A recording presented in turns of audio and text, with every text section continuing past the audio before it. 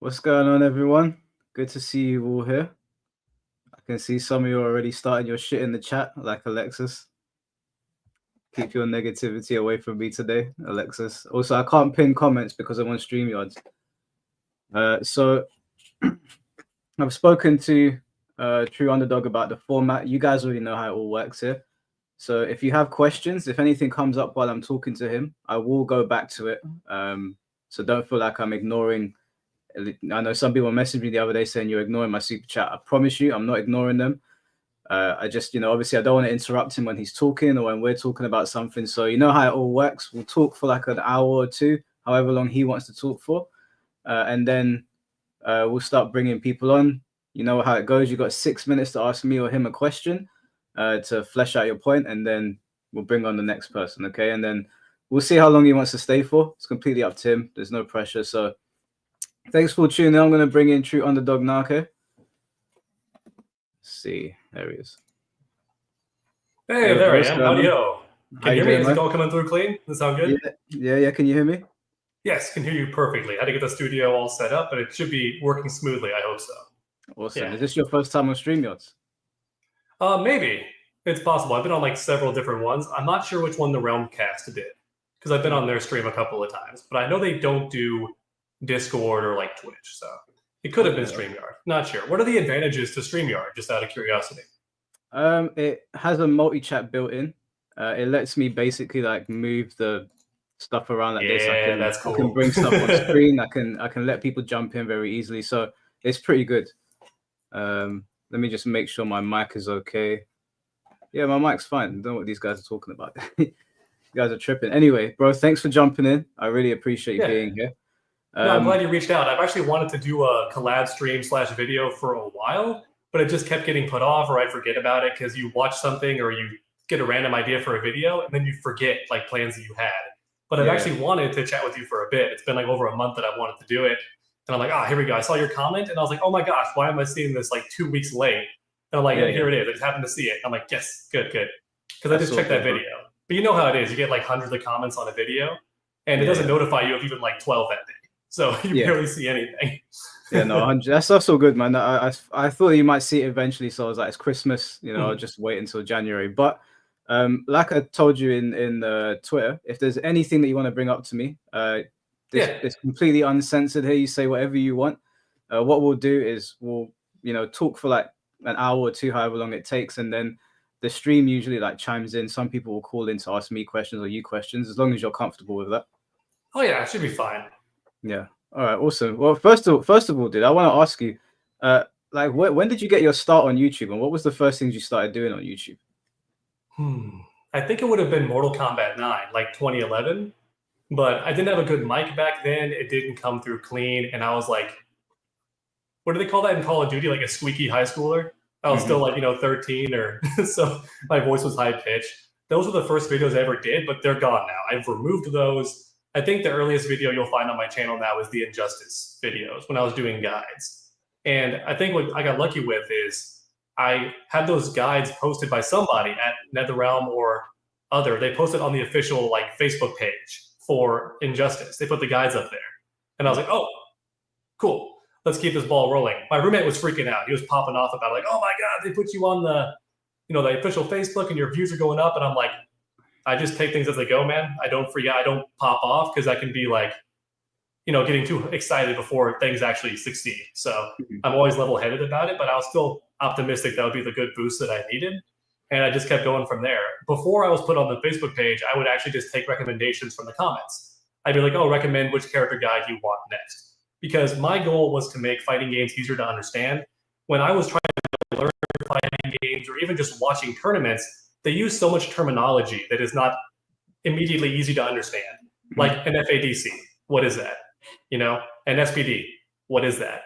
An option select, what is that? There's these terms that the people who play the games know, but a lot of outsiders who want to enjoy the tournament too just don't know these terms. So I was making my channel based around that. The idea of like, come on in, sit on the couch, let's learn these terminologies and fighting game stuff together, which is why you'll see like Street Fighter on my channel back in the day. And pretty much every fighting game that came out, I'd make a handful of guides. And if it kept doing well and getting views, that's how I knew my audience wanted to watch it. And I would keep that ball rolling. if it fell off in terms of views, I was like, okay, they're done with this game. They want to go back to Mortal Kombat or another Realm game. So I'll just go back to that. But I used to do every big game as it came out. And that was with the intention of helping people understand that game or at least the characters. Okay. So would it be safe to say then that you didn't set out to be a YouTuber, it kind of just happened?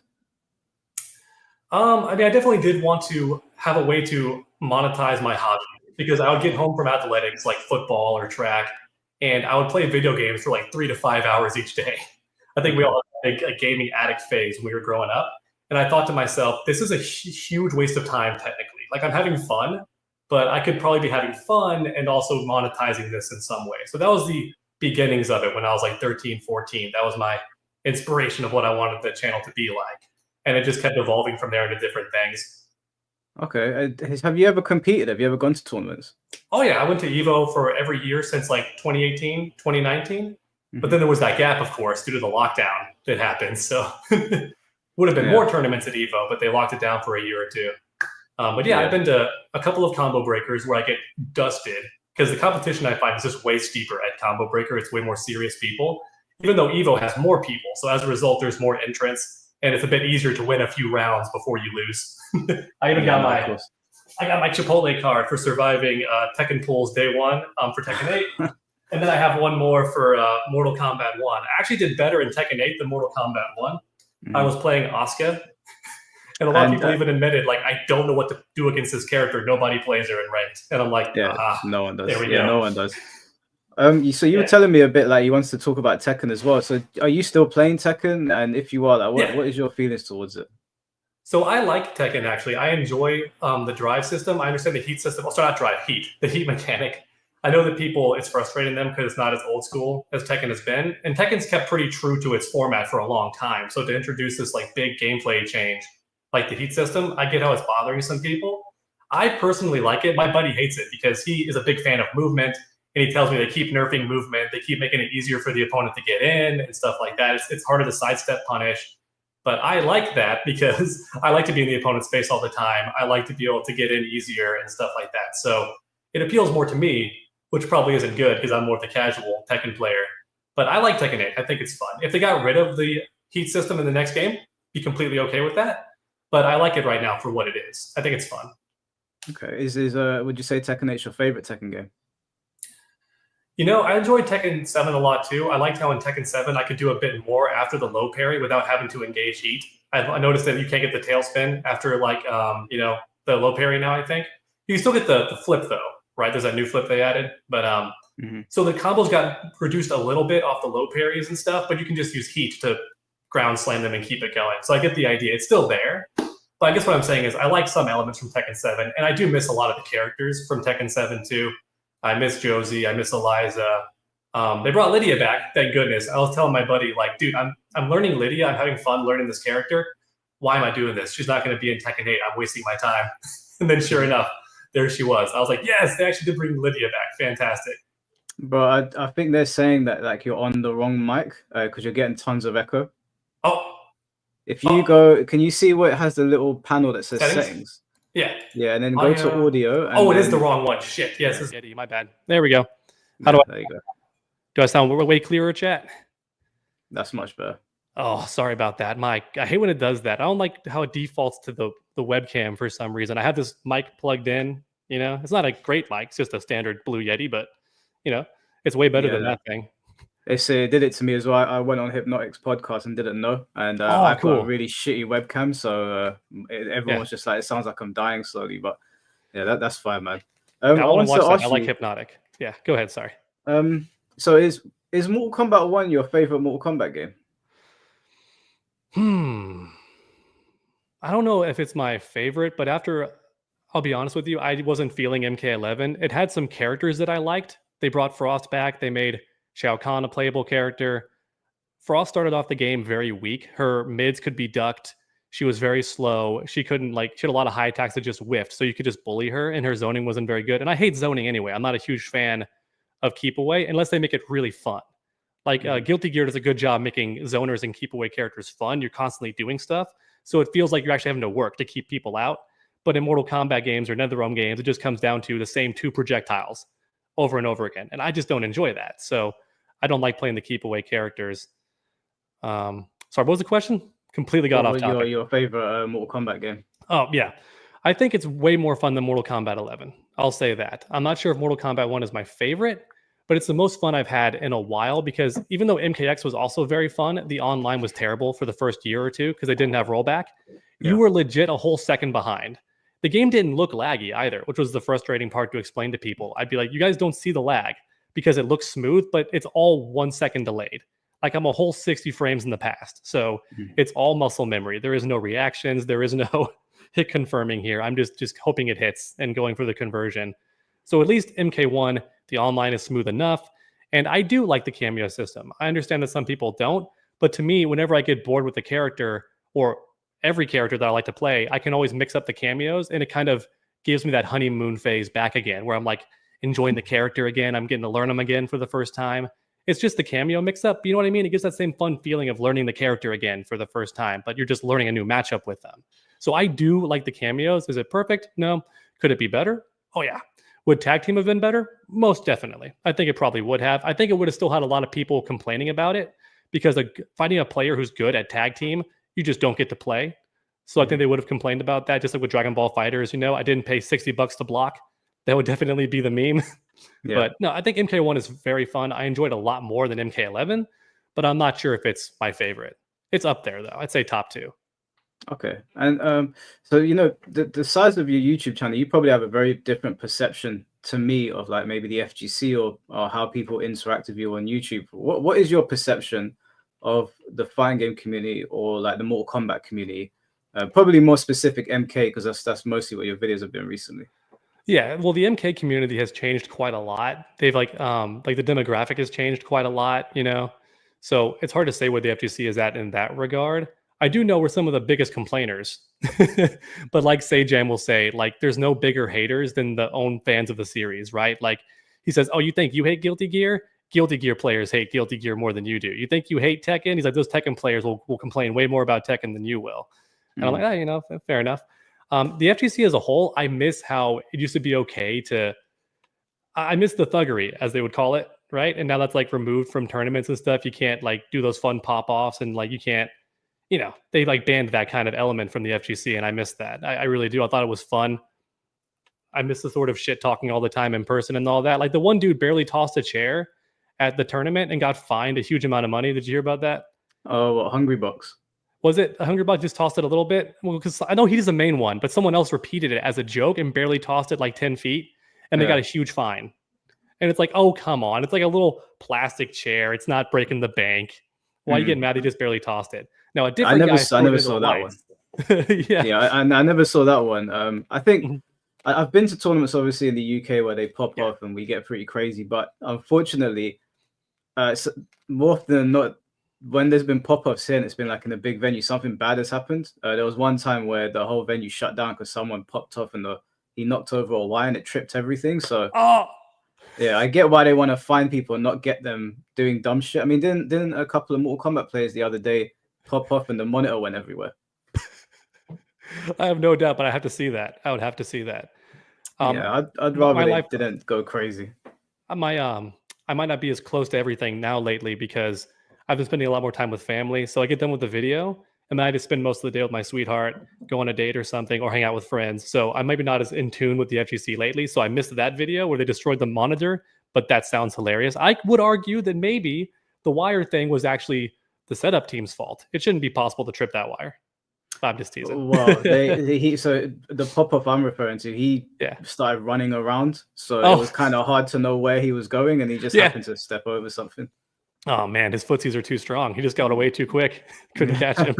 You're telling me he did the Heihachi backwards run? You know, he just runs away and laughs at you? He pulled one of those? Essentially, Nice. Essentially, yeah. So, dude, one of the things that I wanted to talk to you about, obviously, is, like, I've made reaction videos to your videos. And I don't want to go over all of them. There is one in particular I want to get your thoughts on. But I wanted to get your perception of me the things I've said in my videos. Like, how do you feel about my criticisms towards your videos? I find that like your demeanor and tone is very fair. You know, you're not getting like mad, you're not saying anything horrible, and the thumbnails aren't ridiculous. Some people will like edit my face in the thumbnail, give me a super long nose, or make it look like I've been beat up or something. And I'm like, oh shit. Hmm. Or they'll just put like a big text like saying mean things about me in the thumbnail. I'm like, oh shit. You don't do that. So I appreciate that right away. I think for the most part, your critiques are probably very fair. I sadly wanted to watch the newest one you did, but I just never had the time to get around to doing it. Whenever I wanted to do it, I would be invited out to something. And because it is my new like goal in life to go out more and spend more time with people and be more social, I'm not in that grinding phase as much anymore. I Yeah. haven't gotten to watch it, and it's an hour long. So I really wanted to watch it, but when I finally had free time, it was like midnight, and I thought my girlfriend's going to be really mad if I don't come to bed. So I'm gonna No, of course. have to. Gotta keep the missus happy. Yeah, The video that I did a reaction to recently was the video's title's name was Mortal Kombat 1 Haters Are Dumb. yeah, that's the one. That's And the video. That yeah, one went around. that one went around. And what I wanted to do today, if it's okay with you, is that I wanted to go over the comments in there because I don't like saying stuff to people without actually speaking to them, or if I'm given the chance to speak to them, just tell them how I feel about something. So I wanted to do that with you today, if you're okay to do that. Yeah, I mean, as long as they're like fair comments and not just like bro works for NetherRealm, then we're good. No, no. But actually, John, before we get there, just to get that out of the way, I'm sure you've seen people making those comments, and do you understand why people make those comments, and is there any validity in people saying that? I kind of understand in the sense that people don't look too much into things. They hear someone say something and think that it's true. I think one of the recent videos responding to that MK1 haters video in particular is where a lot of those new comments came from. I think he might have said that multiple times in his video, but I haven't gotten to see it. And because there's like 4 ones that did pretty good, I haven't seen any of them, but I know there's like 4 different response videos to that got around 10K views. I haven't gotten to watch them, but I'm thinking one of them is where a lot of those new like comments came from. As far as validity, no. I've never worked for NetherRealm. They've never given me payment for anything. I actually, you might be surprised to hear this, but I have been paid by Namco Bandai to make some Tekken 8 videos. But since I already like Tekken 8, I didn't have a problem. They'd be like, oh, will you play the story mode and just do a let's play? And I was like, yeah. So I did. And they paid me for that. Or they'll be like, oh, can you play this new character and like make a video about it? I'm like, yeah, I can do that.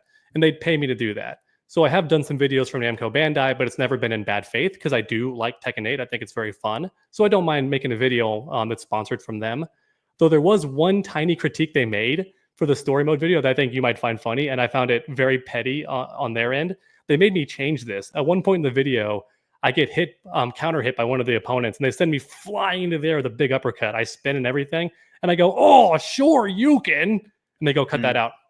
We don't want you saying sure you can in our video. And I'm like, oh, it's like that. I can't even mention a Street Fighter move. Okay. I thought that was kind of wild. But yeah, I've never been paid from NetherRealm for anything, nor have I ever really, really wanted to, honestly, because I'm so busy. The only way I would work for NetherRealm is if they allowed me to make some big changes, and they won't. I would make a huge costume design overhaul. I would make a big change to the tone of the games. I wanted to go back to being darker. I don't like how it feels like a Saturday morning cartoon half the time. I wanted to be darker, like the Deadly Alliance or Deception games. And I would also like some big gameplay changes, like some new modes and stuff, like some co-op would be super fun. So unless they let me do all those big changes, which they won't, because I haven't been working for them at any period. So they're not going to give me a big position like that. But I'm just saying that would be my terms. If they were like, oh, work for us, I'd be like, not unless I can do this. Yeah. Can I ask you another follow-up question to that then? So you've never taken pay for them or worked for them, but I spoke to a YouTuber quite some time ago who's not affiliated to the FGC, and he was basically telling me that he doesn't work for a particular company. I won't say the name to not get him in trouble, but he makes his videos in a way where it could open the door for him potentially working with them. Just to get out of the way, because it's a talking point that I know someone might bring up later, so we might as well talk about it now. Yeah, I understand. Get in front of it. Yeah, do you ever make videos with NetherRealm in mind? Like, as in, like, you might toe the line a little bit, or you're like, I'm not going to go too hard, because if they do want to reach out to me and I say what's really on my mind, I'm not going to get an opportunity. Does that ever happen? No, I get a feel for the audience that I make videos for and what they're currently feeling. So, for example, when Mortal Kombat 1 was rumored to be dead, I saw a lot of anger towards like the studio and the practices and all that. And I was like, you know what? Let's make some videos about that, which is why I made the Greed Killed Mortal Kombat 1 video, and it popped off really well. And so I thought, okay, people like this kind of video. So I've had videos like this planned, but there was a lot of news to cover, so I didn't make these videos. So let me do the Scorpion essay video where I just tear into like the dumb changes to Scorpion. Let me do the Tanya essay video where I tear into the dumb Tanya decisions. I'm currently working on a Liu Kang video, not because I dislike Liu Kang in the new game, but he's just written so horribly inconsistently. So I'm like, why is he written this way? You know, it was inspired by that one dude's video on the Flash CW show and how it's so inconsistent with the power levels. I'm like, I want to do that, but for Liu Kang and how he should be dusting all these people, but he's just not. And it makes you wonder if he's purposely not helping for some weird reason. Like, is he purposely not intervening? But no, I'm quite the opposite, which is why they never invite me to events unless it's a big one that they want eyeballs on. Like, they haven't invited me to like most of their recent stuff unless it's big, because I don't think they like me because I do critique them. And even back when I was critiquing MK11 so heavily, I made videos like, Shao Kahn is terrible. Like, y'all did terrible with Shao Kahn. What is this? I made a video talking about why is MK11 so political. I made a video about like Melina just sucked. I was like, Melina's so boring. Like, she's not fun to play. She's super uncreative. Like, why is she so bad? And I made 2 really popular videos making fun of the costume changes and stuff that I didn't like the decision for, and how it was blatantly like done to appease certain people. And I still got invited to the MK1 event and all that. So they'll still invite me to the big stuff regardless of what I do. It's kind of like Asmongold's weird relationship with Blizzard. I'm nowhere near Asmongold's size, but I'm saying like they'll still let Asmongold get early access or like events to Blizzard stuff because they know that he gets eyeballs on stuff. So he gets the ticket regardless. No, I'll sometimes not try to mention like people in particular or go after NetherRealm too hard, only because I know that they were rushed and the development cycle for this game was just a nightmare. From what I've heard, which isn't confirmed, but it's got some people with some pull talking about it. They've said that it was going to be Injustice 3. Then that got axed, but they had to make use of those Injustice assets. So that's weird to go from one game and then shift it to a new game. And then when they were almost done with that, they were told to drop that and put it into Unreal Engine 5. And that really messed them up too. So I try not to go too hard on NetherRealm with certain things because I know that they were rushed. But even so, if you watch some of my videos, I'll go really hard on them about the updates because I'm like, why is it when a new character is added, the game just doesn't work now? Like, why is the online broken? Just because you added Quan Chi. Like, this is unacceptable. So I will say these coders need to be replaced. You don't got to fire them, but like put them in a different position because these programmers and coders, they're awful. I don't know how else to put it. Like, they're just terrible at what they're doing. Yeah, it's funny that you mentioned that because we had a former NRS developer on here. Yeah. And I asked him about Injustice 3 and reusing assets, and he denied everything. He said that that's not true. He was very open about a lot of things. He did say that there's a lot of like things that he doesn't like. As a matter of fact, most of his talking points were critiques on NRS and WB. More on NRS. He was saying it's NRS that are doing this. But he said that Injustice 3, there was no indication that they were taking assets and repurposing them. Even though I can see the comparison straight away, he basically came on here and debunked it. I don't know if you did he debunk it or just say it didn't happen? Did he have any evidence? He didn't have any evidence, but he did say a lot of things that Tom Brady was aware of as well, because obviously Tom Brady used to go and test the game, and they both seemed to know the layouts of the offices and certain people that were there by name. So we kind of took him at his word, and you know, I've got his email and that. So he was very open about everything else, but he debunked that, which made me feel like he might be telling the truth. Yeah, and it's a good point that NetherRealm could be the ones behind changing it to Unreal Engine 5. That doesn't have to be a WB thing, so it could still be their fault. But it's such a layered system. You know, the people up top can make one decision that ruins it for everyone down below or makes it hard for them. And then when the entire game is in a certain state that people hate the game, they treat it like it's everyone's fault at the studio, when you and I know that's not true. Most people had no say in those big changes or any of that. So I try not to like lump all of NetherRealm. I'll be like, these specific people are bothering me. Like, for example, in the Greed Killed Mortal Kombat 1, I said specifically, whoever is in charge of these decisions, of these prices and all the microtransactions, you're the person that I'm mad at. Like you specifically. Whoever said that the game had to release way early, like you're the person I'm mad at, you know, that kind of thing. It's an interesting topic because there's evidence going both ways. I would totally believe if it was never going to be Injustice with evidence, I'd totally believe that. But I also understand the other opposing evidence, like the DLC for Season 1 just feels like superhero DLC. It's all like all the guest characters are superheroes who would have fit perfectly in an Injustice game. You have the intro dialogues where they clash, just like in the Injustice games. So it feels like that was like a remnant left over from the earlier phase. And then you have smaller things like how Rain plays very similar to Aquaman instead of how Rain used to play. And Shao Kahn has the axe instead of a hammer. He has the giant horns on his head. People are saying he was going to originally be Steppenwolf. Steppenwolf. I forgot his name. Thank you. Totally forgot. And little things like that, but there's no concrete evidence. So yeah, it's not confirmed. Even Super himself said that he feels that it was going to be Injustice 3. He just has no evidence, but little things make him think that. But of course, the NetherRealm employee, I mean, you could definitely believe them more over just who I've heard from. I mean, that makes perfect sense. I'd take either one. If it came out either way, I guess what I'm saying is if it got revealed either way, it wouldn't be a bombshell to me. I'd be like, oh yeah, that makes sense.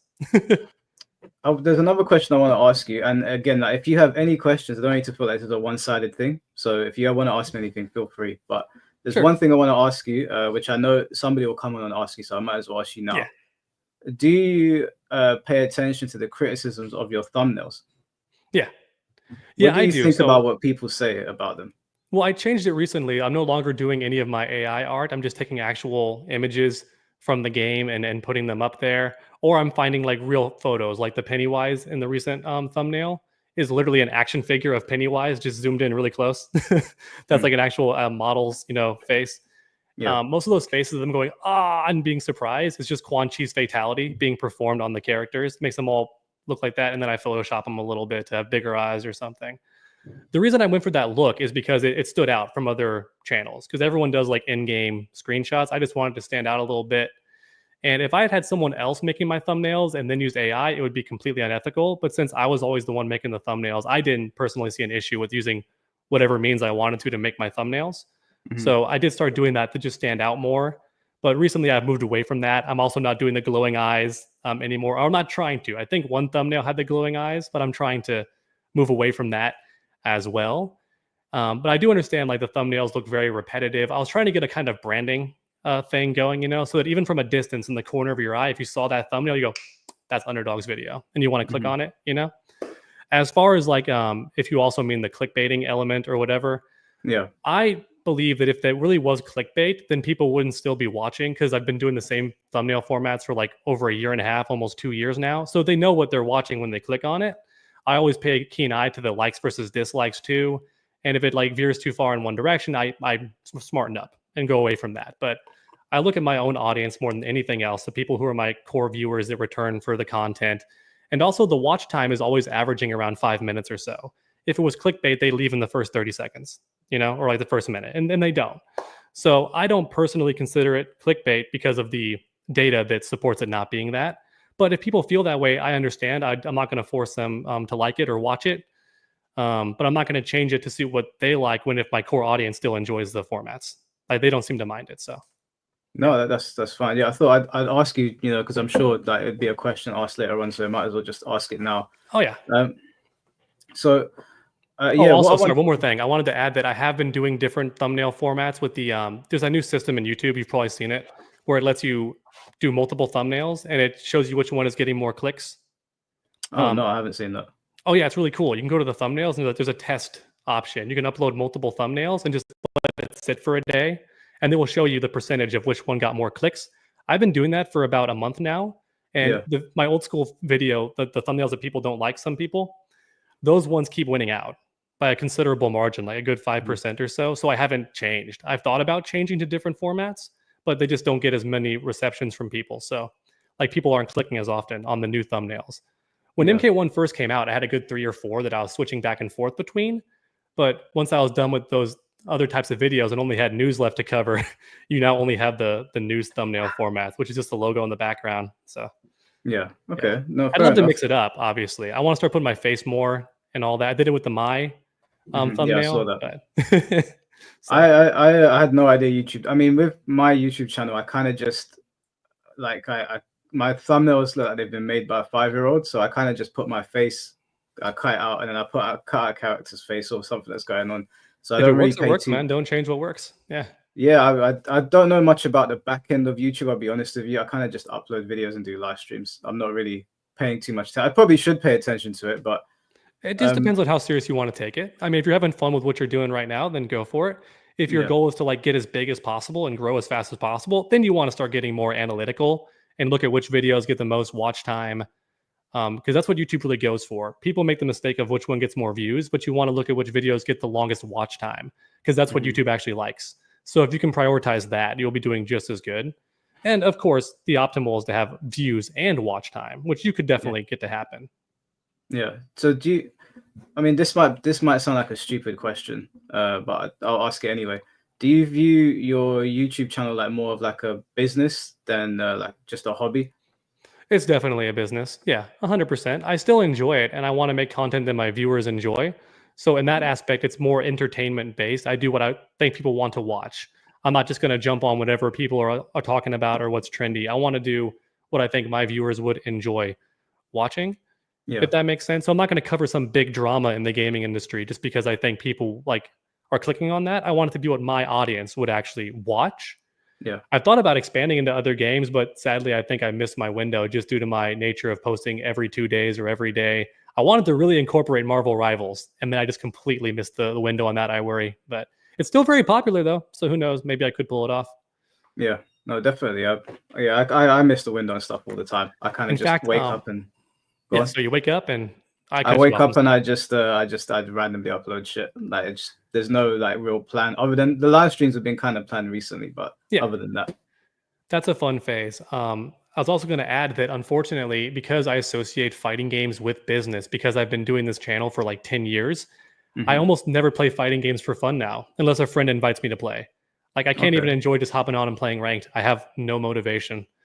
I'm like, no, unless it's business, I'd rather do something else, like write another comic or draw or spend time with family, or even work out. I'd rather do any of that than that's the sad part. So I think you're good where you're at because you can still enjoy fighting games. If you make it your job, it does become like it's impossible for your brain to disassociate. You're going to see a game like a fighting game with work if that becomes your whole channel.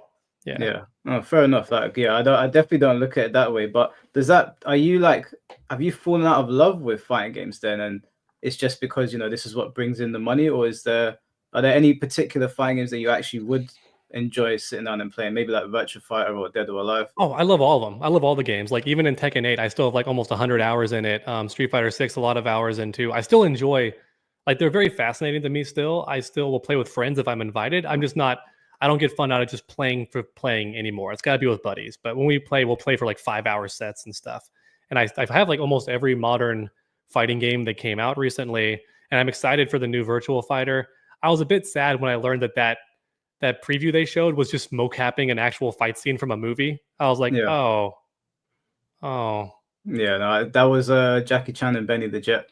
Yeah, that felt a little bit misleading to me because it's not even a gameplay focus when it's just straight up frame for frame the movie. I can see taking some parts, but the fact that it's just the whole thing, like pretty much rotoscoped. Oh, my camera does that. Whoops. Yeah, it listens to hand movements. My bad. But so, yeah, I'm looking forward to Virtual Fighter 6. My buddy loves Virtual Fighter. He did pretty good actually at Evo for Virtual Fighter 5. Yeah, no, I still enjoy fighting games a lot. I still like watching tournaments of fighting games. I will say it's not as interesting as it was like 5 years ago when I was still learning stuff because now I pretty much just know what's happening and I'm aware of like the meta. I still get excited, but only if someone's playing a character that I never see at a tournament. I'm like, oh yeah, let's see someone use this character, But I used to watch every single stream, like every tournament that came out, I'd watch them all, and now I'm just not as interested. Yeah. Okay. Well, rather than like doing a reaction to this video, because I know what you said and you know what you said. There's just a couple points that I wanted to go over. That's more efficient. Yeah. Yeah, because we'll be here forever. Also, might be surprised to learn this, but I hate hearing myself talk, so I'd rather not hear myself. Yeah, I actually thought about that because I hate hearing myself talk as well. So I thought, let me not do that to him. Oh, it's the worst. Rather than like going over the video in its entirety, I thought the best thing to do would be you've already outlined the points in the video for people to sort of like look at as a reference point. So I wanted to go over some of these with you because this video, obviously, I was very critical of it. I saw it was an hour long, so you had a lot to say. Yeah, I had a lot to say, but since you're here, we might as well do it together just so we can iron it out for the community as well, and you can let me know if you've changed your position on anything. So the one that I really wanted to focus on, because combos being too long is neither here nor there. Like, I think we can talk about it a bit later on. But the cameos argument that you put forward, where you were saying that the MK community, you know, don't really understand that 2v2 will be worse because it's more difficult, and if they can't handle cameos, why would you want 2v2? What I said in the video was that it's not about it being more difficult. It's that cameos is an unlikable system, and 2v2 allows for the players to express themselves a little bit more, and it's a mode people wanted. But one of your criticisms was that the community are dumb for thinking that, because cameos are much more simple to deal with. Do you still believe that, or is that Well, I want to make one slight correction. I don't think the MK community as a whole feels that way. It's just the people who are still complaining about it this late in the game. I was trying to capture the same energy, and I didn't do it very well. I tried to capture the same energy as Sajam when he was making fun of people in his video for complaining about the drive system in Street Fighter 6. He brought up how every Street Fighter game has had something broken and ridiculous and robbery. So it's similar to what happened with, like, wasn't Tekken going through that too? They were like I want to play Tekken 7 when fighting games are honest, and it shows like a crazy Tekken 7 clip. And people are like, guys, it's not the super honest game you thought it was, and stuff like that. I was trying to capture that same kind of energy. I think I went a bit far with it. But like I said at the start, I think criticism is completely fine. I think valid complaints are fine. So if people in the comments were just saying, I dislike the cameo system, I would have preferred, Cameron, you are too smart for your own good. If they had said, I dislike the cameo system, I would have preferred this, that would be fine. But they don't say stuff like that. They'll say, oh my God, the cameo system ruins the entire game. It's so stupid. I hate it. Should have just been, I'm like, it's annoying to fight the opponent plus their cameo. It's so dumb. Then that same person in a later video or in that same comment will be like, it should have just been tag team. And I was going off that specific comment where it's those two things together. If you want tag team, completely valid. I wanted tag team too. I even heard from a YouTuber that you and I both know. He actually lives in your area. I won't say his name again for obvious reasons. But he told me early on that it was going to be tag. He said it was going to be 2v2. That's what he thought, because that was the rumor at the time. Then we see the cameos and I'm like, oh man, like it's still fine. And I think maybe what this was is NetherRealm not having faith in their own ability to have a balanced tag team. So they were going to do this. And as they got complaints and critiques from it, they were going to learn and nerf and buff in certain ways to balance the cameos and use that information to make a better functioning tag team. That's what I think was genuinely their idea, is like, we probably can't do tag team. We tried it in MK9 and it was the most busted thing ever. Still really fun, because that was when fighting games, like as far as the casual gamer didn't, my friends who played that game didn't even know tournaments existed. They didn't know there was like big like Evo and stuff like that. They just thought like, oh, local tournaments and that's it. So when fighting games were more casual, nobody really cared. Or not more casual, I shouldn't say that, but like back then people just enjoyed the game maybe. I'm not sure how to put it. But now that people are more critical and analytical, they voice their opinions and that's fine. I was talking about how the same people who would complain, for example, at Tekken 8, just to give a different example, and say, I hate the heat system, they should add a new mode in Tekken 8 that just has no heat. On the one hand, that could be seen as a valid complaint, but on the other hand, it's like the game was designed around this new mechanic, and if you don't like it, there's the previous game. And I could have kept that tone, but I also get accused for being a fence sitter when I talk that way. So I thought this time in the video, I'm going to go harsh. I'm going to try to capture that Sajam energy, and I clearly fumbled, because people thought that I was either talking about everybody or they thought that I was not being fair about it. And I'm like, drats. I dropped the goal, which is to have that Sajam level criticism and snarkiness. Yeah. I agree with a lot of their complaints little by little. It's just more so the fact that to this day, the game's been out for over like almost a year and a half. The cameos are clearly going to stay. These people are saying delete the cameos completely. It's clearly not going to happen. The game's been designed around the cameos. You can ask for the cameo mode. There could be a mode without cameos. And I think I say in the video that I'm okay with that too. I regret kind of deleting a good like 10 minutes from the video that had me reinforcing more of their side and being more fair about it. But then I was like, no, if I do this, I'm going to be seen as a fence sitter. So let me cut out the parts where I'm like nice to them. And I'm seeing that was probably a mistake. I should have kept in the parts where I was being rude, but then fair. Then like harsh, like tough love, but then fair. But I cut out most of the fair parts so it would flow better too. I didn't want to spend 5 minutes on the first point, then go to the next point. I wanted to get to the points in like 2 or 3 minutes at a time. So yeah. Just based off that, before we move on to the next point, would you say that you, in a sense, like censor yourself based on the feedback of the community, like whatever you were speaking about with relation to the video you're about to do? Like what you were saying, where you removed a part of it because you didn't want to be sounding too harsh. Did you do that because of how they reacted? Well, no, I didn't remove the too harsh part. I removed the part where I was being fair because people call me a Fair, fence yeah. sitter. Yeah. Yeah, for seeing both sides. So I did remove that part, which I really shouldn't have, because I think my for my audience at least, my perception is that I am like the not mean guy. I'm not the rude guy most of the time. I'm trying to just like make content and be myself. So I probably shouldn't have tried to go for that meaner persona, but I thought people would find it funny. And to be fair, it did get received okay until the response videos. It had like maybe a 10% dislike. And then after the response videos came out, it got closer to like 30% dislikes, right? And I'm like, oh, okay. But I mean, that's fine. That's just healthy criticism. And honestly, I was a bit disappointed at first when 2 weeks went by and nobody had made a response video. I was kind of like, kind of thought I'd get at least one. And then like 4. I was like, here we go. They all I came think once you make a video, they feel confident. Like when you make a response video, they're like, yes, now it's okay to make a response video. Because tends to be how it goes. Yeah, I mean, I was sitting in my room. I was kind of tipsy because it was Christmas, and Nice. I was watching it. And well, I won't spoil it because we're gonna get there in a minute. But I was watching it, and I was like, okay, I've got a lot to say here. Let me pause it and let me watch it on camera with everyone. The next point that I wanted to cover was that you made a criticism of the people that are very angry at the story mode, and that these people, their opinions essentially weren't valid because it was a fighting game, and no one really cares about the story that much. So I found that point weird because of how Mortal Kombat is designed, and they really push story mode. What it says here is, I dislike the story, so the whole game is bad.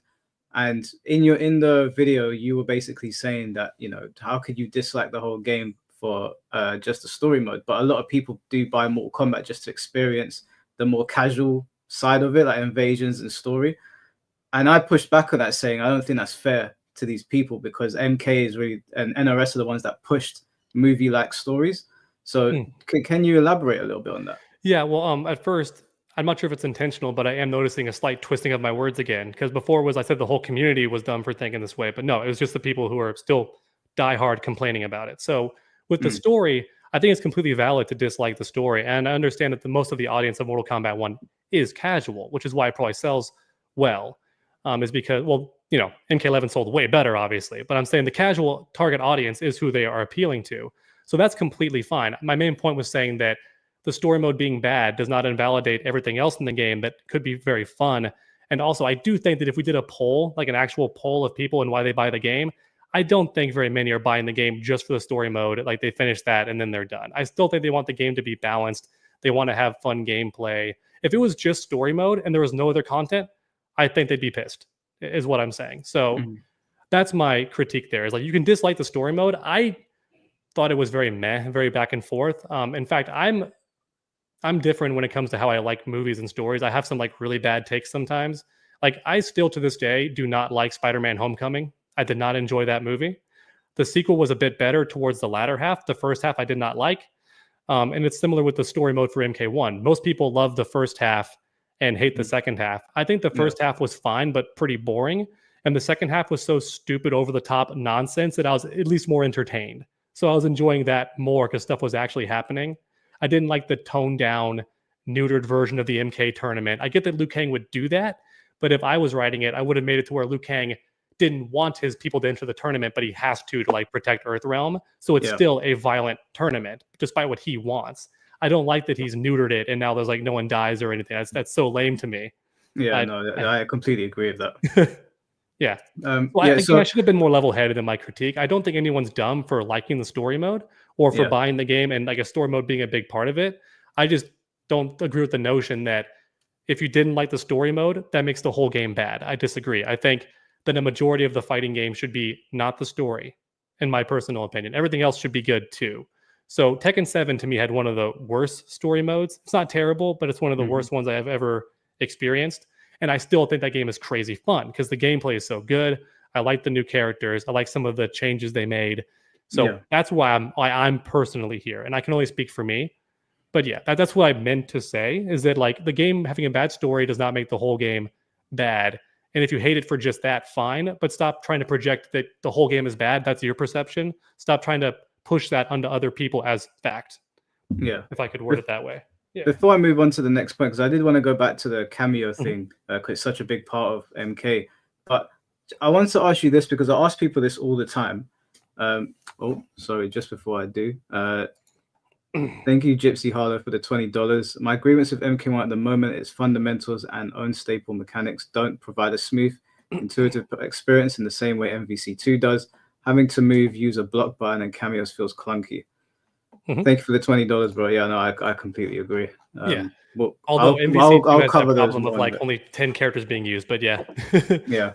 I'll cover that. I actually want to come back to that a little bit. But what I wanted to ask you was, sometimes when I talk to people in the Mortal Kombat community that really like MK1, they feel like everyone's ruining their fun because of how visceral the reaction has been towards it. Do you feel like that towards the community? That people like, not necessarily, maybe me as well, or Tom Brady, or whoever in particular is ruining the fun for people by pointing out the issues with it? So in the same way that like I say the MK1 haters are dumb, I would also say that if someone else's perception of something you enjoy is ruining your fun for it, that's dumb too. Like you should enjoy something that you enjoy, and you shouldn't let other people's perception of it ruin it. I like some movies and games that people hate, like DMC, that reboot. I don't think it's better than the originals, but I enjoyed it, and I liked the ridiculous changes to it. It's kind of like a guilty pleasure, right? Wait, the one that Dante was like an edgelord? Yeah, a little emo boy with the haircut and shit. Yeah. Hell yeah. no. See, and that's fair. It's completely fair to hate it. That's kind of, but it's not going to ruin how I thought it was still fun. Yeah. My main gripe with that game that I can't stand, like your reaction you just had, is how I feel about the portrayal of Virgil. I can't stand Virgil in that game. He's not even remotely close. With the new Dante, I could say, okay, when he was like 12 or 13, maybe he felt this way, you know? Maybe he was like edgy, had his emo phase or whatever. But that version of Virgil, it's a different character. Don't even call him Virgil. There's zero similarities, like not even close. So there's so many things I hate about it. One of the things I hate the most about that game is it kind of tells you what weapon to use on who. Like some enemies will be blue and some will be red, and I'm like, I feel like the developers were insulting the player's intelligence with that.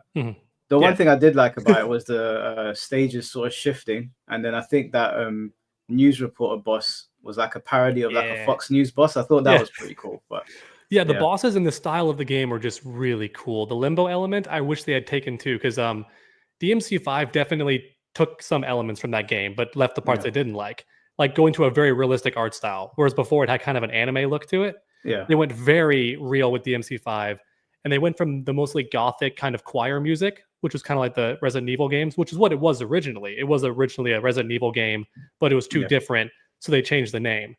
They got rid of that mostly and added all the grunge and metal music or rock and roll to it. I'm like, I like this change too. So there's definitely, it's not all bad. There were some good things that came from that DMC. But I only bring that up because I'm not going to let people's broad perspective of that ruin my experience of that game. I think it's still fun, and I can also understand like why people dislike it. I could also think they're dumb for some reasons, but overall, if you don't like it, completely fine, completely valid. I guess the only gripe I would have is that if people truly hate a product, I think it'd be healthier for them just to leave it alone. Like just go and enjoy. It's not healthy to linger on something you dislike. Yeah, no, I completely agree. Yeah. I think in terms of just because I'm a big DMC fan, my favorite aesthetic of DMC is DMC1 because it had that really like gothic, almost horror feel because it was meant to be Resident Evil 4, wasn't it? Different tone. I think the gameplay in DMC5 is fantastic. I think if you merge those two, I think you got the perfect Devil May Cry, which I'm hoping because they said they're going to do a reboot, didn't they? Not again. Yeah, they're doing but I think it's not a reboot, sorry, a remake of Devil May Cry 1. So hopefully, he's got Alistair and he's got that whole gothic feel. I think that would be really good. Like a reimagining would be really cool too. If it's like it just touches on some of the parts of MK1, but it's still like its own game, if that makes sense, that'd be really cool. Yeah. So I don't know if it's going to be that or if it's going to be like Dead Rising, the new Dead Rising that came out, which is just the original game, but they just changed some stuff. Some of which I am not okay with. I did not like some of the boss redesigns and stuff. I was like, oh, come on. I've got a super chat here for you. I'm not going to read the name out of that. Thanks for the $5, Baldy. The real question is, what is his opinion of Boo? What is that? I don't know. It's I guess a Tyler Perry movie, like a Oh, Medea Halloween. You know Medea, like it's his character, who I think oh, first okay. showed up in A Diary of a Mad Black Woman. My family watched that, so I know about it. Medea is Right. just like the mother of the main character, Yeah. and then I guess she was so popular, and Tyler Perry just dresses in drag. He plays the character, Mhm. and I guess it did so well they made so many spin-off films, none of which I've seen, nor will I sit through those. Again, if you like those, don't let my perception ruin it for you, but I choose to hate on that and not Mm. take part in it. Yeah, fair play, fair play. All right, But I so love that man's post though. I love that he spent $5 to talk about that, and I love his profile picture too with the dog. that is a crazy name, and the profile picture is arguably worse.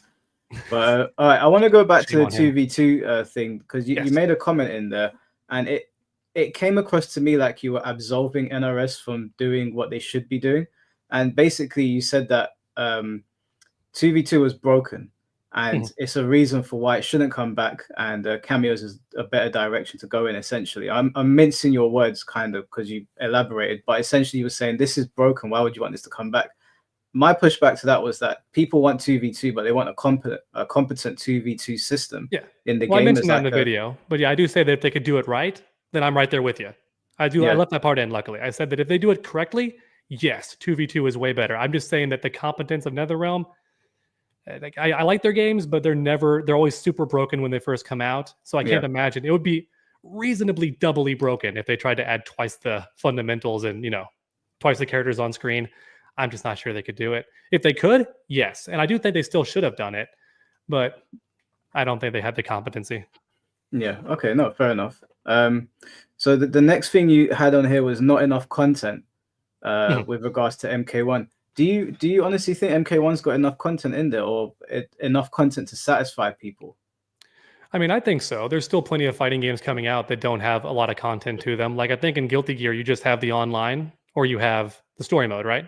Is that Mhm. all there is pretty much to I it? don't know. I don't play Guilty Gear. Yeah, and people still like that game.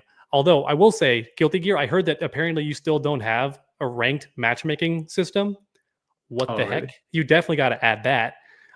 They also Guilty Gear is always a bit infamous for never giving new costumes. They should do that too. There should be a second set of costumes. Like Street Fighter 6 players are out here. They're like, man, it's been a year since we got more costumes. Meanwhile, Guilty Gear players be like, you guys get new costumes? Mhm. That they never get it. No, I wow. think that MK1 does have a lot of content. It just might not be the content that people prefer or like that individual player prefers. Like the Ironically quality of enough, it. yeah, ironically enough, my buddies who don't like the ranked as much and they hit on the game way more than me. You probably know who I'm talking about. I don't want to mention them, but You like don't you have to probably know mention about them. them. That's fine. Yeah, Yeah, you know who I'm talking about. I know you're talking about Their 'em. entire channels are them being critical of the series. But I'm surprised to learn they play the game like 3 times as much as me, and it's all invasions. Like they're Mhm. genuinely enjoying invasions. They like to grind it. They like the unlocks. They like the free stuff. They like there's a reason to actually play through it. And I also like how they give rewards for ranked, like for Combat League, A lot of these fighting games, like the reward is just reaching that rank, which is Mhm. admirable. I think it shows the spirit of the fighting game player. They want to reach that rank. It's their own personal goal.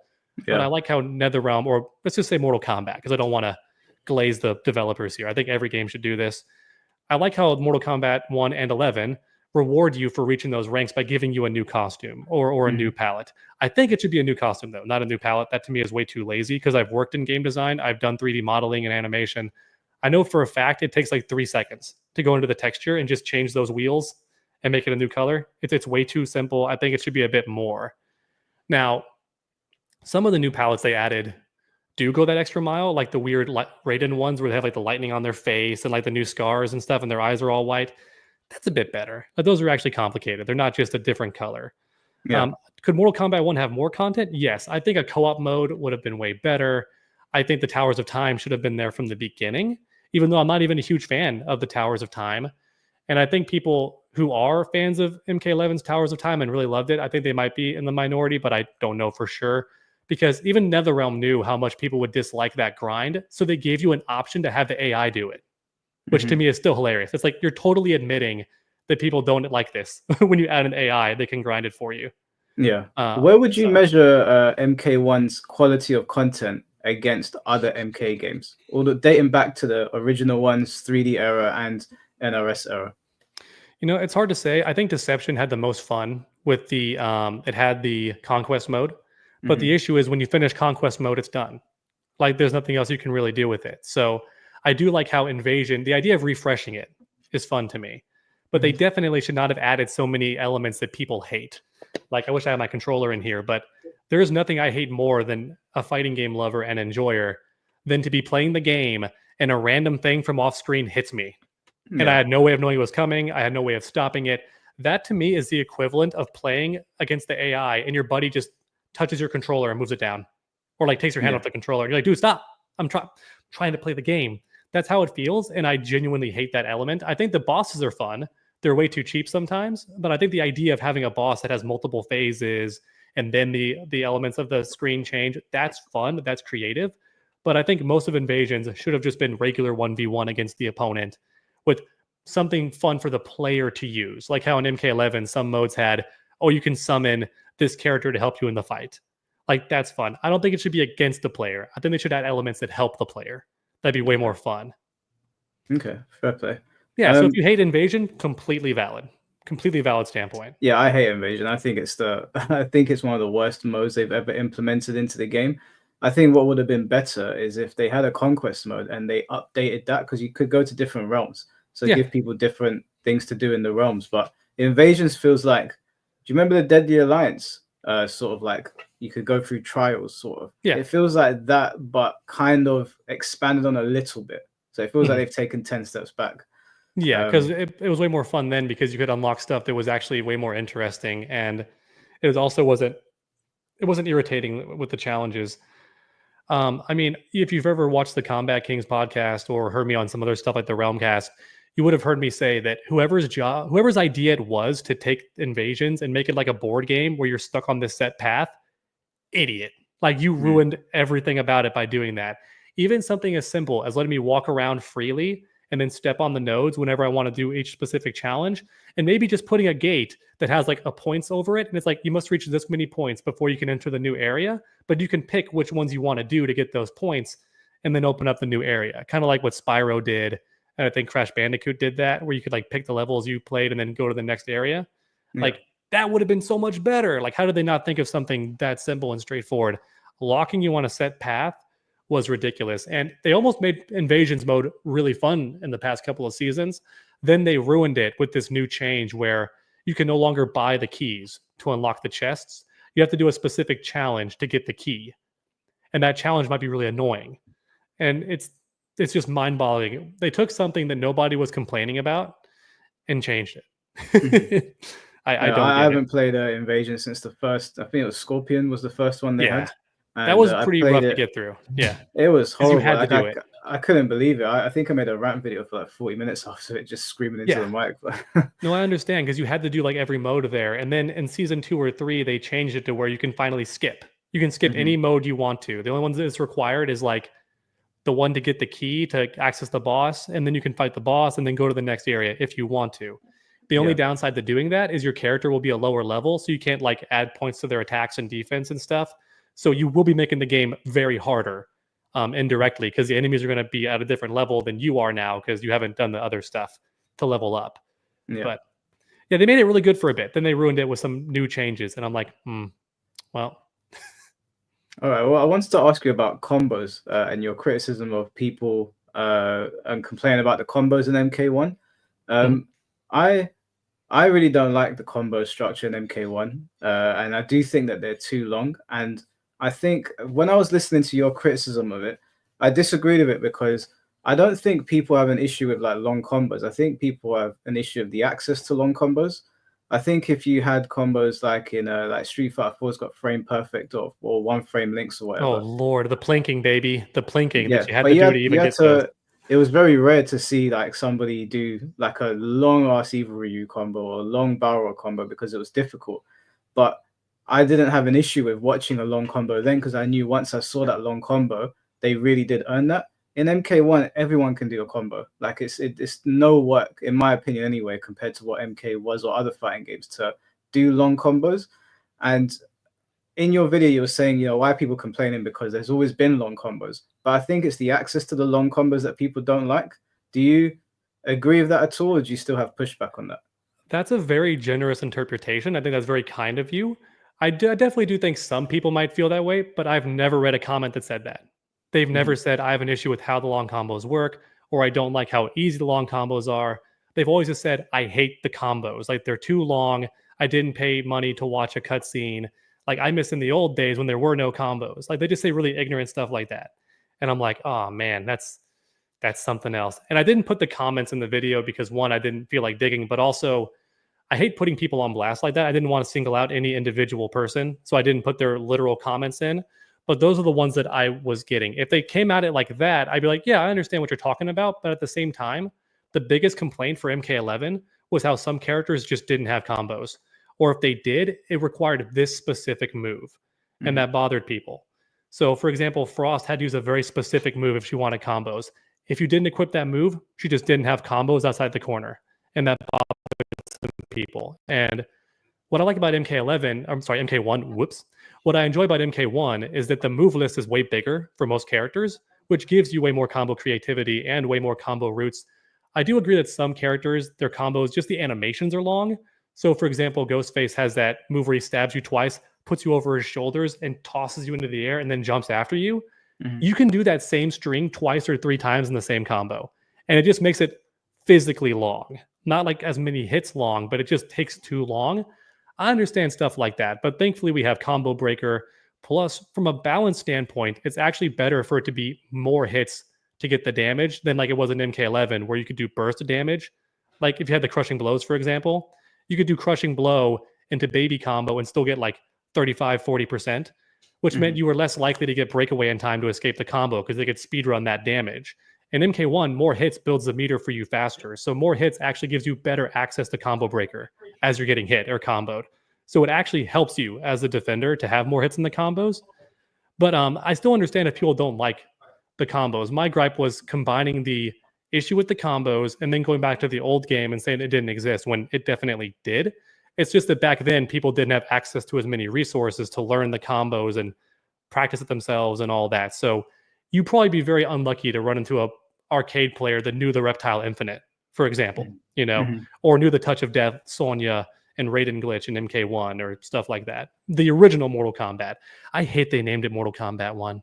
I really dislike that because now when I Google Mortal Kombat 1, I can't even get the game that I want. I have to type in like Mortal Kombat Original because I'm trying to find images of the first game, and it's just hard to search for it.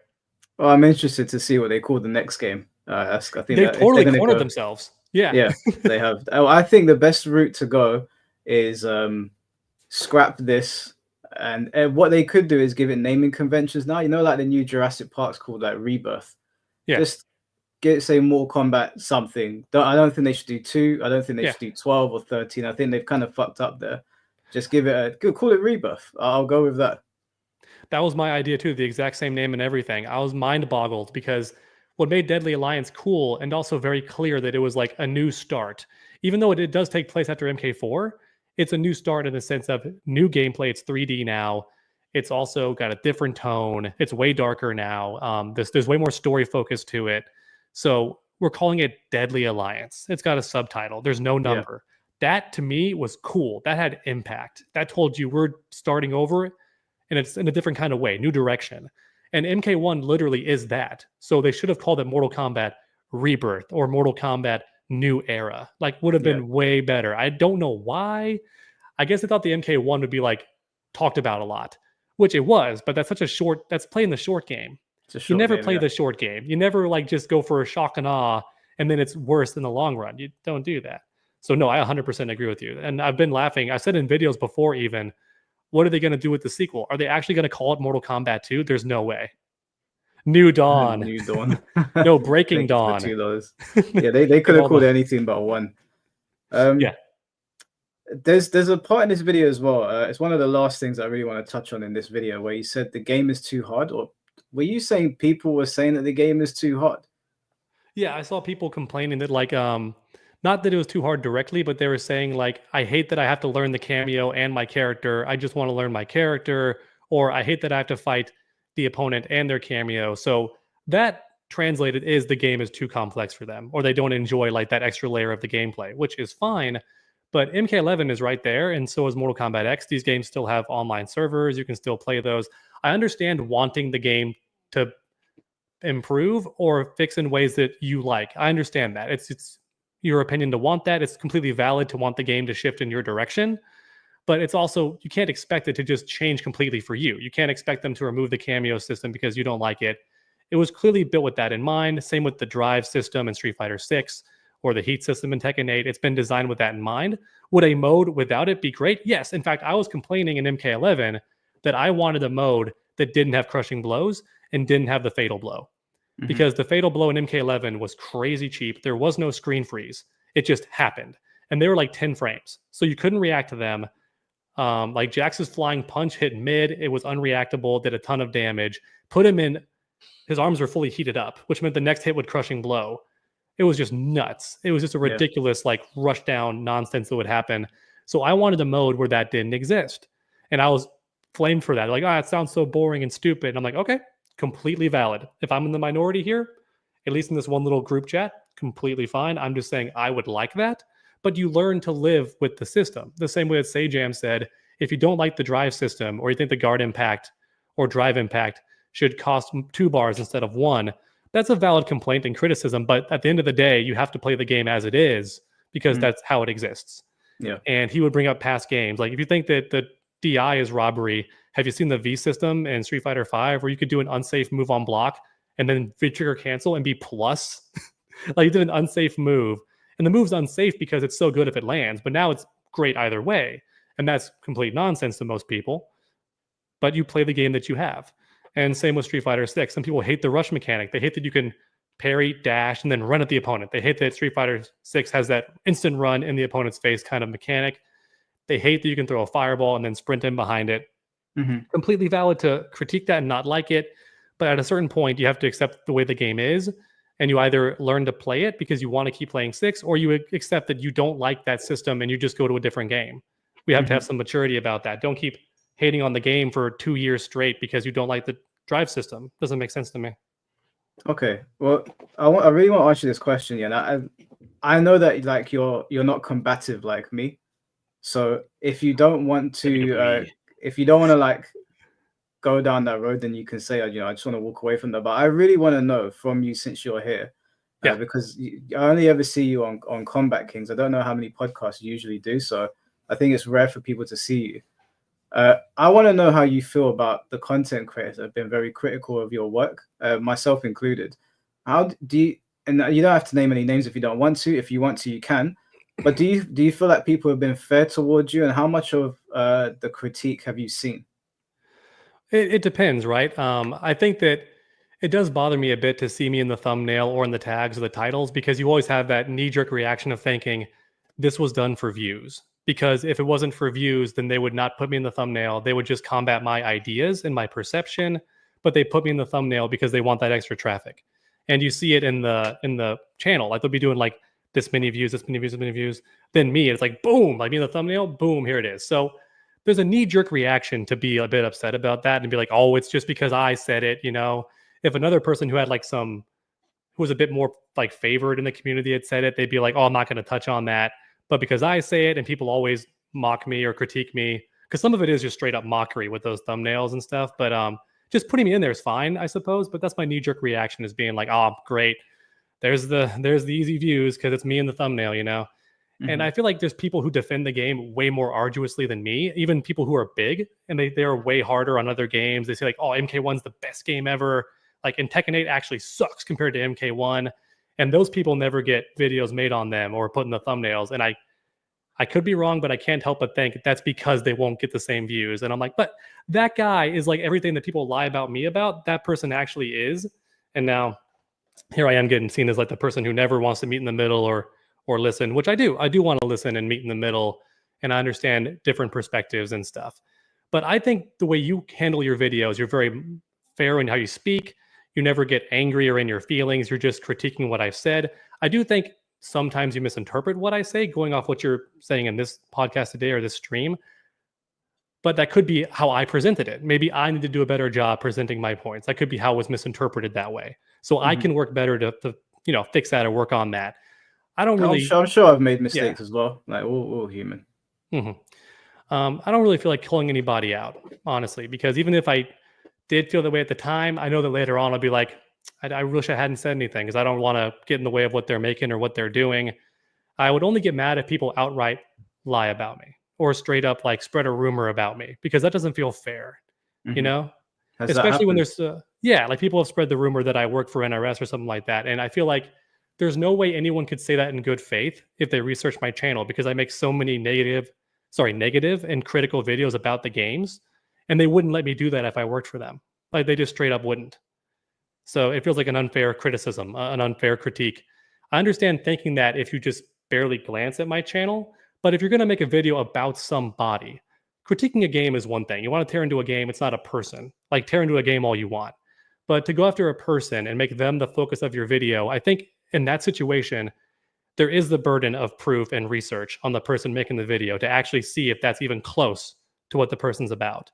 I wouldn't have started the Combat Kings if I was working for NetherRealm either, because that channel, that podcast, is just about ripping on the game for the most part.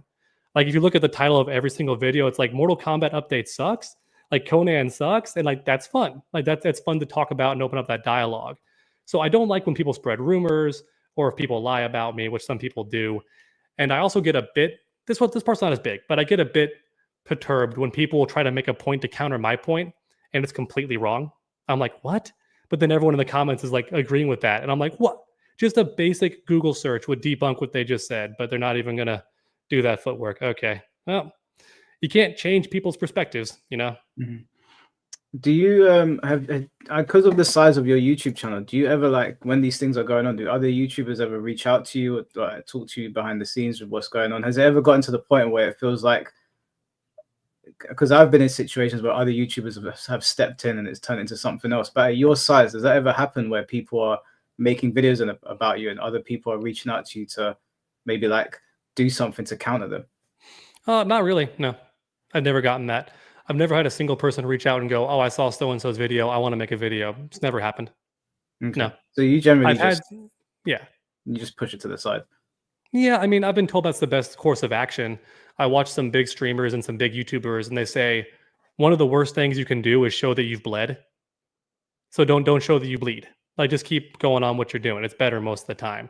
Now, if I make a big mistake, then I will like go into a community post and talk about it a little bit. Like one time, I told people I wasn't going to cover Mortal Kombat being canceled anymore drama.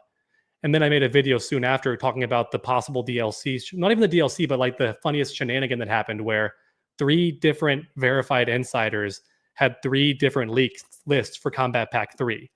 And how interesting that was to me, because this could mean that they're all wrong, or it could mean that NetherRealm is purposely sending out fake information so that if they come forward with the actual list, they'll know, I only told one person that list.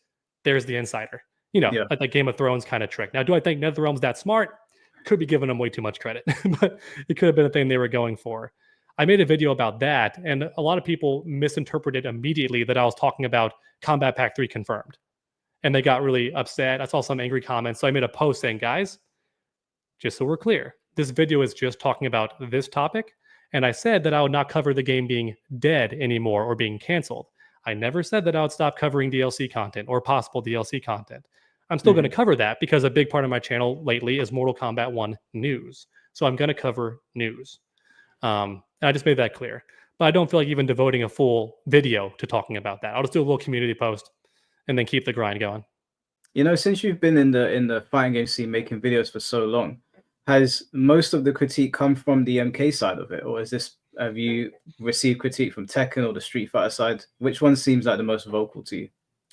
You know, I think that most of the critique has come from outside my community, which is why the videos do fine at first, but then after response videos get made, they get a worse reception.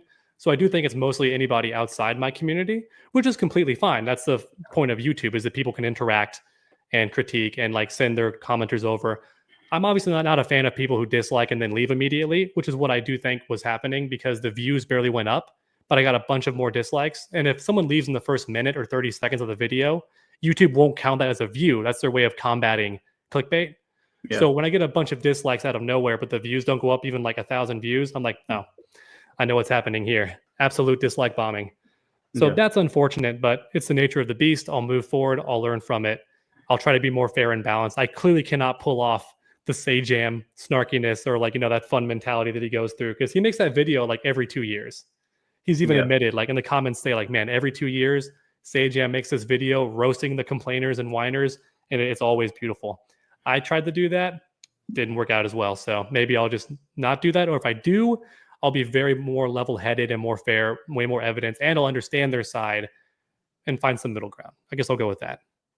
When like you're talking about Sajam roasting the complainers and whatever, Mhm. how do you feel like, because I made a video in this video where I was pushing back on something that you said about that.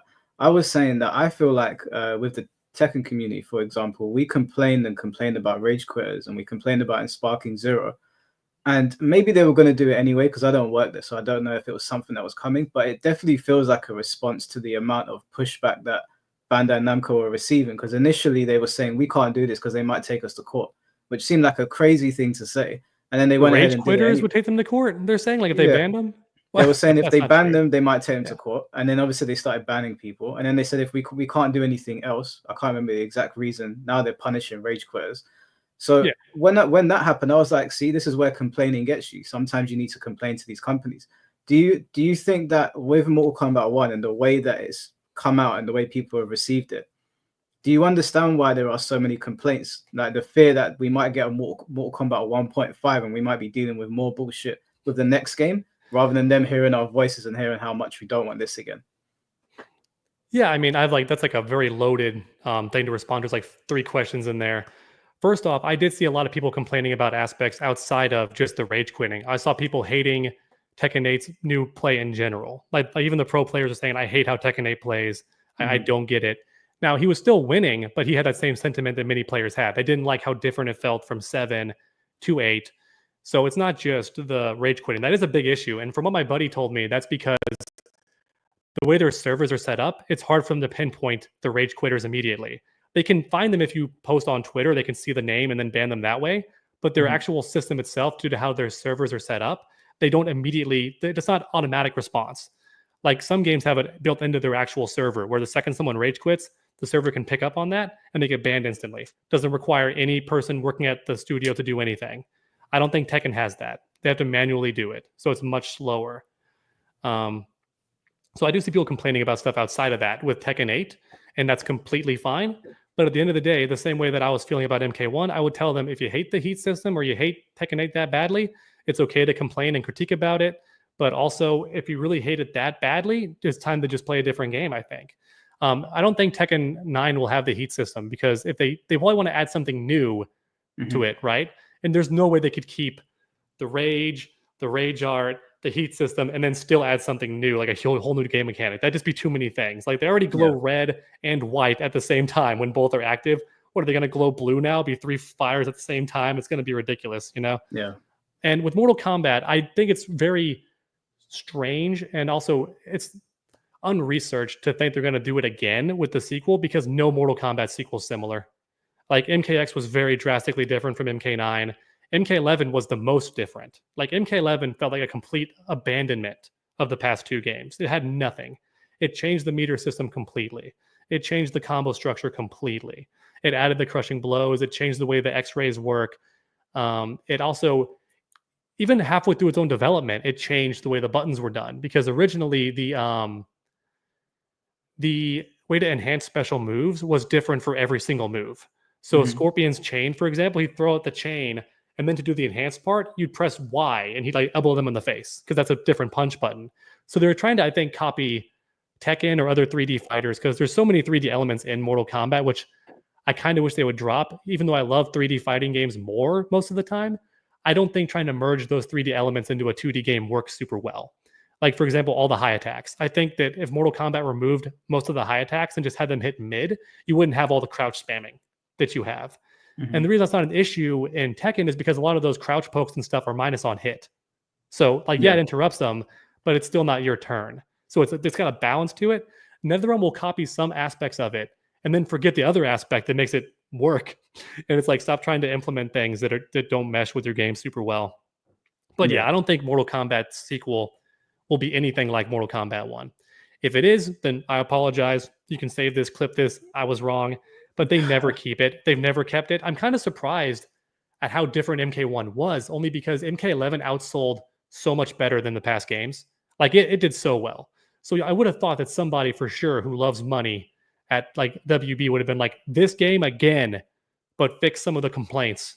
Mhm. I'm really shocked they didn't do that. It kind of blows my mind. I'm glad they did change it because I didn't like MK11. It had a very small move list because you had to pick and choose which abilities you wanted at a time. So as a result, your character felt very limited. And for a lot of characters, if you didn't have that one specific move, you couldn't even do a combo. You could just do a string into a special move, and that's it. It was insanity, like how limited some characters were. So I liked how in MK1, way bigger move list. I think the cameos are fun to mix and match and experiment with. But if people don't like it, completely valid. I like how they changed the fatal blow. It's no longer unreactable. There's a screen freeze. Finally, like Injustice had it. They finally put a screen freeze in. And Mike, the casual audience of this game is so casual that I'm not lying when I tell you I got a lot of comments complaining about that. They're like, I can't land the fatal blow anymore because the stupid screen freeze and zoom in. They're so casual, Mike. They don't even understand that that's on purpose. You're not supposed to be able to just randomly pop a super and get it. Yeah. Like they don't get it. That's very bizarre. I wanted to ask you, I don't think anyone's ever asked you, so I've never seen it anyway.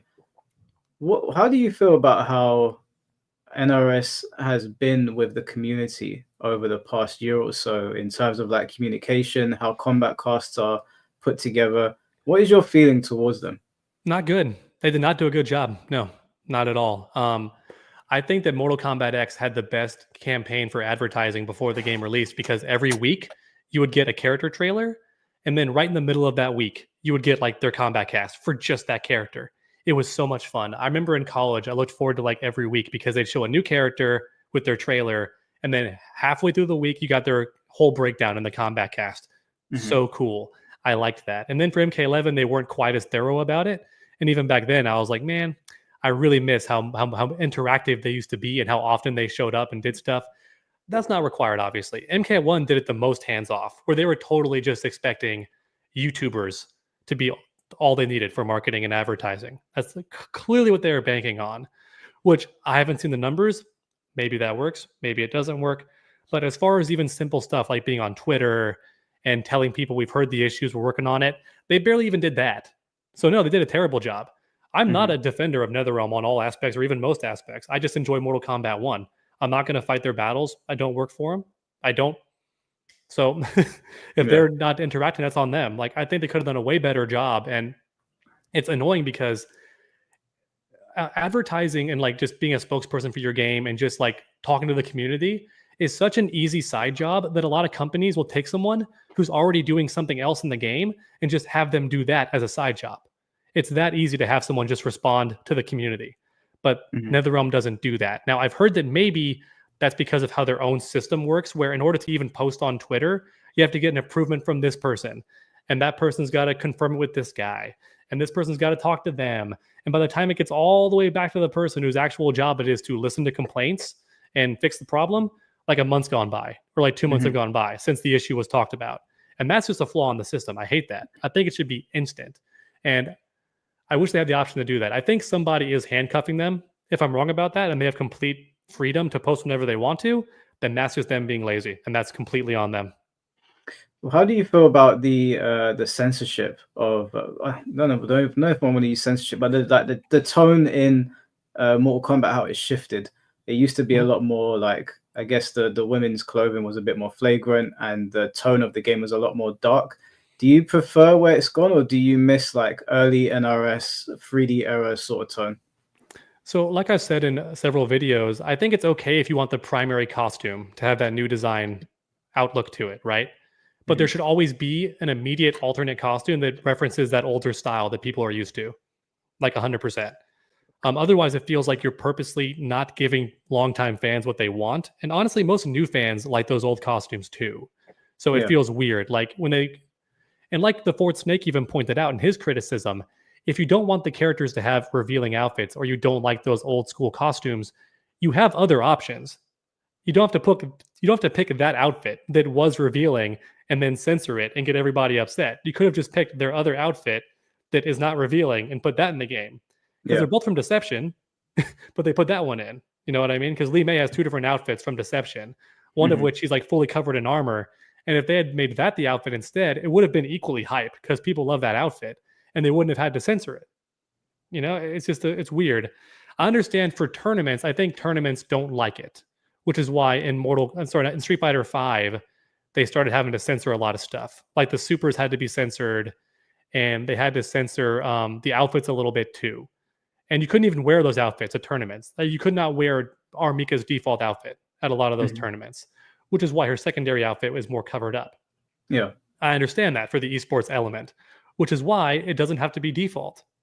It's completely fine by me. I'm just one guy, but I do think that most players would be happy if you kept the more risque outfits or just the classic outfits. I don't want to limit it to just the sexy ones.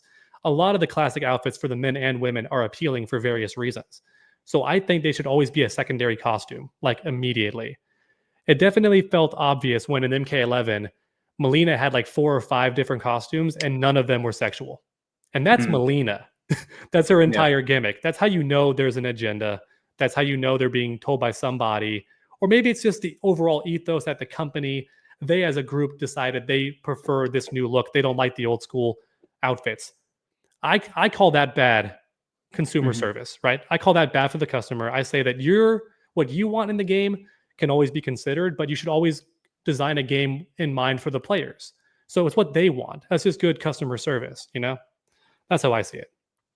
Fair play. And same with the tone too. The darker tones were better too in the old games. I don't think you need to be as crazy. Like I think almost every character in Deadly Alliance is canon dead in Deception, which is why the roster is so different.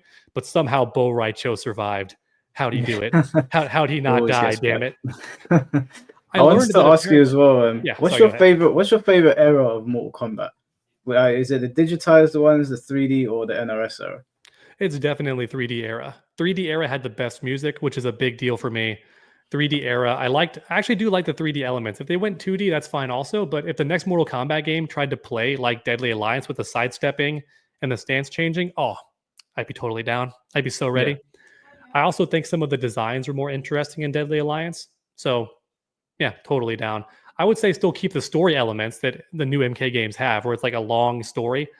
But I don't think the chapter system should be a thing anymore. I think that you can switch between characters on the fly, and it's completely fine. You don't have to have, here's Raiden's chapter, here's Reptile's chapter. I think for storytelling, it works better when you can switch between characters, like all the time. So I wish they would do that, break free from the dumb shackles of having to do it character by character, because they already break that rule anyway. Sometimes you'll randomly play as a different character, and you're like, oh, so he gets to do that. But God forbid, for one level, I play as a villain. You know, God forbid. Like, Kano's never going to get a chapter, man. Poor Kano. Was there any questions that you had for me before I move on to the next bit? Because obviously I don't want it to feel like I'm just questioning you constantly about stuff. Because you've watched the videos and we spoke in private. Was there anything you wanted to bring up to me at all? Any questions that you had? I may regret this, but since you asked, I will bring it up. I wasn't going to bring it up unprompted, and I may regret even asking this because I think we're having such a fun time. We're talking so nice back and forth. But there was a video a long while ago where I discussed the numbers of Mortal Kombat based on that one website that showed that the game was doing pretty well on console, just low on Steam. And I didn't mind you critiquing and countering that. It's completely fine. My only real issue was at a couple of points in the video, you say that maybe I was put up to it. Like I was bribed by NetherRealm to do it, or someone told me to make it. And to me, that felt unfair because there was no evidence to go along with that, except that I was just defending a game that I like. And I found information about it that I thought was interesting. And then at the end of the video, I say like, oh guys, and by the way, the next video I post has some information that no one's talked about yet. And you said, well, that makes me think even more that he's getting information from NetherRealm in exchange for making these videos. And that bothered me because that video was already up by the time you were making your video. And in the very first minute, I would say data miner for Mortal Kombat Onslaught. And because they added Peacemaker to that game before he was available in MK1, it had his whole move list. And I was talking about that and how it might transfer over to Mortal Kombat 1. And to me, that did bother me at the time. I was like, really? The video was right there. I don't mind being critiqued and countered, but it felt like a pretty rude rumor to spread when the information was right there. That's probably my only critique. Are you saying that the video it came after, or you mentioned it in the same video? In the same video, at the very end, I mentioned, no, sorry, you're right, the first one. So at the end of the video, I say, In my next video, guys, I have information that no one's talked about and I'm excited about it. And you hear that and you respond by going, well, this just makes me think even more that he probably gets inside information possibly from NetherRealm in exchange for talking good about their game. And that's bothered me because the next video was right there. And when you make a comment like that, I feel like you should at least check the next video, because I say in the next video what I'm talking about. Mm-hmm. That bothered me because that's a pretty bad rumor to spread for no reason. So your video was already up before I posted mine? Oh yeah, for like a whole week. Okay. Can I check? I mean, it should be. Yeah, we should double check on that actually, but it should be. Because I think you post your videos usually a whole week after I post mine, and I was posting daily back then. Yeah. It was the numbers one you said, right? So yeah, the video is the Mortal Kombat one, the biggest lie ever told, or something like that. Oh yeah, here it is. You know, very sensational title. But to me, when like there's even new stuff coming out where like I didn't know how to find access to the console numbers. I had a hard time even finding that stuff. So I had no way of like knowing for sure. I just assumed there was probably more people playing on console, but I had no way of knowing. But now there apparently are PlayStation 5 charts for America, like the United States. And it's just one country, but it did show that Mortal Kombat 1 has had a lot of people playing it pretty consistently since it came out. Maybe not as much as other games, but it's pretty up there. It's in like the top 10, top 15 in the United States. But ever told. What was your video called? No, it's Mortal Kombat 1, the biggest lie ever told. Yeah, that's my one. But I don't know what your one's called. No, mine's Mortal Kombat 1, the biggest lie ever told. I have it up right now. Yeah. Oh, okay. And I posted it on, where's the exact date? February 19th. And then I had February 19th, yeah. The only thing that I can say to that, right after, yeah, the only thing I can say to that is I didn't watch the other video. I think probably what happened is because what I do is I saw your video when it came out, and I didn't put it up because I feel like when you put up a reaction video to somebody else of your size, you should let them get their views in first, so they're not just watching my video over yours. So I probably recorded my video beforehand, never came back to check what you were doing, and then put it up. So yeah, I can only apologize for that. I didn't watch your other video. I hadn't seen the other one. But that, I imagine that's probably what happened, because even with this one where I recorded it, the third one that I did, I recorded that around Christmas or just before. I can't remember. I think I was at a party and I got drunk. I think I said in the video I was a little bit tipsy. And then I put it up, I think, on Christmas Eve. So yeah, if your video was up beforehand, then I apologize for that. I can understand how you would be like, you could have just watched the other one. Only because it's a rumor being spread. And I feel like it would have changed your perspective on the video as a whole too, because the whole video was on the premise that maybe at the very start you say I was put up to it, or it looks like I was put up to it. Yeah, I said it looks like. Yeah, it looks like no solid statement, but still putting that idea out there. And like, if you had watched the follow-up video, it immediately shows that no, I'm just literally covering the numbers. And yeah. Well, full disclosure, because you haven't seen the third video. Yes, I'm sorry about that.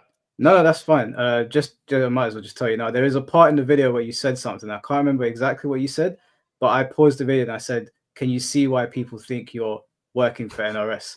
So I don't know at what point in the video I said it. You said something about. I feel that was the Cameo system, but it might be the story as well. I can't remember exactly, but when you watch it, you'll see.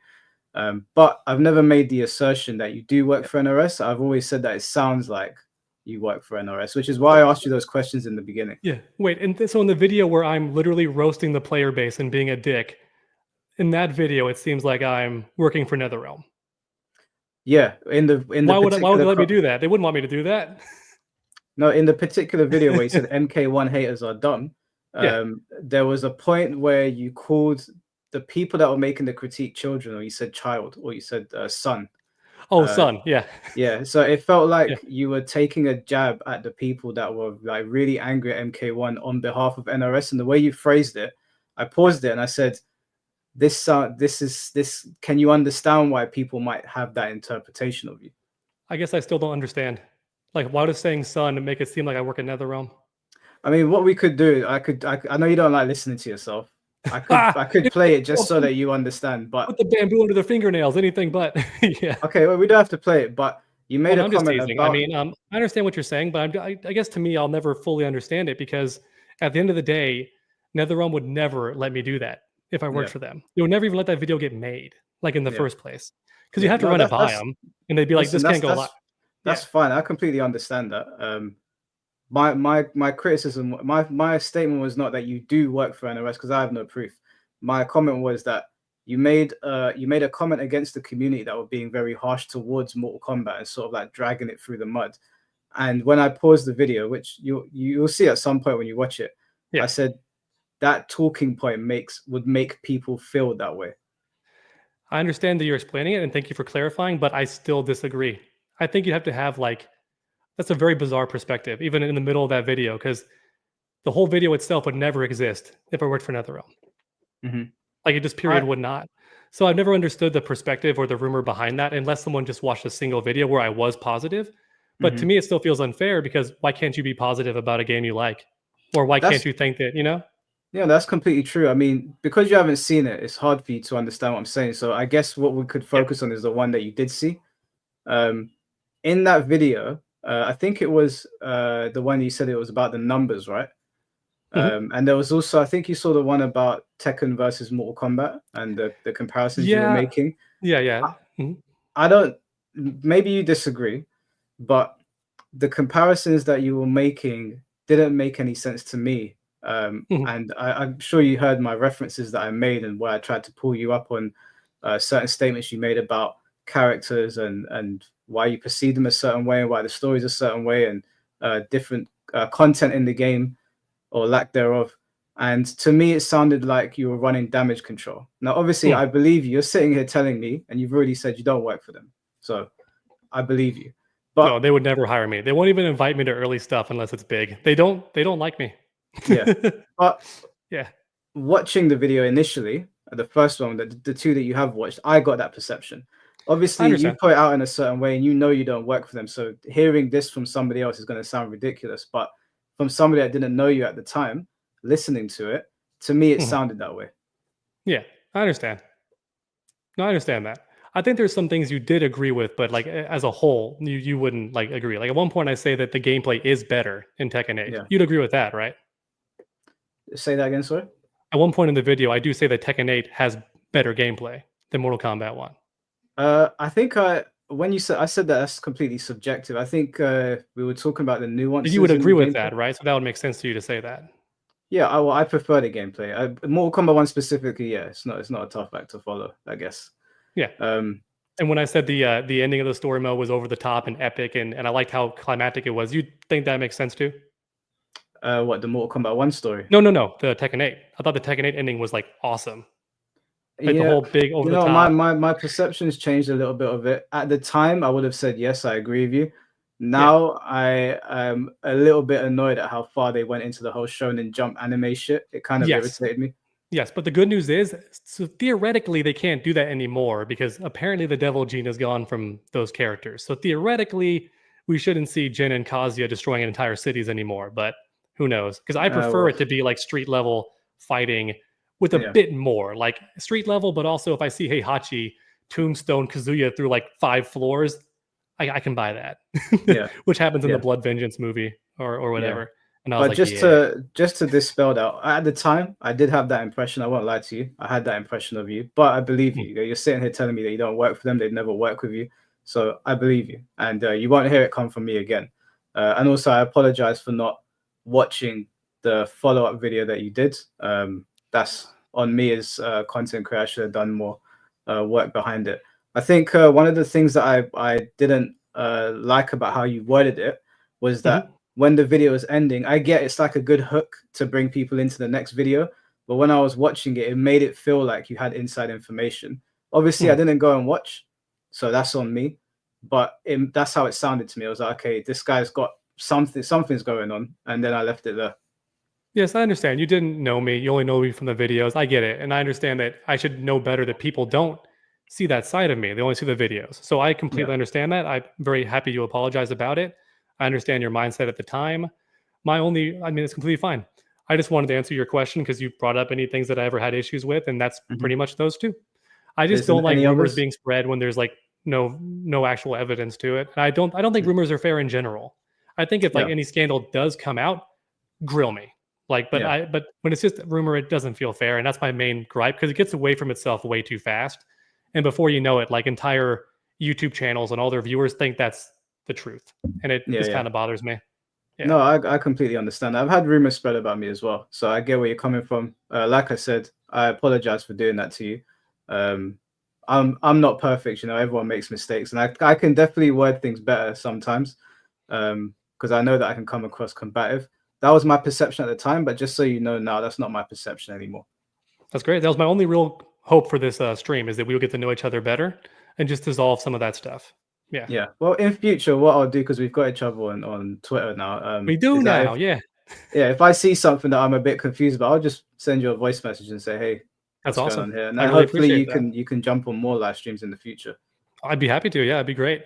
I did notice, I never knew this about you because you never bring it up in your main channel, but you're a big wrestling fan. That timeline, man, I was like, oh, there's so much wrestling stuff going on. This is awesome. Yeah, no, I probably I should have do known love my from the ink, wrestling. huh? I probably should have known from the ink. Yeah, But yeah, no, I'm a big wrestling fan. I'm not a big AEW fan. I'll be honest. I'm really not into AEW, and every Hmm. chance that I get, I've got a wrestling channel with some of my friends. I'll Yeah. always slip a little joke in there about AEW. Oh, you got to. You have to roast Yeah, it a little bit. You got to find some way to sneak it in there. 100%. Usually at this point in the conversation, or around like the 2 hour mark, we welcome members of the community to come on and talk with us. Is that still something that you're open to doing? Yeah, I mean, I pretty much freed up my schedule. Yeah.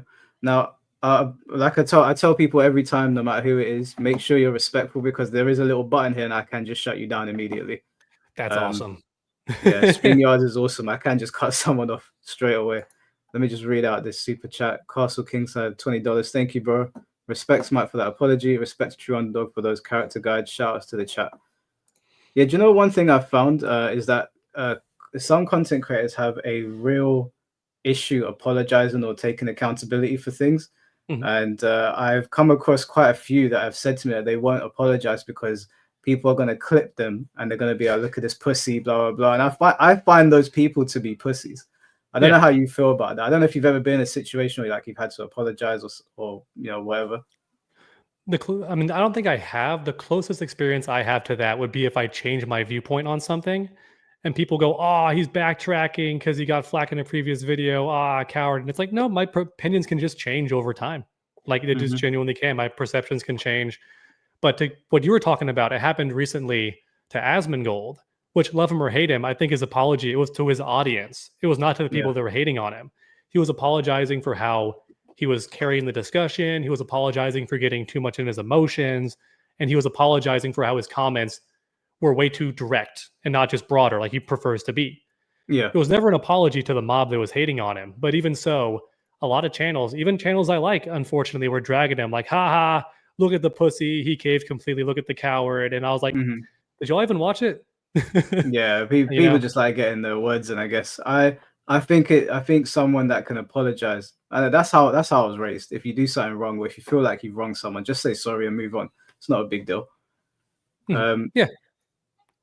Mr. Gur, thank you for the $2. Shout out to True Underdog, but that name is crazy. Shout out to True Underdog for being a way better guest than Daddy. Who the fuck is Daddy? Is it Tom Brady? I don't know. Maybe Tom It's Brady. got to be a usual, right? It's got to be someone who recurringly appears. Yeah. But I don't know. He didn't capitalize daddy, so maybe he just means his dad in general is a better guest. All right, well, if people want to jump on, then you know the drill. You send me a message on Discord or you send me a message on Twitter, and I'll add you to the conversation. But whilst we're waiting for people to join the conversation, was there any other things that you wanted to bring up to me at all? Yeah. I mean, I had a tiny funny thing just as a polite jab, being like, by the way, that wasn't video number 3. That was video number 4. You made a third video on me. Yeah, you made a third video before. It was the criticism is not hate. It has like Victor in the thumbnail. Yeah. Oh, it was about my community post. Did I make that about you? Yeah, it's about my community post. Yeah. Oh, okay. I don't remember, but fair enough. 4 videos. Yeah. I'm just teasing you though. It's fine. I just had that thought. I was like, is it 3? And I'm like, I think it's 4. But it's all good. That's cool, bro. I'm sorry. Well, again, I apologize for misrepresenting you. Sorry, I'm just getting a bunch. It can happen. I think you're just hanging out with people that have that perception too. So it's easy to get that thought, you know. Yeah. I mean, look, I've made loads of videos. That rumor, I guess, but I make a lot of negative videos. That's the best I can do, I guess. Yeah, I mean, at the end of the day, I think the best thing to do is always have a conversation with people. And some personalities don't gel, obviously. I think some people thought me and you were going to fight today. But in general, I don't fight with people. I think there's been like 2 people that I've really got into it with. I wanted to watch your Sonic Fox video, but then I remembered that despite how much I enjoy Sonic Fox's gameplay, I can barely stand hearing the man speak. I really can. I hear He that. talks really fast. He cuts himself off. He will talk so quickly that he omits entire words out of his sentence that were meant to be there. Yeah. So mentally, you're like, oh, I forgot that word. I got to put that word in there for him. Yeah, me and Sonic Fox got into a back and forth, which again, I had to apologize for. I basically pointed the finger at him and said that, I feel like NRS listens to you. And when you tweet things out, you know that you're going to cause like a ripple effect. And I don't have the evidence to back that up. It kind of looks that way. Tom Brady said something yesterday that made me go, wait a second. Are you saying Sonic Fox has that power? And Ninja Killer said it. But the way I phrased it was extremely like aggressive towards him. And obviously he didn't like it. Now, there's still things that I don't particularly like about Sonic Fox, but it wasn't fair for me to phrase it in the way I did. I was quite aggressive towards him. I mean, I understand that perspective, although I think it would give NetherRealm too much credit for actually listening. Because like you and I brought up, they never respond to anything. So what are the odds they're even looking at him? Yeah, it's but if it because did come out though, I believe it. Like if it came out like all this evidence that, oh yeah, this is proof that like they changed the game based on what he said, I'd be completely willing to buy into that. I think I'm leaning towards less likely, but who knows? Who's to say? The thing is that it's the timeline of events. We've got our first caller as well. I'll bring him in. The way I do this, by the way, is I give people 6 minutes and give them 6 minutes to say whatever they want to say to you. Again, if at any point you feel like someone's making you feel uncomfortable, whatever, just tell me and I'll kick them out. It's not a problem. So first person is Dragoneye. Dragoneye, can you hear us? Yeah, I can hear you. Can you guys hear me? Yeah, we can hear you, bro. You got 6 minutes, bro. Yeah, I got you. What's going on, Underdog? I'm doing all right. How you doing today? How's your day going? Pretty good. Yeah, I was just like watching the stream, but I was actually going to ask a couple questions, but you pretty much answered most of them. The only thing I want to try to keep this brief, but do you guys know who D All the Way G is, right? I think Mike knows. So the name's not ringing any bells, but if you talk about what he's covered, maybe I'll know it. He does mainly Tekken stuff, like Tekken 8. Oh, okay. Yeah, but way back in July, when Lydia was coming out, he mentioned an incident, and I wasn't around back then. Like I wasn't keeping around like in the FGC on the YouTube side, but he mentioned an incident where your YouTube channel was like deleted or something like that, like years ago. And according to him, this is just like him saying that you got it back because you had like connections to NRS and WB, like you got it back the next day, and that's like him accusing you. No, there's a lot of incorrect stuff there. So it took 4 days to get it back. The first few days, it took me 1 day to get noticed on Twitter because for some reason you have to go on Twitter to settle your YouTube problem. It's a broken system, but yeah, I remember that because back in 2020, a bunch of people's YouTube channels were getting deleted, and one of the bigger names like was reposting like the smaller guys, and that's how they were getting their stuff back. Yeah, but. Yeah, he was making like a video and he was just accusing you of like of that, and I just wanted to know what your response to that was. Yeah, no, I wish I had that kind of pull, but no, what happened was it took me 3 days, and in that time I lost like 40,000 subscribers. Yeah, and on the 3rd day that I got it back, it got immediately deleted. So first it was hacked, right? It was taken over by a virus that goes into the back door of YouTube, and it locks all your passwords, changes them instantly. And then privates all your videos or actually unlists them. Thank God doesn't delete them. Whoever made this virus was at least merciful in that regard. It just unlists all your videos. It could easily delete them if they wanted to be that evil, but it doesn't do that. And it replaces your main feed with a live stream of crypto coin with like a AI voice of Elon Musk selling you like this crypto coin. And the whole banner is changed to Tesla. That's what happened to my channel. It was completely changed. And I was like, what's going on? But I knew what this was. I'd heard about this before. So I knew the steps, luckily. I tried to get in, but I couldn't because they changed all my passwords. So then I went in to Twitter. They responded to be fair, they responded in like a couple hours. So not bad response time. But then after that, took a whole day to even give me the survey you fill out that even gets them to look at your problem. So then on day 2, they're finally talking to me in the DMs and trying to get it resolved. They're having you prove that it's your account pretty much, which to me is ridiculous because it's clearly not the Tesla account.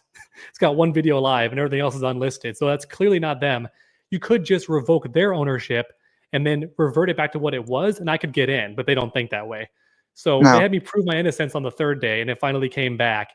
And then on that day, because my channel, due to them, had got 3 strikes, because you're not allowed to stream crypto stuff. So they got 3 strikes on my behalf. So on day 3, the video got deleted. Then on day 4, I got it restored because that's an easier process for them, because it's not actually deleted, it's just hidden. Because YouTube knows how often this could happen by mistake. Thank you, camera. So YouTube knows how often that can happen. So they just hide it. So they already spoke to me. They know it's my channel. So it's much easier to get to them this time and get it unlocked pretty much, because it wasn't actually deleted. But if you want to call it undeleted, fine. I'm not going to get lost in the terminology.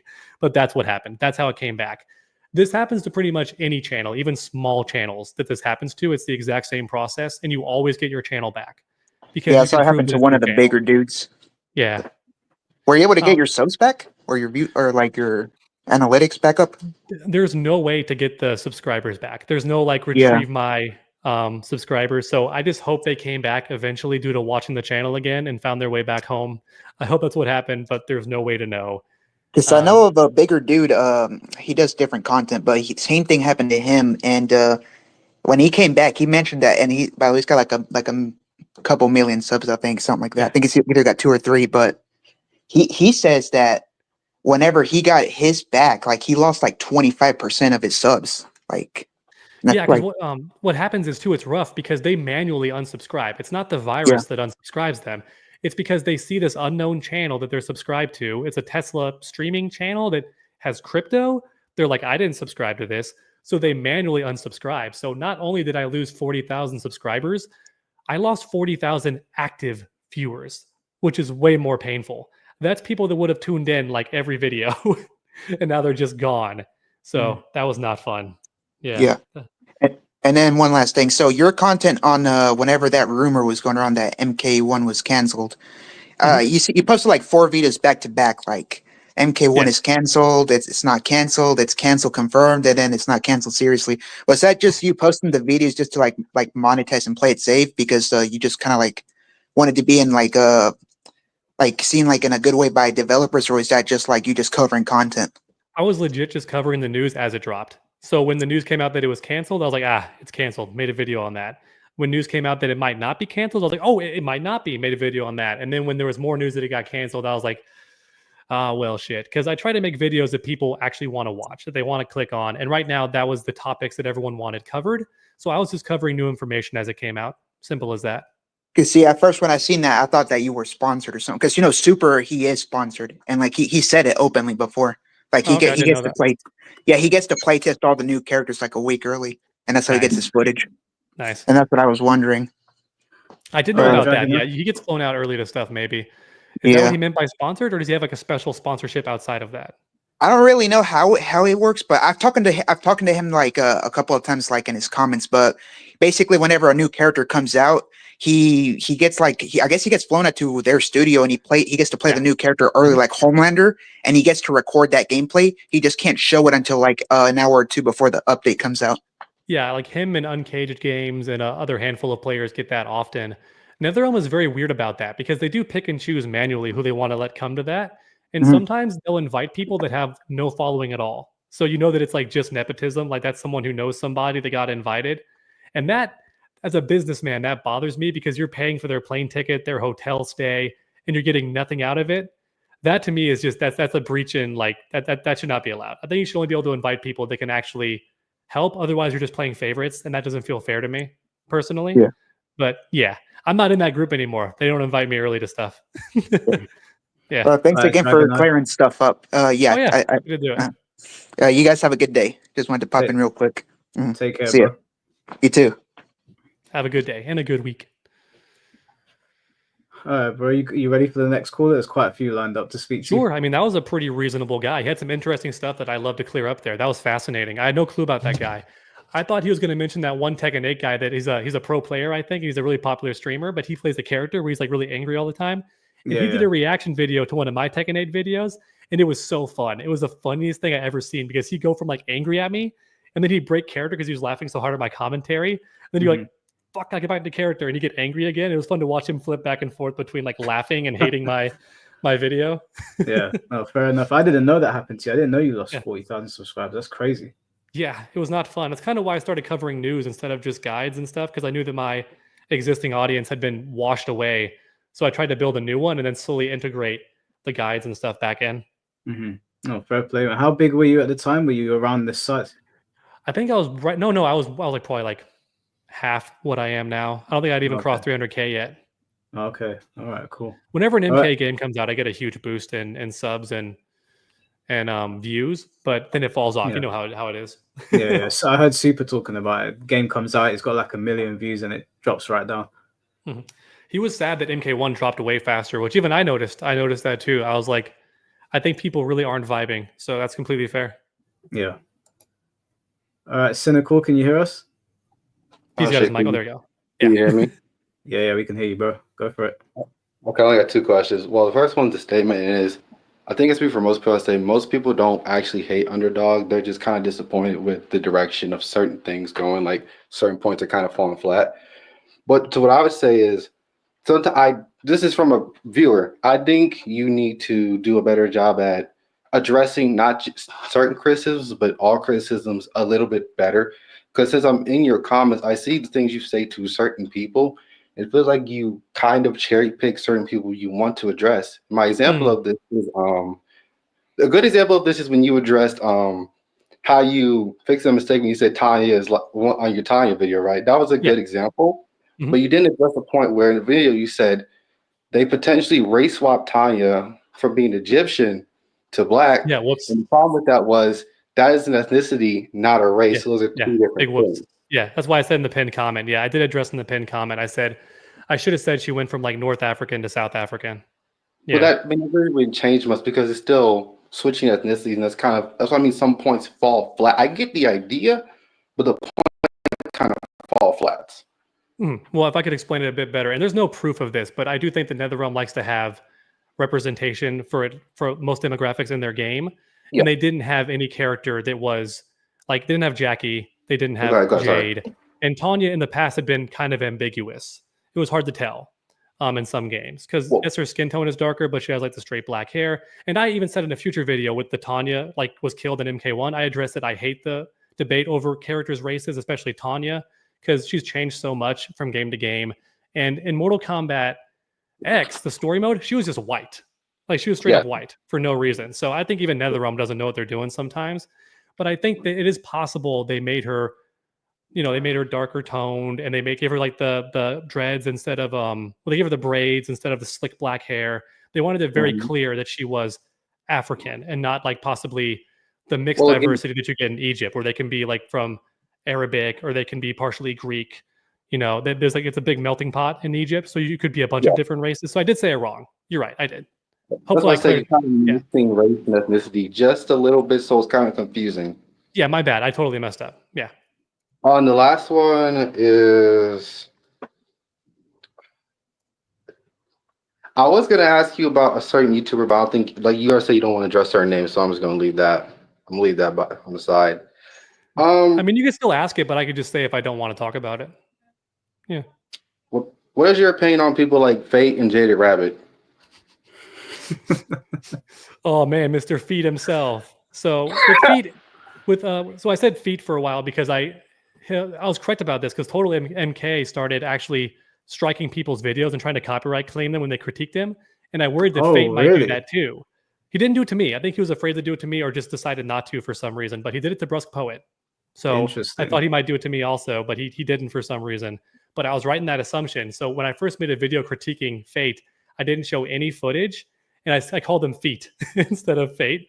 But everyone knew due to the context what it was all about. And I think that he's got his audience. He likes to grind his content. I do think that he is definitely trying to follow the wave.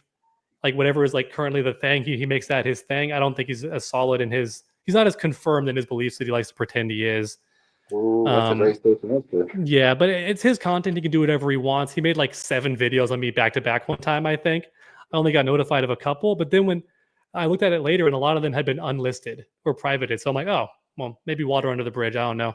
I feel a bit bad because at one point, apparently he did reach out in the comments and then he felt bad. I didn't respond to that. And then later on, I kind of dragged him again.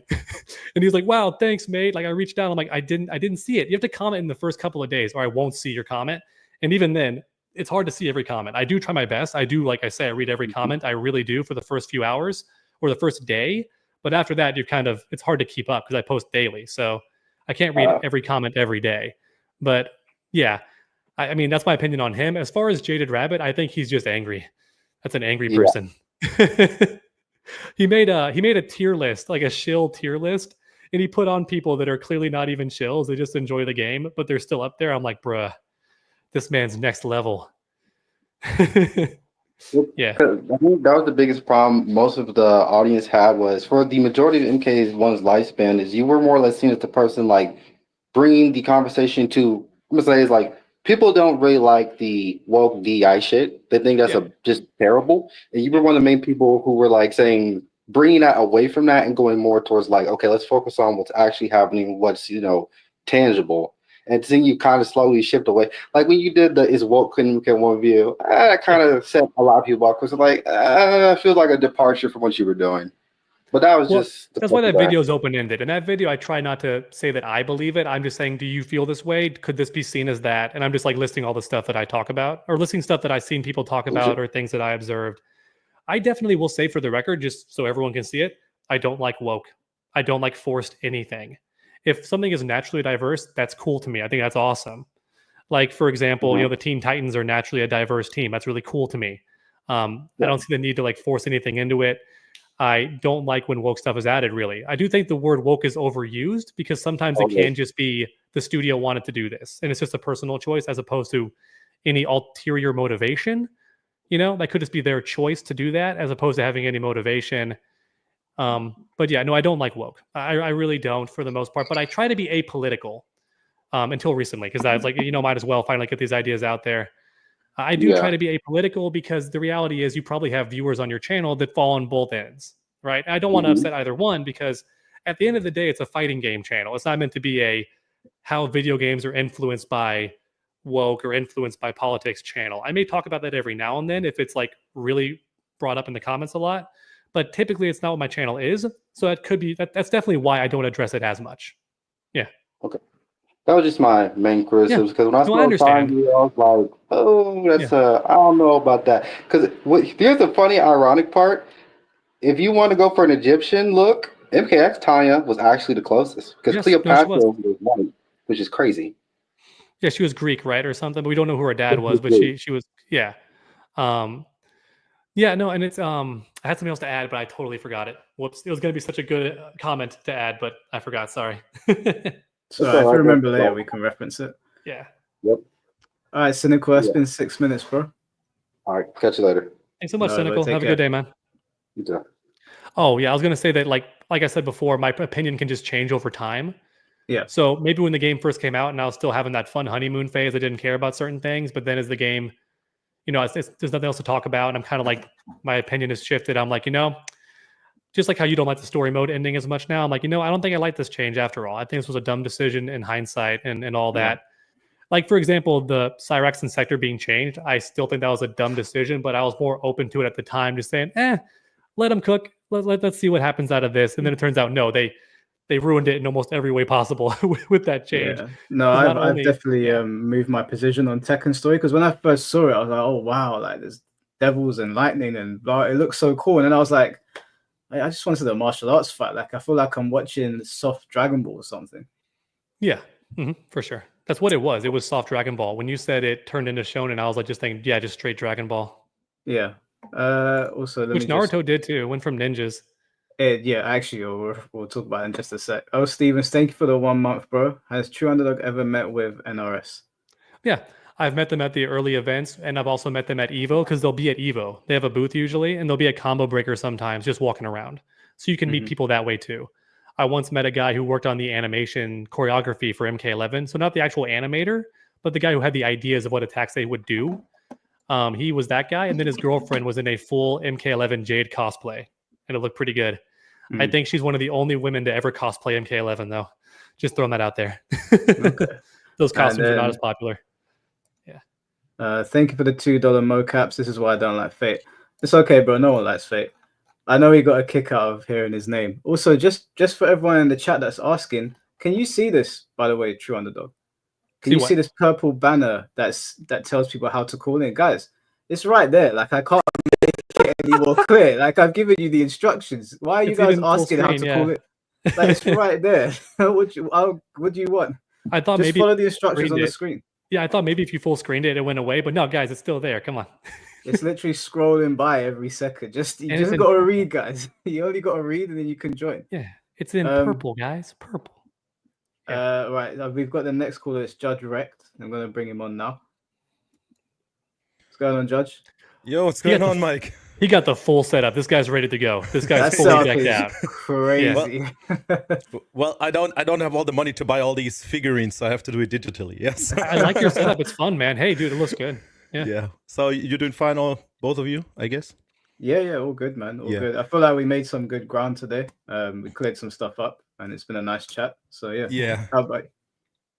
Yeah, I've been here from the beginning, and I guess it's fine. Lots of stuff already been talked about, but there's one thing that I never see people asking about this, and so I guess Mike saw it. I don't know about you, Underdog, but did you see Fight Club? Yeah, Fight Club.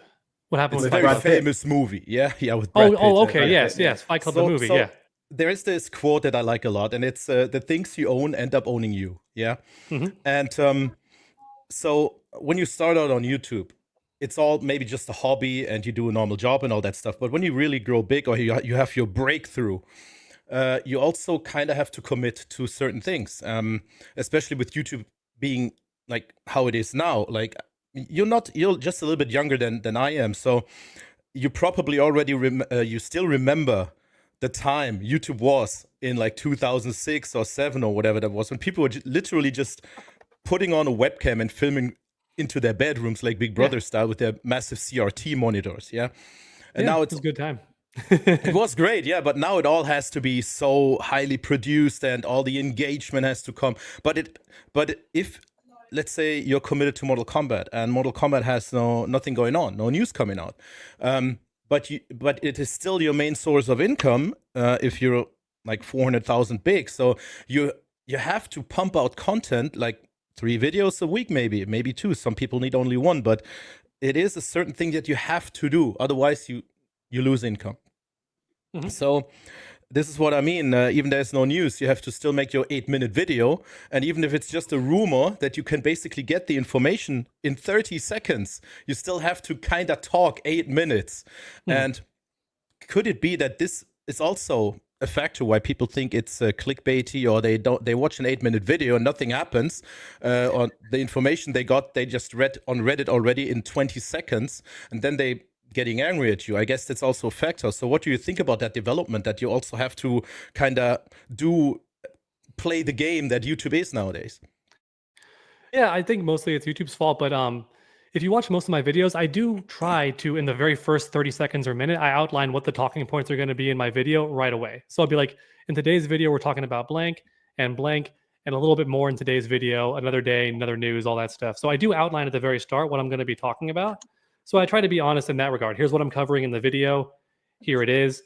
And I do talk for a bit, but I'm trying to add my perspective on things too. That way it's not the same as just getting the information on Reddit. Because like you said, you could just stop there and get the information. But I want to cover it, talk about my opinion on it, possibly what it could lead into in the future, things like that, which does put you to the 8-minute mark, which is a better way to get money. That is true. It is a job at the end of the day. And YouTube made that choice that they want the content to be longer, so they disincentivize shorter videos. That is true, unfortunately. But so yes, most YouTubers will work for that 8-minute or 10-minute mark unless they have a ton of Patreon members. But I've never been a huge fan of Patreon or of donations because I'd rather the content be free. I don't want you to pay for it. So I try to have the video money being earned via my ad revenue or sponsors. I don't want it to be from my viewers, or I make t-shirts, or I make comic books. I try to give you a product. I don't want to just get paid to do this job, which is essentially free. It's never felt right to me. It's pretty much a free job. So even the games I get are free. Like Tekken gave me free copies, Street Fighter gave me free copies. So even that is pretty much free. So that's why the videos are a bit longer. I am using the ad revenue to make my money instead of using people's donations or Patreon to make my money. I don't feel good about doing it through them. But sometimes you feel like you have to do it, even if you don't want to do it, right? It's part of the job. Yeah, it's like going to the office when you don't want to do it someday, right? So the cool thing is I always like making my videos. Like I actually do. I do like making my videos. I want to definitely start steering into other content because I do actually enjoy Street Fighter 6. The problem is they're not giving us content very frequently. So it's hard for me to make a video all the time about Street Fighter 6 or even Tekken 8 because there's going to be a pause probably between this season and the new one, right? So I'm not sure when the new set of DLC characters get announced. But with Mortal Kombat 1, due to the way they release content more regularly, and also the fact there's drama and there's a lot of updates made on the game. And when they make an update, it's a pretty big overhaul. So I have like content for that too. I'm incentivized even through that to make more Mortal Kombat content. Back in the day, like I said, I would just cover whatever the new game was. And when a new game came out, go to that one. But lately I find that MK1 just gives me more content. So that is true. But I do hold them to task on stuff. Like I was the only person who covered that Mortal Kombat 1 was being sold in parts of Africa, despite there not even being servers there. So they couldn't even play half the game. And they knew that, but they're still selling it there. And I brought that up. I was like, what the hell's going on here? So I'll still be negative about stuff. If it's a topic that is big and I want to cover it, I'll definitely talk about it. Or I should say big, or I want to cover it. Because I cover small stuff sometimes. I just made a video about that Sub-Zero comment and made a whole video about it. And people liked it. So, yeah. I have a timer running as well. We're running out of time, so I just want to ask one last question, and that is, I don't want to hold too many minutes here. So, what do you think about the 2021 Mortal Kombat movie? Do you think it's great? Because I think it actually has. I mean, the costumes were good, the effects were good. You see moves from the game, but the environments, dude. It's just they're fighting in a trailer. Like the environments from the 1995 movie, those were ace, and this is still my favorite movie. But I was wondering, like, what do you think about the movie, the newest one? Do you think it was okay? The 2021 movie is guilty of a villain that two best friends, I'm not sure if you watched them, like super best friends, they referred to this man as Producer Chan. Producer Man definitely put his hand in that film way too much and said this film needs to be as broad and like, regular normie as possible. So we're going to get rid of all the outlandish stages because that's going to be too much for people. We're not going to let Reptile be a kung fu ninja. He's going to be a lizard monster because people love Godzilla. Yeah. Like it's clearly some guy trying to be as mainstream as possible who's in charge of those decisions. And it just made it feel less like Mortal Kombat. But there is some merit there. The costumes were fun. I think some of the fight scenes were fun and choreographed well.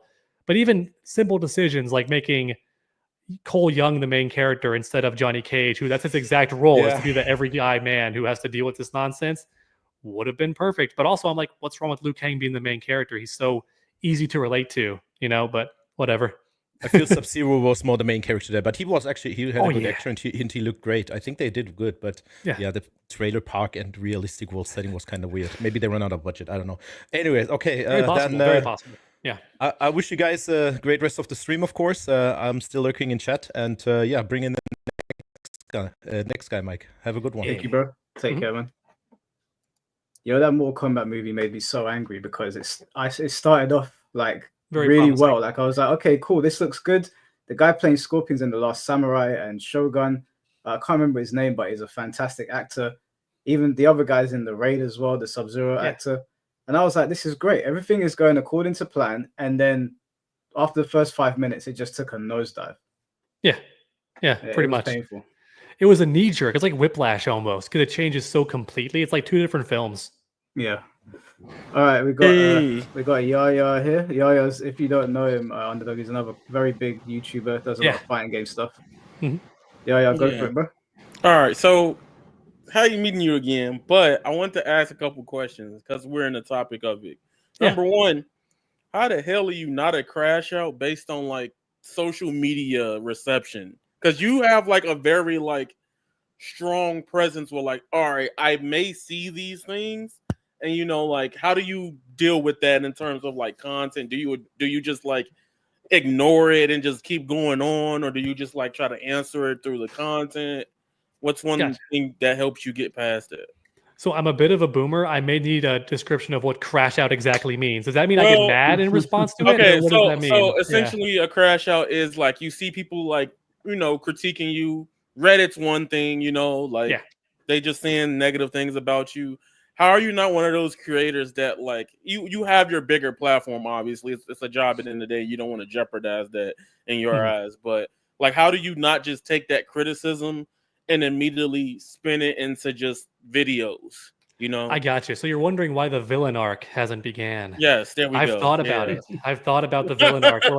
Where I have a whole video dedicated to like each individual person and how it could be fun.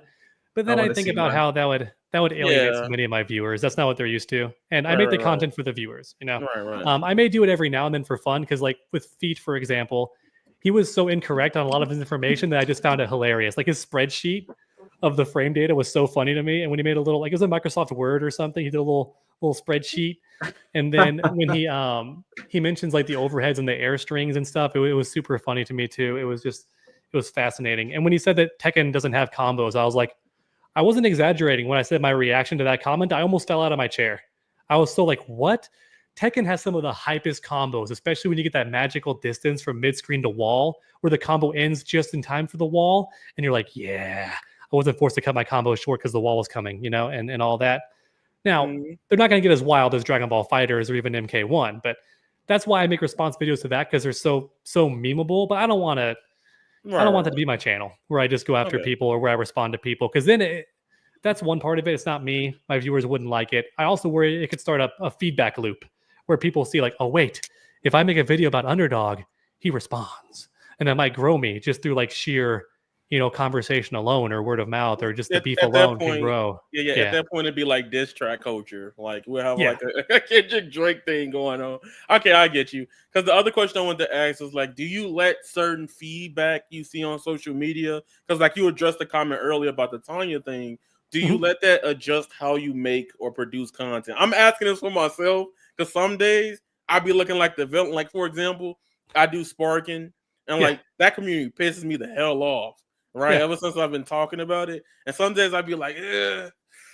So I'm trying to see how do you go about it? Like, is there any like strategies that you just like, hey, don't mind it, or do you just completely go around it all together? Yeah, I typically just ignore it because I already have my list of videos that I want to do. Sometimes I may change. I will listen to criticism because if I mess up, you're like, oh, well, now we know, we live and we learn, we get better from that. You try to fix that mistake. And I one time did make a full video for MK11, and the video was just my mistakes, like covering every single mistake that I made and information-wise. Okay. Like I made actual, stuff about the game I just got incorrect. And I was like, okay, I'm fixing this. Now, for you, I think you should just do it because you're way better at this than I am when it comes to just off-the-cuff flowing and roasting people. I bet you'd be good at it. For me, it would come off so fake because I don't want to roast people. But you would be able to just roast people and have fun with it and make it, as long as you're positive about it, you'll get a pretty good audience out of it. You don't want to get too toxic because then you'll build that audience, which is also an issue. Like sometimes even if you're not a toxic person, if you cover enough negative topics or make enough critical negative videos, you bring that audience. So your audience can be completely different to who you are and be very mean, very hateful and mean-spirited. And you don't want to attract them. So you got to find that tightrope and walk on it, I guess. Okay. That's the question I've been asking myself because I'm like, hey, like, for example, not to hold it up, Multiverses is a game that's getting shut down and stuff now. Everybody's roasting the shit out of it. And I'm like, yo, I'm trying not to cook some people, but I think I could do it in a funny way, but is it worth it? And then, like, you kind of just gave me, like, the angle that I should go for instead of just being inherently just an asshole about it. So, you could even, you can maybe do it the way Mighty Keith does, where he plays all the characters and he just role plays some of the people that he's clearly making fun of indirectly. Like, you could do that. That'd be great. Okay. Yeah. All right. Or just roast them. I mean, Sajam, we mentioned Sajam earlier. He's good at this. He will just straight up roast people in the middle of his stream, or he'll roast them during a video. And it's done so well because he's kind of snarky about it. He's not mean-spirited. He's kind of like, yeah, I mean, in Third Strike, if Makoto touched you with the command grab, you just died. But hey, at least you can't run forward with the green glow. That'd be too much. Oh yeah, about the dry rush. Yeah, it's such a good roast. I'm like, that's so awesome. Yeah, so that's all I really want to know. I didn't want to hold you up. Thank you for bringing me on, Mike. Oh, it's a pleasure, man. No worries. Use the time you got. Yeah. So, I do want to say one thing actually, Yaya, before you go. Do you know every time I post something online, Yaya's the first person to quote tweet it and just go against what I'm saying. I'm sitting there looking at my phone going, why is bro doing me like this? He doesn't even believe what he's saying. He's just the heel. He's just playing the heel. It's funny messing with Mike because the responses are genuine and I know how you react to it. So like sometimes I just be like, I know this is completely not right. But Mike would be like, bro, why are you doing this, bro? Yeah, because the thing is I know Yaya's not doing it in bad faith, but I also know he's doing it to wind me up. And I'm like, bro, why are you here on my post trying to get your whole anime seed on me? I'll just be messing around, bro. That's all. Everybody know I be trolling, so that's great. That's you. fantastic. I'm just playing. Yeah. I didn't even know you could still check the quote tweets. I forgot how to do that. I was trying to see the quote tweets on my stuff because I know there's like fun stuff to read there for entertainment. You have Whenever to I click click the symbol, and then a drop down menu pops up, and it says view quotes. Okay, because whenever I clicked the quote tweet button, it just gave me the option to quote tweet. It wouldn't let me. Okay, Yeah, let me see sometimes here. if it doesn't pop up, you have to go directly to that tweet, and then it's just say view quotes. Okay. Click the actual tweet itself, and then view quotes somewhere. Well, click the quote. Now I see. I got it. Yeah, I start doing the actual thing itself. I see. Mm-hmm. Yep. But, May I have to scroll down for my name or something? well, if you click the quote, if you click on your tweet and view quotes, you can see the quotes. I guess it's because this is also a quote tweet itself. Maybe you can't view the quote tweets of a quote tweet. Yes, you can. You can. Oh, it's just pulling up repost or quote for me. Yeah. I think you probably don't got quote tweets or Twitter's. Oh, here it is. I just had to click it and open it up. That's all it is. Okay. Yeah, thank you. Yeah, there you go. Yeah. But then it lied to me and said there was no quote tweets. I guess I'll just retweets then. Yeah. Okay. So what's happening? Yeah. Sometimes if there's a person that like, there's people that will talk shit about you behind a private account and quote tweet you, and then like I'll be like, oh well, I can't say nothing back to you because you're hiding, So I just let it rock, So, yeah, right, but that's it. Thank y'all. I appreciate it, man. Take care. Mm-hmm. Yes, take care. That was fun. All right. Now I'm gonna ask you if you're okay with this. Fate has called in. Are you happy to talk to Fate?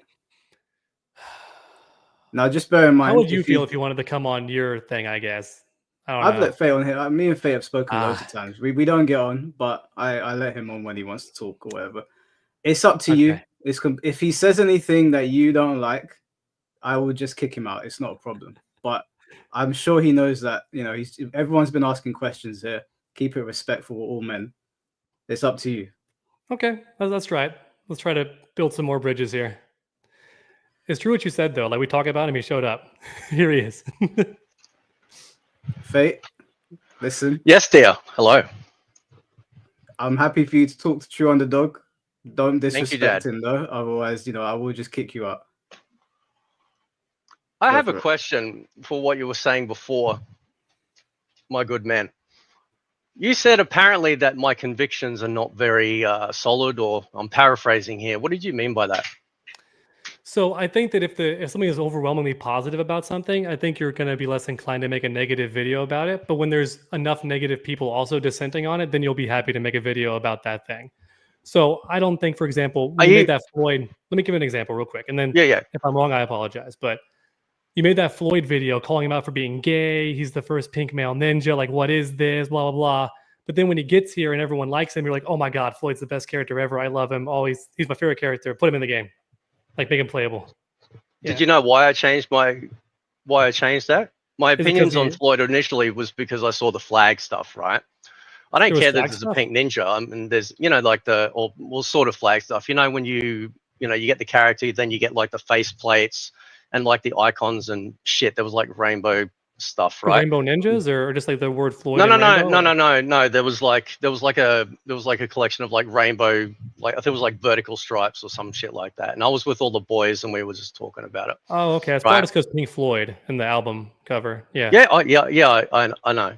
Okay. I know. Right. Gotcha. Anyway, so I mean, look, we got a purple ninja in the game, so I didn't give a fuck about that either. But when I got the MK1 hook, so I was live streaming, right, trying to find Floyd, and then I'm like, I'm gonna just load him up on PC because I game on PC, right? So I load up the hook, and I'm like, this character's fucking amazing.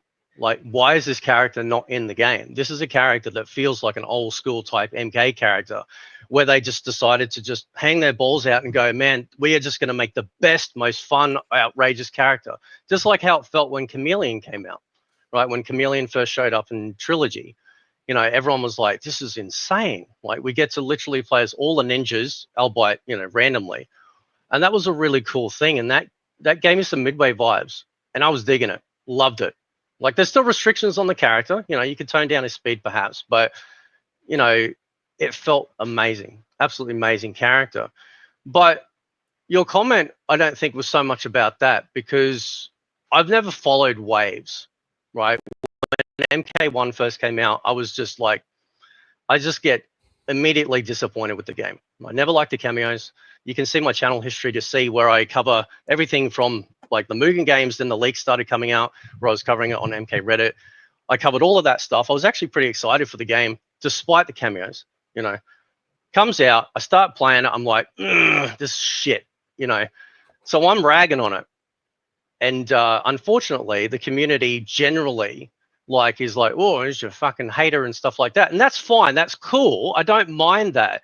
It's just that I'm just, you know, saying how I feel. I know it is completely at the inappropriate times. Unfortunately, though, most of the time I end up being right, because months or even a year later, what happens is that once the honeymoon period wears off, people start to go, ooh, yeah, that was a bad idea. Oh, this seems kind of broken, right? And then I saw this reflected in the Tekken community with Arzel and Ash coming out and going, yeah, Tekken 8, yeah, even after all this time, it's still, yeah, we need some more defensive stuff, you know, just gameplay-wise talking.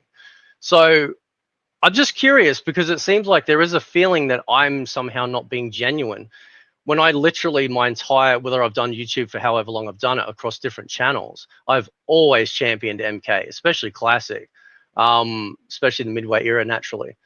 And it's just weird that people think that I'm doing it for clicks and views, when I'm literally doing it at the wrong times to be taking advantage of it when everyone else is glazing it. I don't think there was ever a huge glazing period for MK1 though. I mean, I think even out of the gate, like month one, it had a lot of hate because the cameos were already being like despised about. Are you serious? Yeah. Are you? They were in my really? comments You don't think right there was away. like this massive glazing of the game everywhere? I mean, I know Mike. You know, I'll give him that. At least he like shout on it a month after, right? Which is why I ended up doing him a shout out video. You're welcome, right? So, but that's a good thing. When I saw people like smile Mike's for those video 5 pop extra up, viewers, Mike. You smile. Yep, that's right. You're welcome. You say thank you. No, but seriously though, the reason why I gave Mike a shout out is because he popped up on a recommended. And it was the only other creator that I saw have a video pop up going, oh, so you mean creator-wise? I mean overall community-wise. Sorry, I should clarify.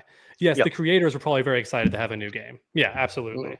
And it had a lot of things that, a lot of stuff we didn't like in MK11 was fixed in MK1. But I meant the community as a whole. I saw everywhere on social media people hating on the cameos. They wanted the 1v1. They didn't like the resetting of the timeline. They hated it. They wanted the direct sequel, all that stuff. Yeah. Yeah, yeah, and so so back then, like, and you know, I've called you out and stuff before. That's fine. And I remember because I left you that comment because you mentioned it, thinking that I was upset. Bro, I'm not upset. I was actually kind of going, you know what? Maybe he genuinely cares about this game. Maybe he just likes it. You know, people can like a pile of shit and everyone else doesn't, and that's perfectly fine, right? But then you kind of implied I was a racist, and I'm like, that's it, man. Just the thumbnail. Just the thumbnail. Well. You took a black character and said Wakanda when she's not. Yeah. Well, yeah. Well, I mean, but that's not racism, bro. That's just whatever. It's not racism to conflate someone with a different country just because of their race. Well, you have to prove that my intent was that, right? Like, if I was truly racist, I'm pretty sure. Well, so you intentionally again. So let's go back. The character that's not. Yeah. When's the first time we saw Cyrax unmasked? MK4. Gold. Is that correct? Yeah. Right. MK Gold, right? I thought it was and yes, we didn't. When they added him, yeah. So we didn't know where he was from. He was just dark skinned. He could have been Sri Lankan. He could have been Aboriginal for all we know, right? And then the very first time that we hear him, which I actually admitted, that was whole MK. Sorry, you're right. I'm getting my guys mixed up. Right. The first time I got it, yeah, I know because we're just so handsome, right? That's a joke. By the way, that is a joke. Not bad looking, but handsome might be a stretch.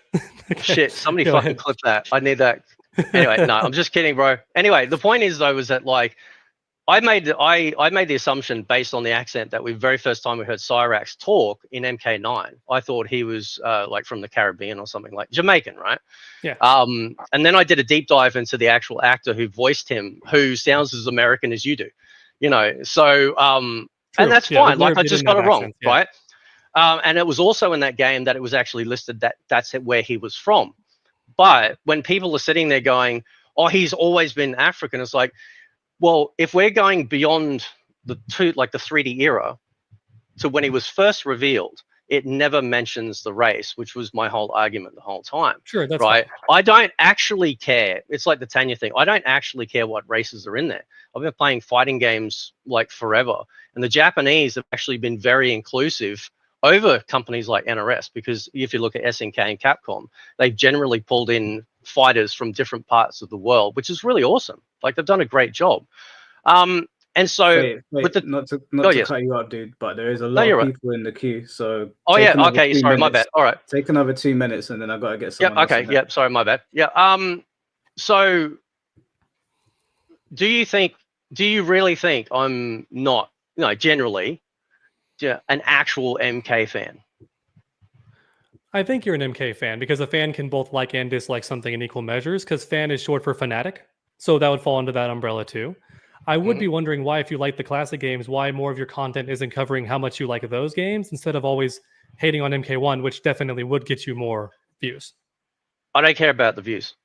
I care about the quality of the game. Would you just do straight up just MK3 content or like midway content for the rest of your channel then? I have recently. I've been going back into Fightcade. I've gotten into that because the connections online overseas has been really good, right?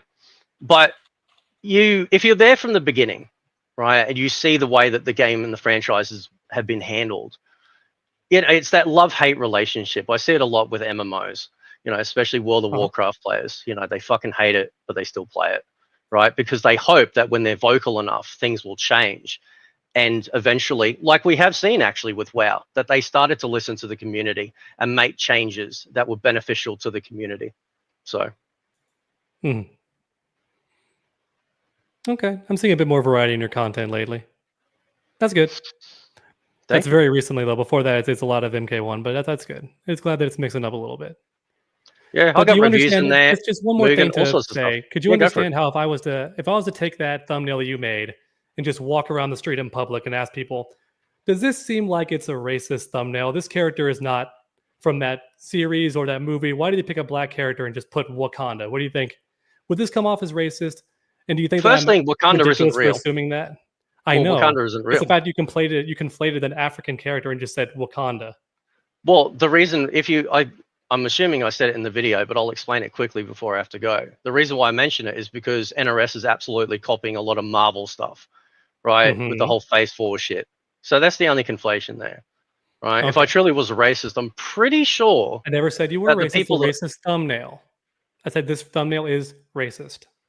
Implied. That's why you said also in a comment after I called you out, you clipped it. You got to prove my intention. That is true. I didn't want to call you a racist. I said that it's a racist thumbnail, which it is. I think most people would see that and go, yeah, that's a yikes.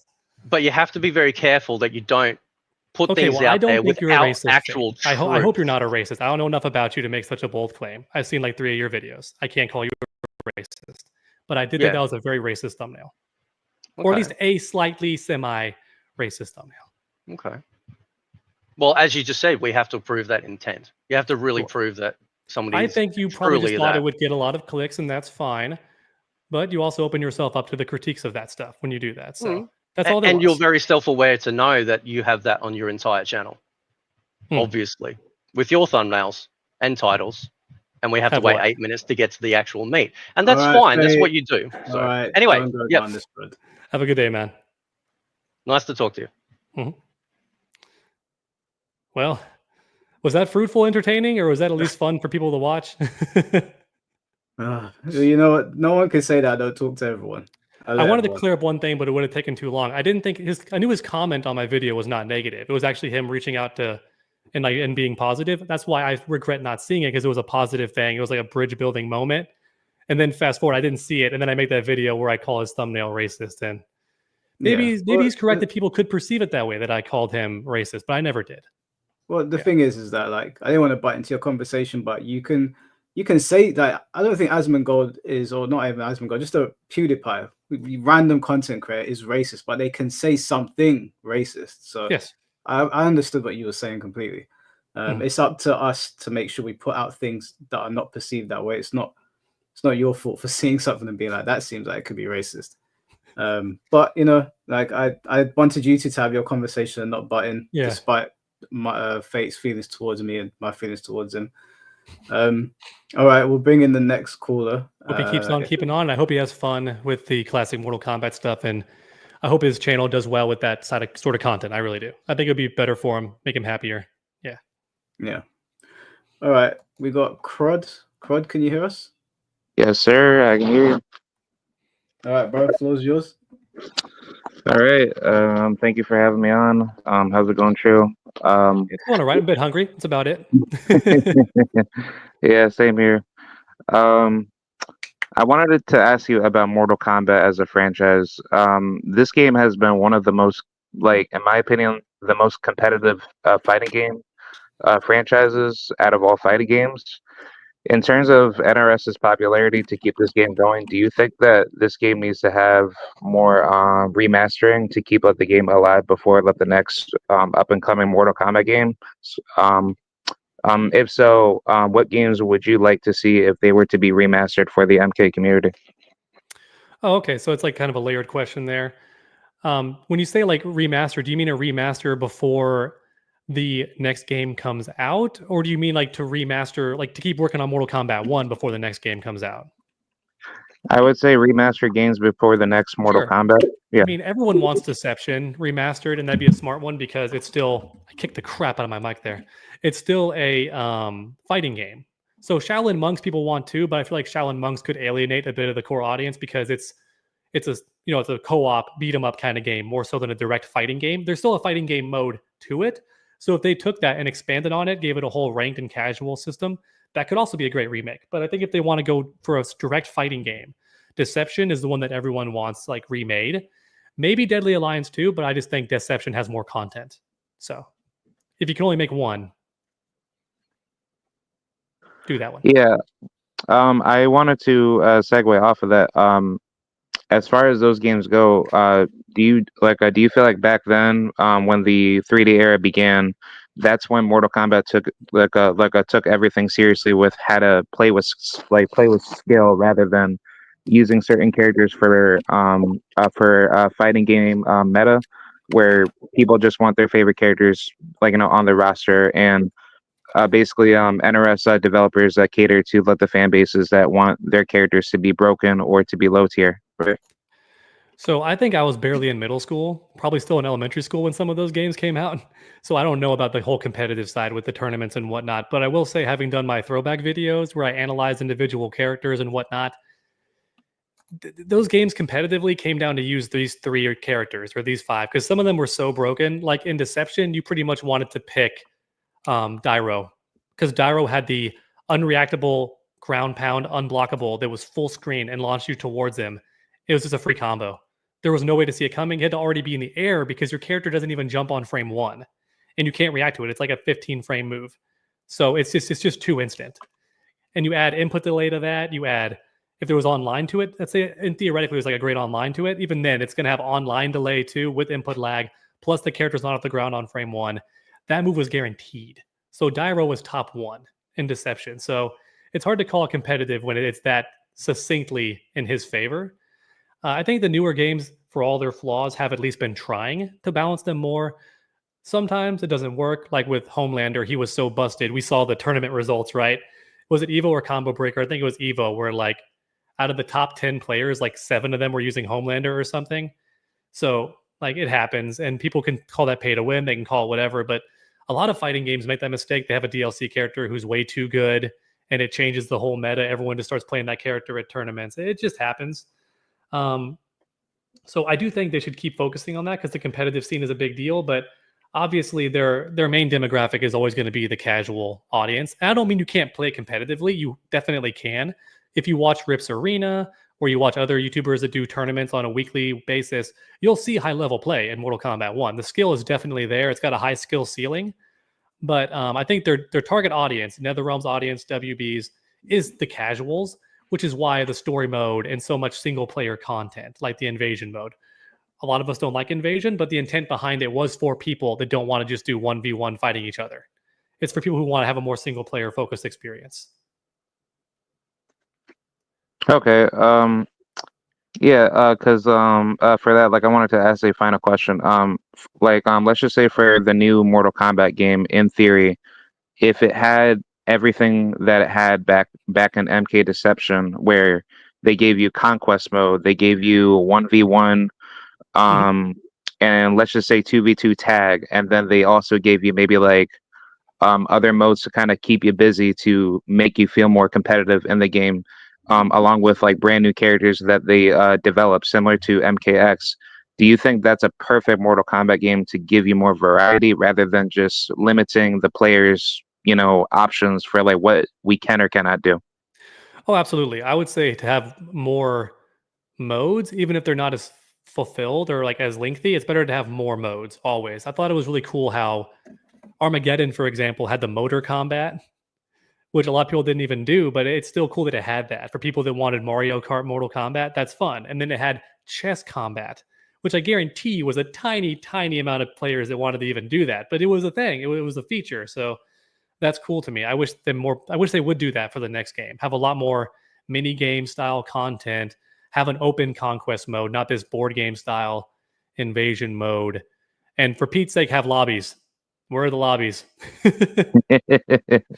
Yeah, online lobbies need to come back because back in MK9 and MKX, like if they had added crossplay back then, Yeah. and even back in like the old school games like MK3 and all that, that would be like the best idea ever. And I can play with you, I can play with Mike, I can Yeah. like basically have more fun every single time I'm logging in. Yeah, you can even get Fade in here. We'll play with him too. I mean, maybe I'd play with him. But so what I think would also be great is like co-op. NetherRealm should think about co-op a lot for the next game. That'd be a lot of fun because one of the main reasons I'm playing Marvel Rivals on almost a daily basis, yeah, it's a good game, but there's plenty of good games I don't play every day. I like Marvel Rivals because me and all my buddies can come on and play it. I think Mortal Kombat needs to do something like that, along with other fighting games. There should be way more co-op style modes. I like fighting my buddies too, but every now and then you want to take your buddies and challenge other people, So co-op's a lot of fun. Yeah, definitely with Shaolin Monks. That game had like the best like a fluid gameplay where if you want to play Scorpion with Liu Kang and then go out on side quest missions and then go up against boss fights and stuff like that, if they add that for like the next up and coming Mortal Kombat game just like that, I would definitely play that. Cool, bro. That's 6 minutes. Thank you for jumping on. I really appreciate it. Yes, sir. I appreciate it, and shout out to you, True Underdog, and thank you for having me on. Thank you, Crod. No, bro. Take care, bro. I'm not gonna lie. His profile picture had me scared at first. I'm like, oh shit. Here's the guy. Here's the guy that's gonna say all the mean things to me. Oh boy, here it comes. So we got Fate out of the way, and to be fair to him, that was fairly pleasant. There was nothing like what I saw in the chat, And I do feel. I mean, I understand him getting his jabs in because in hindsight, I'm kind of like, even though I believe what I said, it feels, or at the time I believed it, it still feels rude to talk about someone when they're not there. So I guess I just won't do that. I think having done this live stream, it's definitely like I've changed my mindset on how I'm going to approach things with other people going forward. Now I think that these live stream formats are probably just better to do with people instead of making videos. So yeah, they seem very good monetarily too. So I mean, they're worth the time. So that's good. Yeah, well, I mean, monetarily, most of them get demonetized, unfortunately, because I don't really tell people to not swear, and sometimes people might drop the F slur when they're talking, or a couple too many F bombs, so I get the yellow check mark. One of the videos I got a warning on, but I was like, it's fine, it's the nature of the beast. I've heard Super say that he will be honest right away, and when it asks you what's in your video, he just straight up says there is swearing, and that keeps him from getting demonetized. So you could try that. I think that's just amazing. I don't think that's how that works. Maybe he's just lucky. I don't think he's lucky. I try it all the time. They demonetize so many of my, not demonetize, they give them the yellow check mark, and I don't know how badly that affects it, but I've heard it's pretty bad. But at the same time, if I'm like trying to police people's words, I think the quality of the show would be hurt. So yeah, it is what it is. Yeah. All right, we've got the next person in here. We've got C4. You hear me, bro? 1 2 1 2. Yeah, we can hear you. Hello. Yeah, yo, what's good? I've got 3 questions. I'll try and be quick. If I sound rude, that's not the reason. I'm just respecting everyone's time. No worries, bro. The first one is for True Underdog. I jumped in a bit late, but I heard you say something about natural diversity and false diversity. I wanted to know, what's the symmetry breaker between natural and forced? How can you tell the difference between the two? I would say mainly if it's a new character, it's not forced usually, but if it's a changing of an existing character, that feels forced, because I think most existing fans would not like that change. So, like the new Spider-Man, Miles Morales. Well, Miles is brand new. He's great. But then they took Norman Osborn and shifted him, and people were kind of like, why is Norman Osborn a different race? And that's a different timeline, so you could argue they just want to make it different or unique, but I feel like that's more leaning towards forced diversity than just adding a new character. Yeah. Okay, I'll say that the same, because Miles was a new character. He didn't have to be black. But yeah, I was just wondering, because when you brought up the Teen Titans, I think at the time you can't tell if it's forced or new, where something like the X-Men, the second X-Men team was forced. Oh, yeah. Because the first team was all white people, and then they put was it? Storm, Colossus, was it Thunderbird, Nightcrawler, all people from Wolverine. But yeah, I just wanted to know if there was like a had to represent the world, okay, in the X-Men for some reason. But yeah, that was the first question. It's not a big deal. The other question, this is to Mike as well. It's a pretty short one. Do you care about the influence you have on your fans? Does it bother you if your kind of opinion or something rubs off on them, and then they kind of like push that talking point? Does it bother you as an influencer? I know that word's kind of cringe, but it is what it is, man. I don't know what to tell you. Yeah, you create content and you influence people's opinions. So yeah, I think it would bother me. Well, and this is going to sound like kind of dumb, because it would be my intention if I did it that way. But if I worded something in a way, like for example with True Underdog, where we were talking today, and what I said upset him when I didn't have grounds to say it, that something like that, I'd go out of my way to apologize, like I did, and try to make people see it from my point of view. That being said, as your audience gets bigger, you can't control what people are doing. So if someone misinterprets what I'm saying, I'm not going to feel bad for them taking something that I've said out of context and going and spreading it. I will try my best as somebody with influence to try and set things straight, which I've had to do on Twitter a couple of times, and tell people to leave certain people alone. I don't know. It's a case-by-case basis. Yes and no. Like, I can't control all 18, 19,000 people that are subscribed. But if I say something that is incorrect or is going to push hate towards somebody, like what I did with True Underdog, then I'll say sorry and try to push everybody in that direction. Okay, cool. Same to True Underdog. Yeah, I've seen both perspectives on this, where I do try to start by saying, hey, everyone watching this video, don't go after this person, don't go after any of these people that I'm talking about. But I've seen big creators say the opposite, where it's like they're only saying that because they want to cover their butt. It's not like they believe it should be implied when they say something that it's what they said. And it's just their opinion, and it's not an endorsement to go after somebody or hate them because they never said to do that. So they believe it's ridiculous to even have to put that little disclaimer at the start. So I understand both perspectives. For me personally, I do try to say, like, guys, don't bother these people. Don't go after them. This is just a video. It's just for entertainment. And also, I don't hate these people.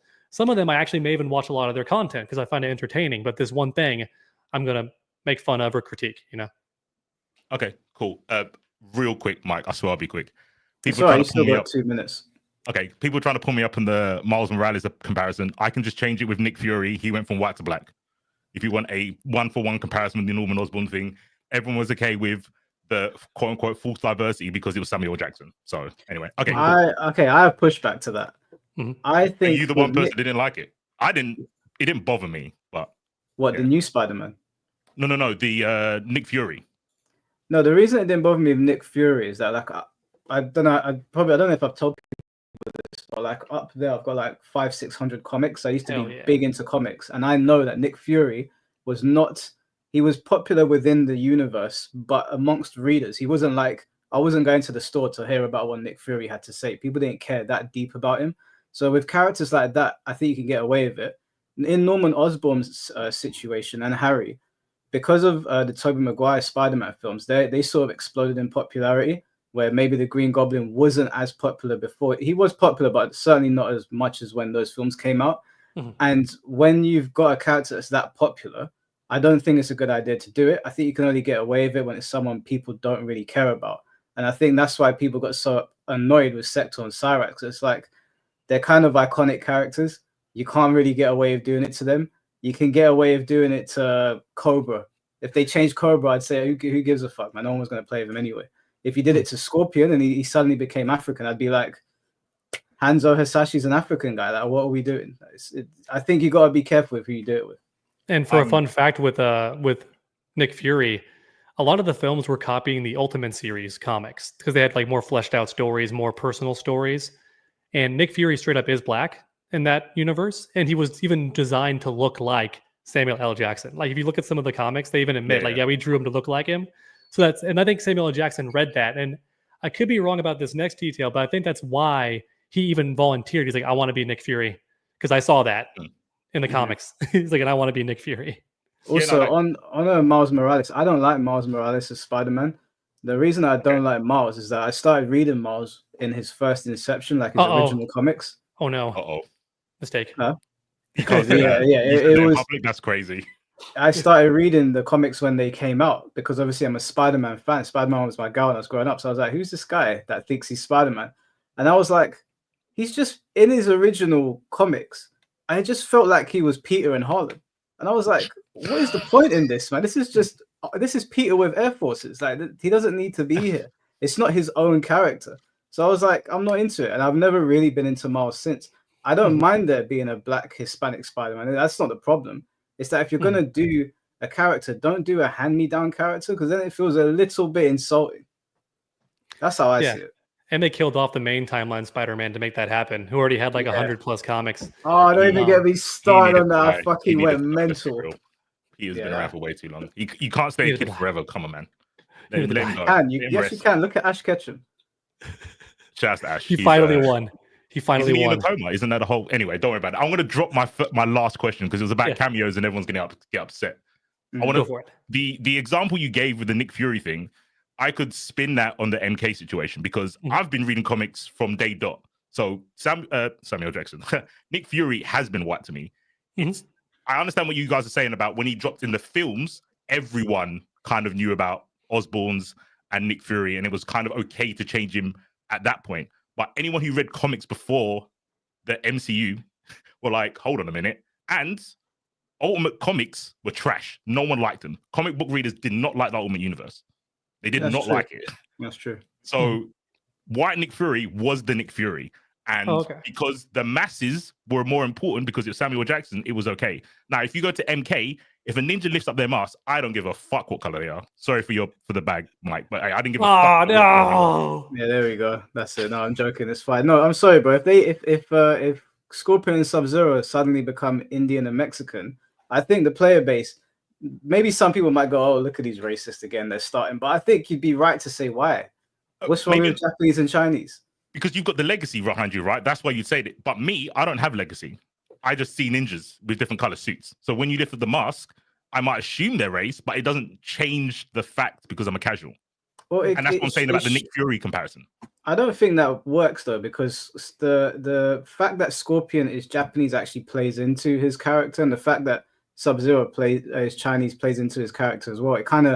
It's that whole like China versus Japan thing, the Lin Kuei and the Shirai Ryu. I don't think it really makes sense to race swap them and then have them in the same clan. I mean, they swapped out Scorpion, who is now Chinese in the games, but he's in a Japanese clan. And I know he named it after his wife, but I'm just a bit like, why? What was the point? Everyone liked Hanzo Hasashi. It's an unnecessary race swap.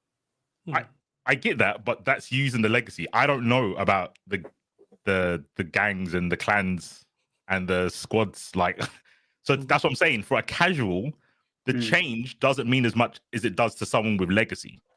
That's what I'm trying to get across. I hear what you're saying.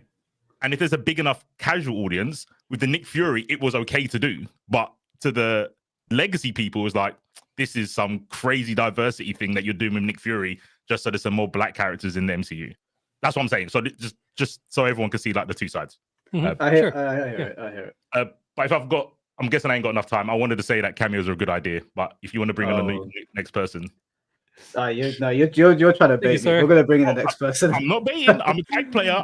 All I do is assist. But yeah, go. If I'll call it another time, innit? Yeah, we'll talk about that. I appreciate one more warrior on the pro side of cameos. We need more members. Oh, genius idea. WWB. All right, in a piece. In a bit.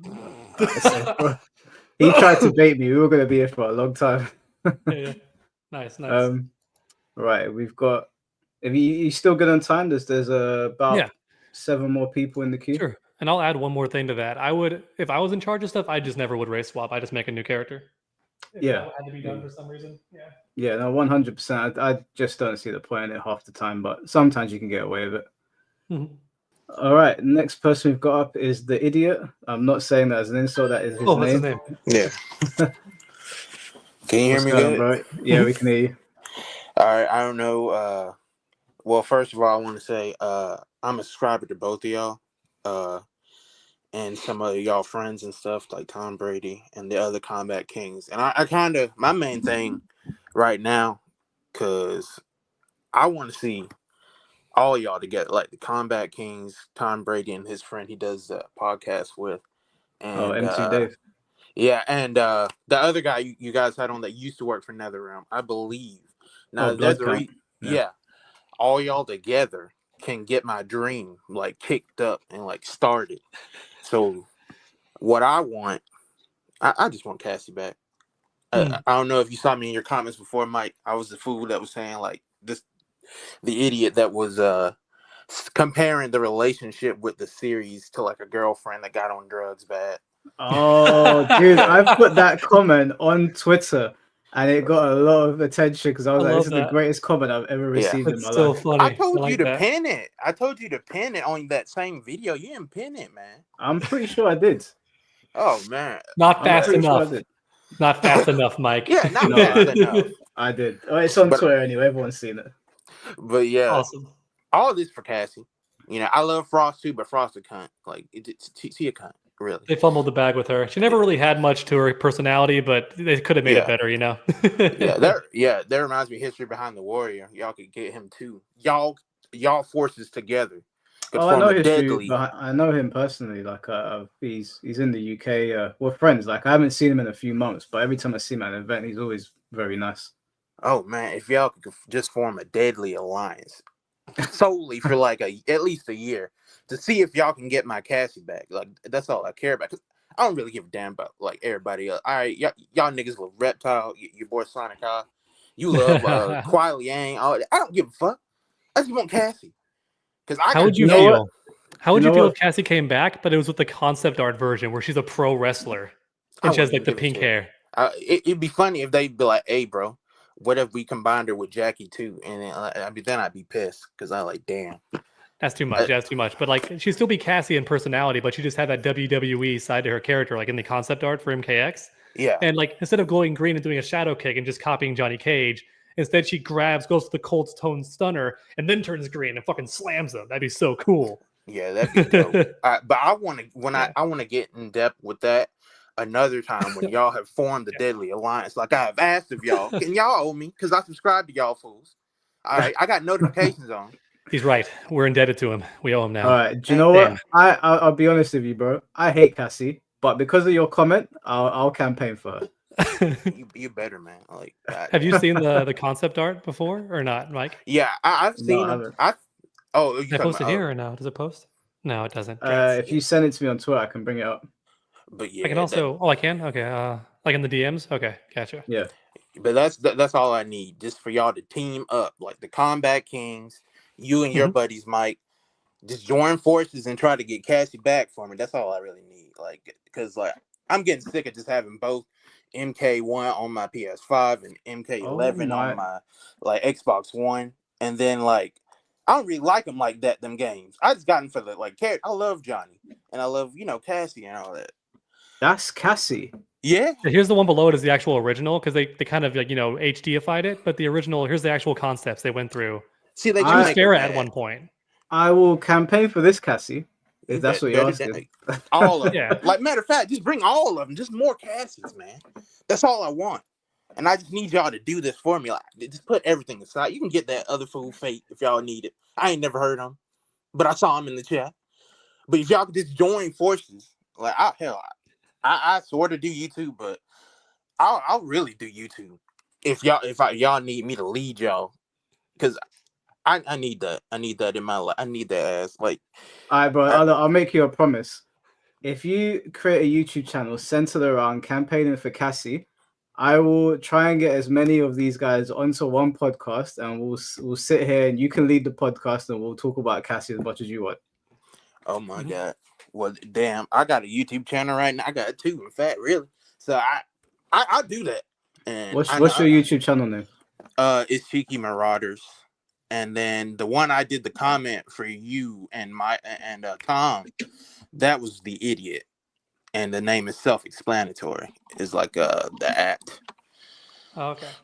But yeah, I love y'all, man. Like, we're gonna do this. This is gonna be the year that she gonna come back to me. Somehow we gonna get Frost too. We're gonna fix her up right, and we're gonna do this shit. All right. See, now I got something to look forward to. See, I was depressed before. I didn't got my boys. Nice. Okay, I think I found your channel. You does it say hi if you're into gaming or anime? Yeah. Okay, cool. I gave you a sub. I will post your your channel in my Discord. All right, man. I'm gonna go ahead and let y'all go to the next guy. But I love y'all.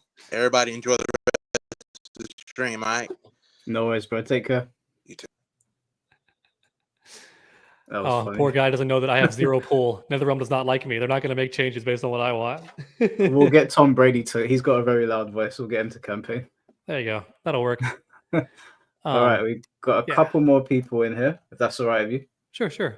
My only gripe with Cassie Cage was that she does feel redundant. She's just Johnny Cage again. But if you could make her more unique, like the WWE one, then it's like, okay, now we got this. Yeah.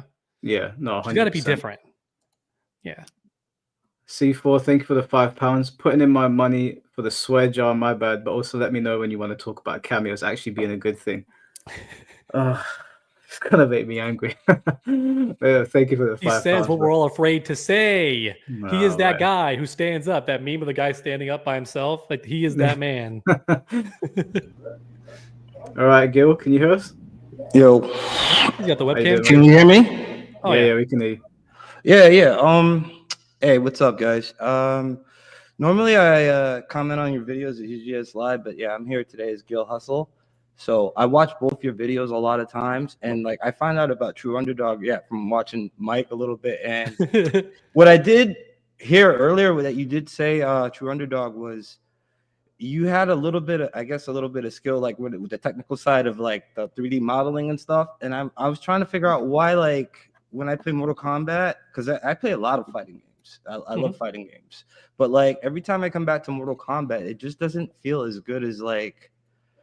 Like I guess somebody was saying like the old arcade games, like when they went to 3D and stuff, it's like, I don't know why I can't get into it anymore, because like you could play like Street Fighter. They have all the same type of moves and animations, but it flows the same way. But when I play Mortal Kombat, it's just, everything just feels like it's kind of like Tekken, but it's not Tekken. Like I think you were saying that earlier, and it's real slippery. Like I'm trying to figure out like what's the deal with that, like like when they're designing the game, why can't it be like the other games basically? Like I've been very open in voicing my displeasure for how NetherRealm changes the inputs in every single game. Sub-Zero's ice ball is always a different button. Like it's down forward 3, then it's down forward 1, then it's down forward 2. Like they can't even keep that consistent, and like the way they function is also always different. Which I guess to some people, they might like that because it means that every game feels very different. But I also understand what you're saying, where if you want to play Street Fighter 7, whenever it comes out, you already know how to play Ryu. Tatsu is down back kick. Shoryuken is the dragon punch Z motion into punch, right? Hadouken, down forward punch. Like, you know that already. But with Mortal Kombat, you never know. You have to relearn it all over again from square one. Like, start over. Yeah, and it's like I don't know, like even the jumps and stuff. Like when you look at the old games, I don't know, they don't have as many frames, I guess to say, Yeah. like when they're doing stuff, and then Street Fighter can do it so well where like I can jump and just feel my timing is just always there, but like MK, I can't feel it like at all. Like Yeah. I sometimes I don't even know if I'm hitting the other person or they're hitting me. Like when I Yeah. play. There's a And I couple of think reasons for that. There's two that I can think of that are big problems. NetherRealm, for whatever reason, is very lazy and won't make hitboxes. Instead, they do what's called a mesh collider. So every Oh. character has a 3D model, right? They make the model the actual hitbox instead of just giving an actual box around the character. Do you know what hitboxes are in Street Fighter? How it's like a little box around their arm and stuff? Yeah. NetherRealm doesn't do that. They just use their actual character models, which means it's really easy to accidentally miss like all the time because where their actual arm is. Whereas if they just made a real box instead, it would be consistent, but they don't do that.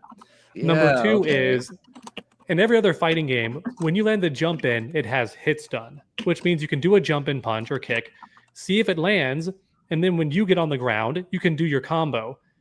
Mortal Kombat games, NetherRealm games, sorry, demand that you dial in the input before your feet even touch the floor. Yes. Otherwise, it drops. I don't get why they do that. It's always bothered me. I hate it. I've openly talked about it. The problem is it's so technical that a lot of casuals go, "What are you talking about? You lost me right there." And I'm like, well, like to them, I think like they just get used to doing it all the time, and then like even if the person's blocking, they just do out the whole string. You know what I mean? But that's what it feels like if I'm playing the game. It's like I got to do it no matter what, like you're saying. Otherwise, like I'm not gonna get my hits. Yeah.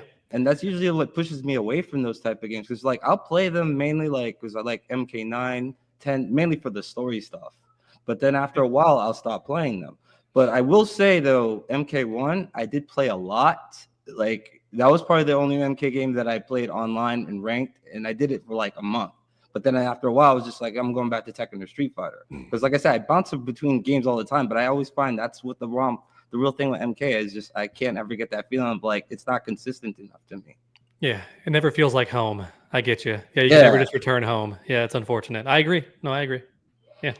Outside of that, I was wondering if you both knew too. Like, I knew in the past, the director of Dead or Alive, Itagaki, way back in the day, like especially MK3, he took a lot of inspiration from how they did the tier when they shifted tiers in those games. I was wondering if you guys were aware of that little factoid, like that's why Dead or Alive and stuff got those type of things.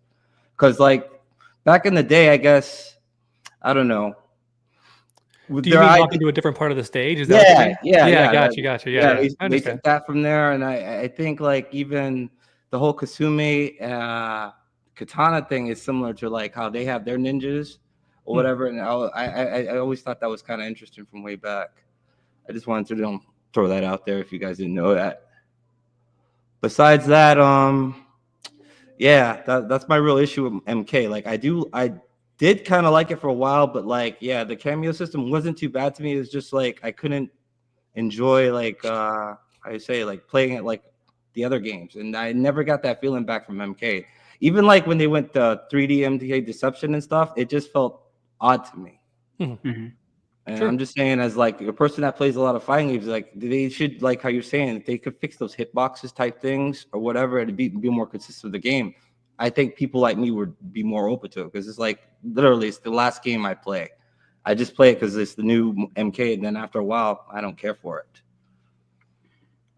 That's typically how it goes with Mortal Kombat, unfortunately. Hopefully, they can create more legacy going forward, but they got to start again, I guess. I don't think going with cameos is the best. I know some people like it, but I don't think going with it is going to do good for sales if they do it again. Yeah, no, it probably would not. They won't do it again. If they do, they're foolish. My only real issue with cameos was like there were some characters that I would want to play that are only blocked to cameos, and the only character I played in MK1 was Scorpion because I didn't like anybody else. No, I hear that, man. Well, we'll see what happens. I hope that they adopt the MKX framework or they go back to 3D.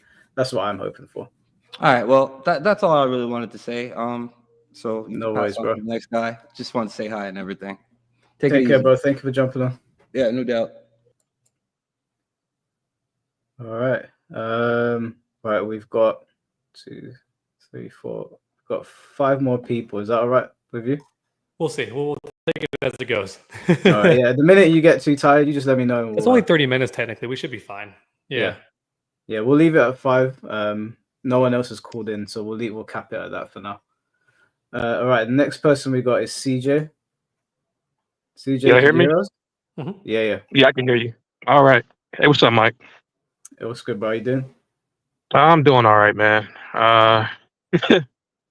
Yeah, man. I had a couple of questions for a True Underdog. Mm-hmm. It actually pertains to the sequel, the Mortal Kombat movie. Based on what you've seen, I don't know if you've seen what Todd Garner posted as far as the environments and the props and the costumes of the characters. Do you have any hope for the sequel? Oh, yeah, there's always hope. You're always allowed to hope.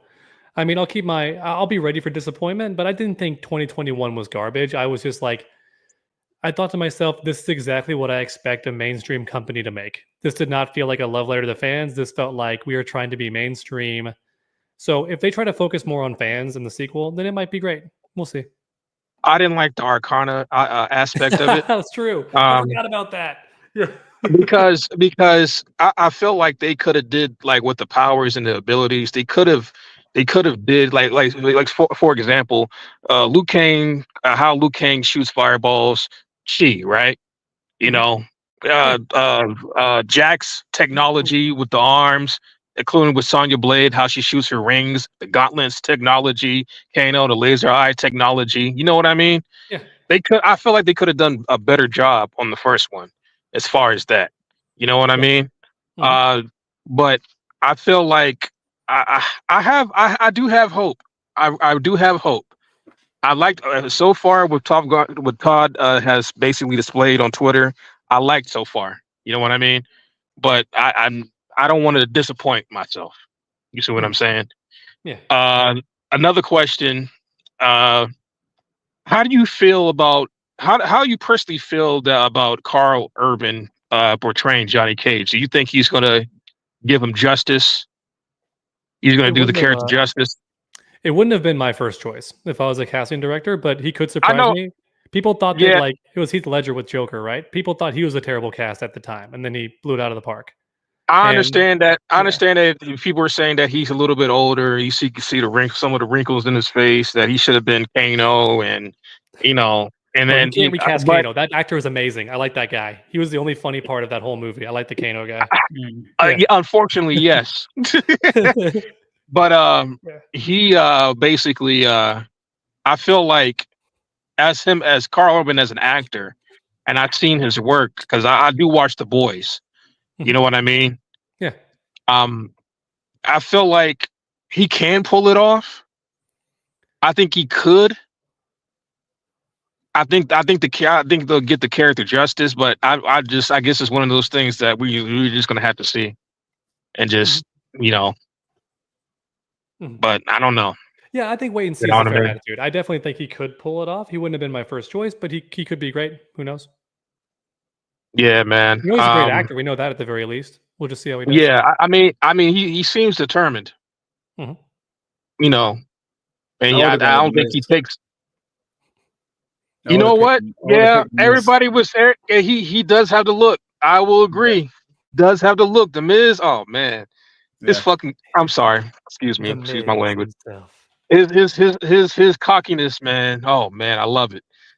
But yeah, man, we're just gonna have to see. I guess it's one of those moments where you're just gonna have to see, man. But the last question, I guess, is that what is your ideal Mortal Kombat game? What do you like as far as the characters that you want to see? As far as the gameplay, do you want it to be the same thing by relearning the character, or do you want it to be a legacy type of thing? From your own opinion, what would you like for NetherRealm to do as far as for the next Mortal Kombat game? I had this idea in one of my videos. I think it would be cool to do a full-on tag team. And I know they don't want to abandon the new era immediately because that could look really bad to just like abandon it in one game. So this next game could have a literal merging of timelines, kind of like what MK versus DC did, where it's like split down the middle, the realities. And so you have like old era Hanzo, because most people prefer old era Hanzo, but you can still keep like Kuai Liang Sub-Zero and Bihan Sub-Zero because they could play differently, you know? Yeah. And you could have New Era Reptile because most people like the New Era Reptile. But you could bring back like original Melina that I think people miss. They miss like the crazy ravenous like Melina who's just sadistic, you know? And of course, bring back Shao Kahn, no General Shao. Like, what was this? You know, that could be fun. I ain't gonna lie to you, man. Like we all thought that was an Injustice 3 thing because he does look like Steppenwolf, man, with that axe. Like he was a splitting image. Like I said it before. I feel like I said it before anything else when the game came out. So like, but it's crazy, man. I feel like I understand the take about Liu Kang and his universe and everything like that, but it's taken away at the same time it takes away what makes Mortal Kombat Mortal Kombat. Yeah, like everybody knows that Hanzo is Scorpion. I think what they should do is, you know, at the end of the beginning of MK9 where Shao Kahn is about to hit Raiden over the head with the hammer and he goes back in time. Just go back to that moment and have somebody run in and save Raiden, like block it. And just continue the story. Just I don't care how you want to erase them. I don't want to deal with another timeline reset. So just go back to a pre-existing. I don't think anybody does at this point. No one wants to deal with another. I don't want multiverses. I want my original timeline with my original Melina and Hanzo. Just save Raiden. Don't go back in time. Build from that. That's what I would. I think they should just hit like go all out for real. They should be like a Smash Brothers type of thing where you have every move for each character, every finisher, everything. Just don't hold back. No, because then it's gonna be a broken mess, bro. I don't know, man. I think well, broken is fun. It can be. Yeah, I mean it can be if we more like broken is fun. With your buddies. But me, I think Mike want to see like more balanced tournament gameplay. But I'm whatever they make, I'm not in control of it. I'll just take what I get, I guess, and then I'll hate on it. Like it. Yeah. Because you know how NetherRealm does, man. So sometimes, like when people talked about MKX, about how it's nothing but 50-50s and it was too much, it was too aggressive. Okay, and then they said, okay, we're just gonna tone it down on MK11. It's more, it seemed more balanced and everything else, and now everybody's talking about how slow it is and you know the movement speed and everything like that, and how the characters are limited. I mean. Do you know what the problem is? NRS doesn't know where to find the balance. They go to the extreme every time. So they'll either go insanely crazy or it'll be super tame. And there's no like in between with them. They don't know where to find that in between section because Tekken can get crazy, but Tekken has a healthy in between. MK like that shit crazy or boring? Well, like Blood Clown said, well, they hired people, right? That doesn't have the passion and the drive or the experience of doing fighting games. Yeah. So that could be that is the case. If that's the case, then I thought I knew everything, but you're talking about an ex NRS developer. Well, and I listened to him. No offense with Tom Brady. I basically listen to him over Tom Brady because he's the one that actually worked with NRS. You see what I'm saying? Yeah. But yeah, man. All right, well, that's it, man. Because I think TrueUnderDawg's running short on time. So okay, all right, man. Good talk, man. All right, bro. Take care. Yeah, you too, man. All right. Next person we've got is Izzy. Izzy, can you hear us? Yo. Can you hear me? Yeah, we can hear you, bro. Go for it. What are you saying, Mike? You good? Yeah, all good, bro. How are you? Yeah, I'm good. What's up, TrueUnderDawg? I'm doing all right. Good. I'm doing all right too. Hope you're doing good. It's already starting. I'm already starting to unravel. Yeah. What's good, chat? But yeah, I just have a couple. Excuse my sore throat. I got a bit of a cough, so sorry about that. But I got a couple notes here and a couple questions for you. Well, maybe not questions, but just a couple of things I want to say because I'm also a content creator. Albeit I'm pretty small. Like I make YouTube videos and I'm on Twitch too. So yeah. But I guess the first thing I want to say is I have watched your videos in the past, and they were good, but I think just one criticism I do have is like, just tone down the clickbait. But I understand why you do it, of course. You need to get that money and those views, right? But I'm the type of person who values his time, right? Like the saying time is money. But yeah, I guess that's the only like criticism I have. I guess Sure. I don't know if you'd call I'm trying to wean it in a little bit lately. No, yeah, of course. But yeah, I do like appreciate you coming on because I've been like when you're on camera you kind of skew your personality, if that makes sense. I'm trying to be energetic, yeah. No, I'm not saying you. I'm saying like content creators in general. Oh, okay, yes, sure. Like their like on camera personality isn't the same as their real life personality. You get what I'm saying? Like, sure. Most people, yeah, unless they're like recording all the time, in which case it's probably them because they're just exhausted. They can't hide it no more. Yeah, exactly. But yeah, like I said, Mike, I went back to Mike's video that he reacted to you where he said quote unquote MK1 haters were dumb, right? The one that we were talking about earlier. Yeah, I think. Yeah, I went back to that video just to make notes. Yeah. And I don't know if you're aware, but MK9 on the PC has a mod called Trilogy Edition. Okay. That actually has a lot of like balance fixes and stuff. I think MK Rio has a trailer on it on his nice. channel. Does it have online too? I'm not sure because I'm not on PC, but I am planning to switch to PC just to download the mod and check it out. Like I really do want to check it out, but I've seen the patch notes too. Oh, cool. It's fun. From what I've read, it sounds like they buffed my boy Reptile, so nice. That's a win-win for me. But Mike, you were saying the tag assist moves, if some of them are too overpowered, just change the properties.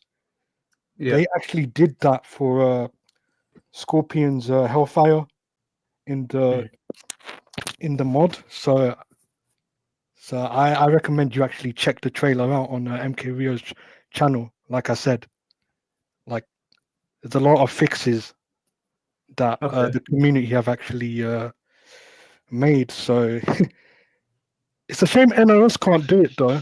It's like they're too, busy working on a new game and whatnot, blah blah blah. Yeah, we'll see. We'll see how it goes. They might do a tag game. Who knows? No. I'd love that. Just, of course, but like Mike said, they go to the extremes though, so they may like see the reaction to Cameos and think, oh, people never want more than 1v1. Yeah. They might just go all the way back to 1v1 because they might overreact to the Cameo situation. But we'll see.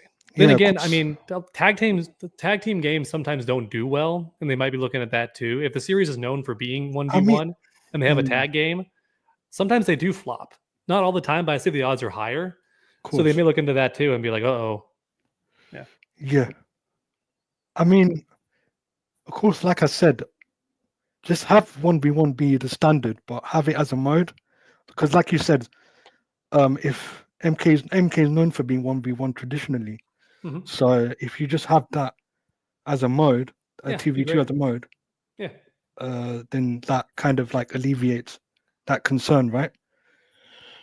We talked about that, yeah. I mean, that could be fine. I think that'd be one of the coolest things to show us in MK1 also, to just be like, hey, we've been working on it this whole time in the background. Here's a tag team mode. Is it going to happen? I don't think so. It'd be awesome though, but I don't think it's going to happen. Actually, yeah, there was one thing I wanted to say about what you just said. There was a tag team mode in MK1. I don't know if you know of this mod called Ermaker. Oh yeah, I know about this. Yeah, how it's actually in the game. It's just cut Yeah, off to us, but you it can was just can cut mix off. it. Yeah, they just cut it out, and I'm like, come on, man, you had a working tag team mode, and you didn't even. Oh my god, such Alright, wasted Izzy. potential. That's been 6 minutes, bro. Yeah. I also just one last thing. I just want to say, if you're going to criticize NetherRealm, please be a bit harder, because I feel like, you know. All right, where's my belt? Hard enough. Where's that belt? I'm getting it. But yeah, Daddy's belt coming out. Izzy, the one thing you gotta remember is that not everybody levies their criticisms the same. Some people are really harsh in the way they talk because of their No. personalities, No, of and course. some people aren't. So, you can't really, like True Underdog does his things the way he does them. And some people say to me, Mike, you're way too over the top. No, But of it's just course. my personality, So, I mean, even I guess like, because I'm. Well, I hear what you're saying. I understand. I could be more critical without being rude about it, but just be more critical. Yeah. I'll try. We'll see. Because my personality is like, I treat people accordingly. Like, if you're good to me, I'll be good to you, kind of thing. So that's probably where that quote unquote criticism came from, that last statement. But yeah, I do know you brought up, the Africa thing, where they sell the game in Africa and there's no servers there. I much respect for that, because Africa, the MK community over there is really, really big, believe it I or imagine not. so. Yeah. Yeah. But True Underdog, just want to say I appreciate your work. You're a nice guy. Much respect, bro. And Mike, thanks for having me on. no worries, bro. Well, have a good one, bro. You too, man. In a bit. In a bit. Have a good weekend. Right, we've only got a couple left. One of the people that was calling in, or was going to call in, is Tom Brady. Are you okay speaking with Tom Brady? Yeah, okay speaking with Tom Brady. Yeah, I love his okay. Sub-Zero gameplay back in MK9. It was awesome. Yeah. All right, awesome. All right, well, Tom, if you can hear, you've got the link, so you're more than welcome to. While we're waiting, we've only got a couple more guys left. But to the people that are saying, wait, there's super chat coming. Oh, Stevens, thank you for the $5. For as much of an issue as it was with me, I'm surprised people don't bring up the lack of character-specific rankings. That would be cool. Like, yeah, so like if it shows like how many people are playing this character, or like the top ranked players are using who. No, I agree. I've always wanted that feature in all stuff. Yeah, it would be nice. I find if it they had that. fascinating. Yeah. Even the Warrior Shrine, like I don't mind the Warrior Shrine. It's just the fact that it was blacked out for a whole year, and then they were like, "Oh, this is the big mode that was blacked out." And I was like, "That's like a day one mode, bro. What are you guys doing?" It is. It is a day one mode. It doesn't even show the statue of your character. I'm like, man. But then someone pointed out, well, if they showed the statue of your character, the top 5 would all be Johnny Cage's. And I'm like, oh shit, you're probably not wrong. All right, next person we've got is Alex. Alex, can you hear us? Yes, I can hear you guys. Cool, bro. Floor is Alex, yours. the great one. Yes, I had a question. I guess it's for both of you guys. So, y'all were talking earlier about like Shaolin Monks. I know most people, when they think about the Shaolin Monks game sequel, they want it to be more for like Scorpion and Sub-Zero. I know there was like a revitalization. I'm a fan of like the Neo games, even though I do kind of feel they might be a little too anime. And then I know there's the obliteration techniques. Would you mind if they had outsourced a game like that to another company, like say Team Ninja? Yeah. I don't think NetherRealm has to be the one to make all the games. Because I think Team Ninja probably would do a decent job. I mean, if they, NetherRealm would of course guide them, especially on how to do fatalities. Because I'm not a fan of the Neo's anime aesthetic on obliteration techniques and some of the beheadings, but I think they could do a good job. Mm-hmm. And I've always said that like that style of game for Mortal Kombat could be super fun, or like a Dynasty Warriors kind of game could be fun too. But like Mortal Kombat could be fun, and I don't see why NetherRealm has to be the one making all of it. Okay, that was pretty much my question. I'd give it to RGG. Let RGG take the reins, see what they do with it. There you go. Yeah, sure. I mean, I think it's great. Good idea. Was that your question, Alex? Yeah, that was pretty much it. I mean, I guess there were some other things. I guess one thing I guess I could add was like the aesthetic of the Mortal Kombat movie. I remember I'm following up with one guy said earlier. I did think that maybe if they just said people like Jax, Kano, and Sonya, they just use technology, and then contrasted that with some of the more Asian Eastern characters. It kind of reminded me of I guess a comparison between Goku and Vegeta. Vegeta, I guess, is kind of a more Western character. He uses English names. His attacks are English. I think in the manga he only uses them one time. Like he just discards his weapons, I guess, quote unquote, after he uses his attacks one time in the manga. Things like that. That would be serve as a good contrast with some of the Mortal Kombat characters have. The Asian characters be more spiritual. They're into ki. They use like hidden techniques and stuff like that, like the old Dragon Ball characters. And then some of the American ones be kind of more like, I guess, Frieza and the Saiyans. They're relying mostly on their brute force and technology. Okay. That sounds pretty cool. I wouldn't be, if it was like a Shaolin monk style, I wouldn't be against that.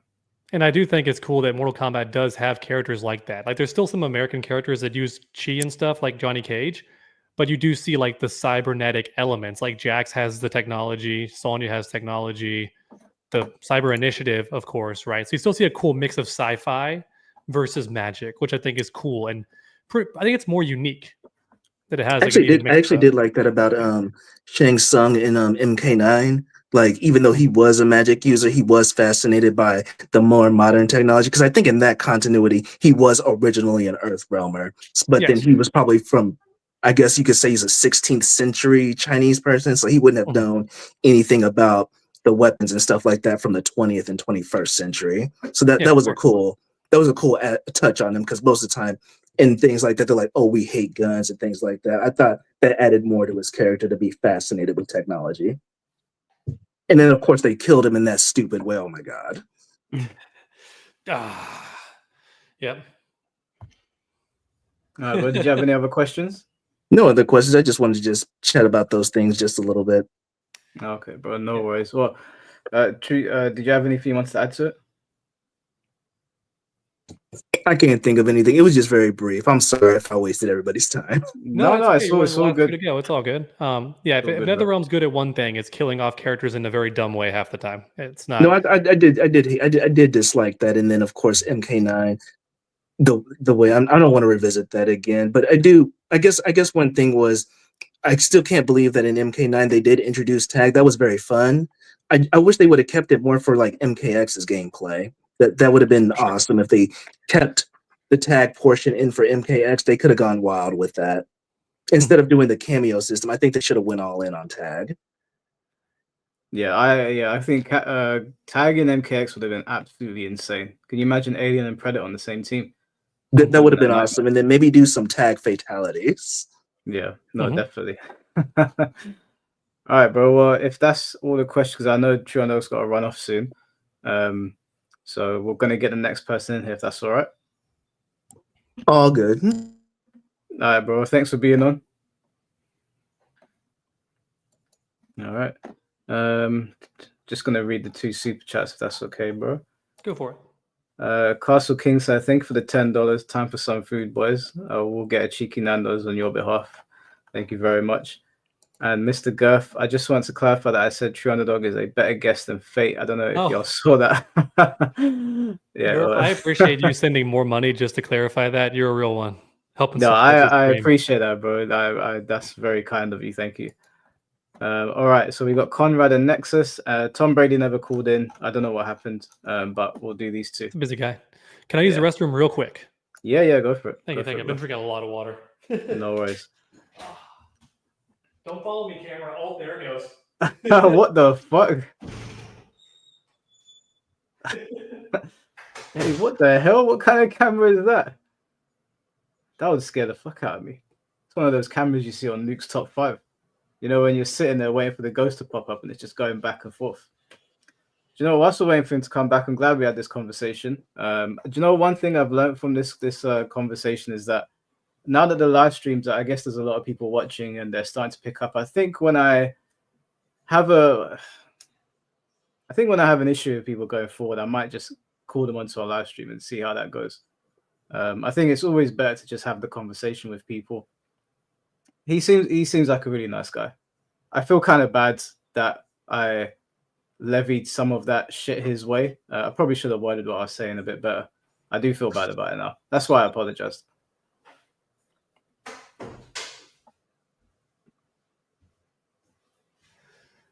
All right. So the next person, your camera freaks me out, dude.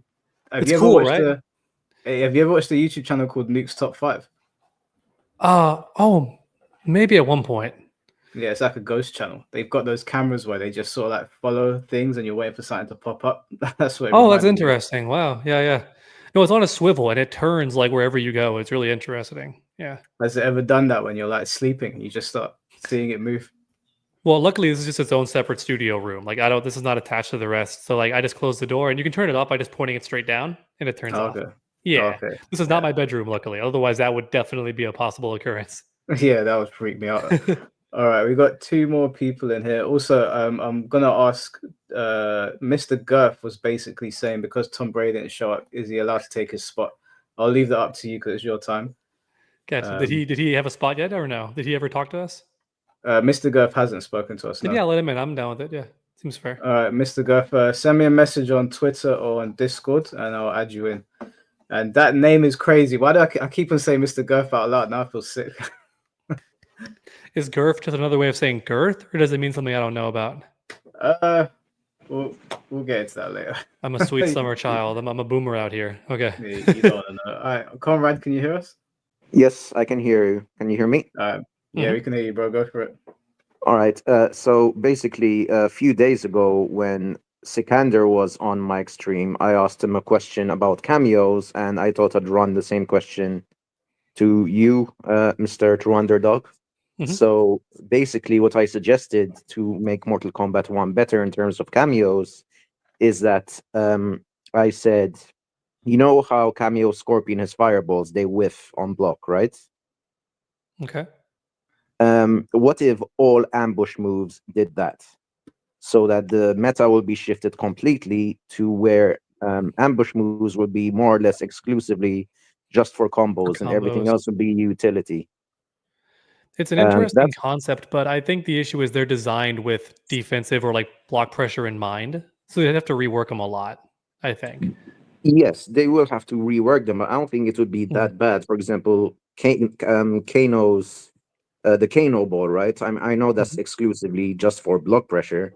Make that a summon, very similar to Sonya's onion ring move. That's one of the best projectiles in the game. Onion rings. I love that you called it that. Nice. Yeah. Yeah. So they could basically make it like that. Also, any other like sector missiles and everything, just make them only come out on hit, kind of like Movado. I know it's a bit of a stretch, but the thing is, it would shift the meta. It wouldn't be rebalancing. So the game Dead by Daylight, that in that game, what the developers do, they don't just rebalance for the sake of rebalancing. They specifically do updates to change the meta, even for stuff which is already balanced. They change it up just for the sake of switching it up, right? Yeah, sure. Do you think NRS could implement something like that in terms of, for example, like I suggested with the changes to the ambush cameos? Anything's possible, because for Mortal Kombat X, towards the end of the game's life, they made a really big overhaul that I personally was not a huge fan of. I understood the vision behind it, but I was not a fan of it. They made it to where armored moves no longer comboed unless you spent an extra bar on them. So you could like amplify it again to get the follow-up, you know what I mean? Like, for example, Predator's EX like lunge attack used to always launch anyway, but they got rid of that. And now if you wanted the armor move to launch, you had to spend an extra bar. So you either armor a move or it's for combo extension. And that was a pretty big overhaul to the game. Every character, like, they relied on that for a guaranteed wake up, didn't have it anymore, or a guaranteed combo extender. So that was a big meta shift. I'm not sure if they'd ever change the cameos in that way. How would you feel if instead, this is one of my ideas, I think that armored attacks should have 2 or 3 hits of armor instead of 1. That way they just blow through the cameo attacks if timed improperly. You'd have to be so perfect with your timing of the cameo that they never escape block stun for even 1 frame. Otherwise, just 3-hit armor attack just comes out. Well, yeah, I mean, look, as long as there was some kind of counterplay to ambush cameo safety, or just push stuff. block. Push block would work too. Just to go full Marvel with it, like MVC. You spend a bar and it pushes the enemy away. That would completely stop their just anything missile to whip break and all up. that. Yeah. Yeah, exactly. Just anything to break up the monotony. Like, say, remember when Movado was coming out, and we saw his flawless block pushback thing, and we thought, oh wow, are they implementing a new mechanic for all the characters? And then it just turned out it was just for Movado. Have every That was a big single. disappointment. Yeah. It was a disappointment because I thought that would solve a lot of issues, not just when it comes to cameos, but escaping, some Kenshi Sento pressure and stuff like that. People will complain about they'll have an answer to Kenshi without having to nerf Kenshi. So, I just think any slightest tweak, I think, could be able to sort out the cameo issue, because that's the only problem with me. I mean, I love the game. I don't really care what anyone says, more or less. Some criticisms are justified, but my only problem is cameos just not being used creatively, just being used very monotonously, just for basic combo pressure. So Agreed. I think any change they could do would be like how you suggested, just anything. I just hope they do some kind of meta switch. They probably won't, I understand that, but I thought it would be great. It'd be interesting if you do the cameo on block instead of on hit, maybe it costs a full circle when normally it only costs half. So it like de-incentivizes using it that way, Yes, exactly. And these are changes that will be very easy to implement. So I really hope they try something. Also, I also want to discuss the what I view as maybe an issue concerning anti-Western bias towards video games. So let's take Mortal Kombat, which is a Western game. Do you think there is an element of bias against a game like Mortal Kombat, because it is not only one of the very few Western fighting games, but it was sandwiched between two very well-known Eastern Japanese games like Tekken and Street Fighter? Do you think there's an element of that which maybe unjustifiably gives the game more hate on a subconscious level when it comes to the players? Anything's possible, but I would never say that. I thought you were going to say like how it's banned in some countries due to all the violence, which it is. I think that MK is still banned in Japan and some other countries. I'm not sure where else because it's just too violent. I didn't know it was banned in Japan. I also know that there's actually a literal word in Japan. I forgot what it's called, but it literally stands for "not made here," which is why for a long time they weren't adding rollback to a lot of Japanese fighting games because it wasn't their technology and they didn't want to use someone else's like tech. But no, I'm not sure if there's a bias towards it for that reason. I'd have to research it, so I can't say at the moment. I don't know. I don't want to say there is when I don't know. I mean, yeah, I was just wondering if you thought anything about that, because I do see it in games to a certain extent. You guys were talking go about both ways, right? Like there could be guys saying like, earlier. "Oh, I don't play Street Fighter because it's a Japanese game, and I don't like that." I could see it going both ways. Yes, but I don't know. I'm asking because when you were discussing Devil May Cry earlier, you mentioned the reboot, right? Yeah. And Mike was like, "Oh, I hated that," and I can understand it, but at the same time, a lot of the aspects, the storytelling, while not the best, because there was that infamous FU scene in it. I'll be perfectly honest, Mike, you're probably going to kill me, but I thought the writing and the character arcs were much better in the reboot than they ever were in, the OG Devil May Cry games. I mean, look, bro, you're hurting my soul. I was your #1 fan with your pineapple and pizza should be a felony, and you've just ruined everything. Mike, let me tell you something. Dante has an actual character arc in that game. You might not like, but he does. In the others, he doesn't. He's just pizza eating lovable Dante in the start, and he's the same at the very end. And That's not entirely true. That's not entirely true.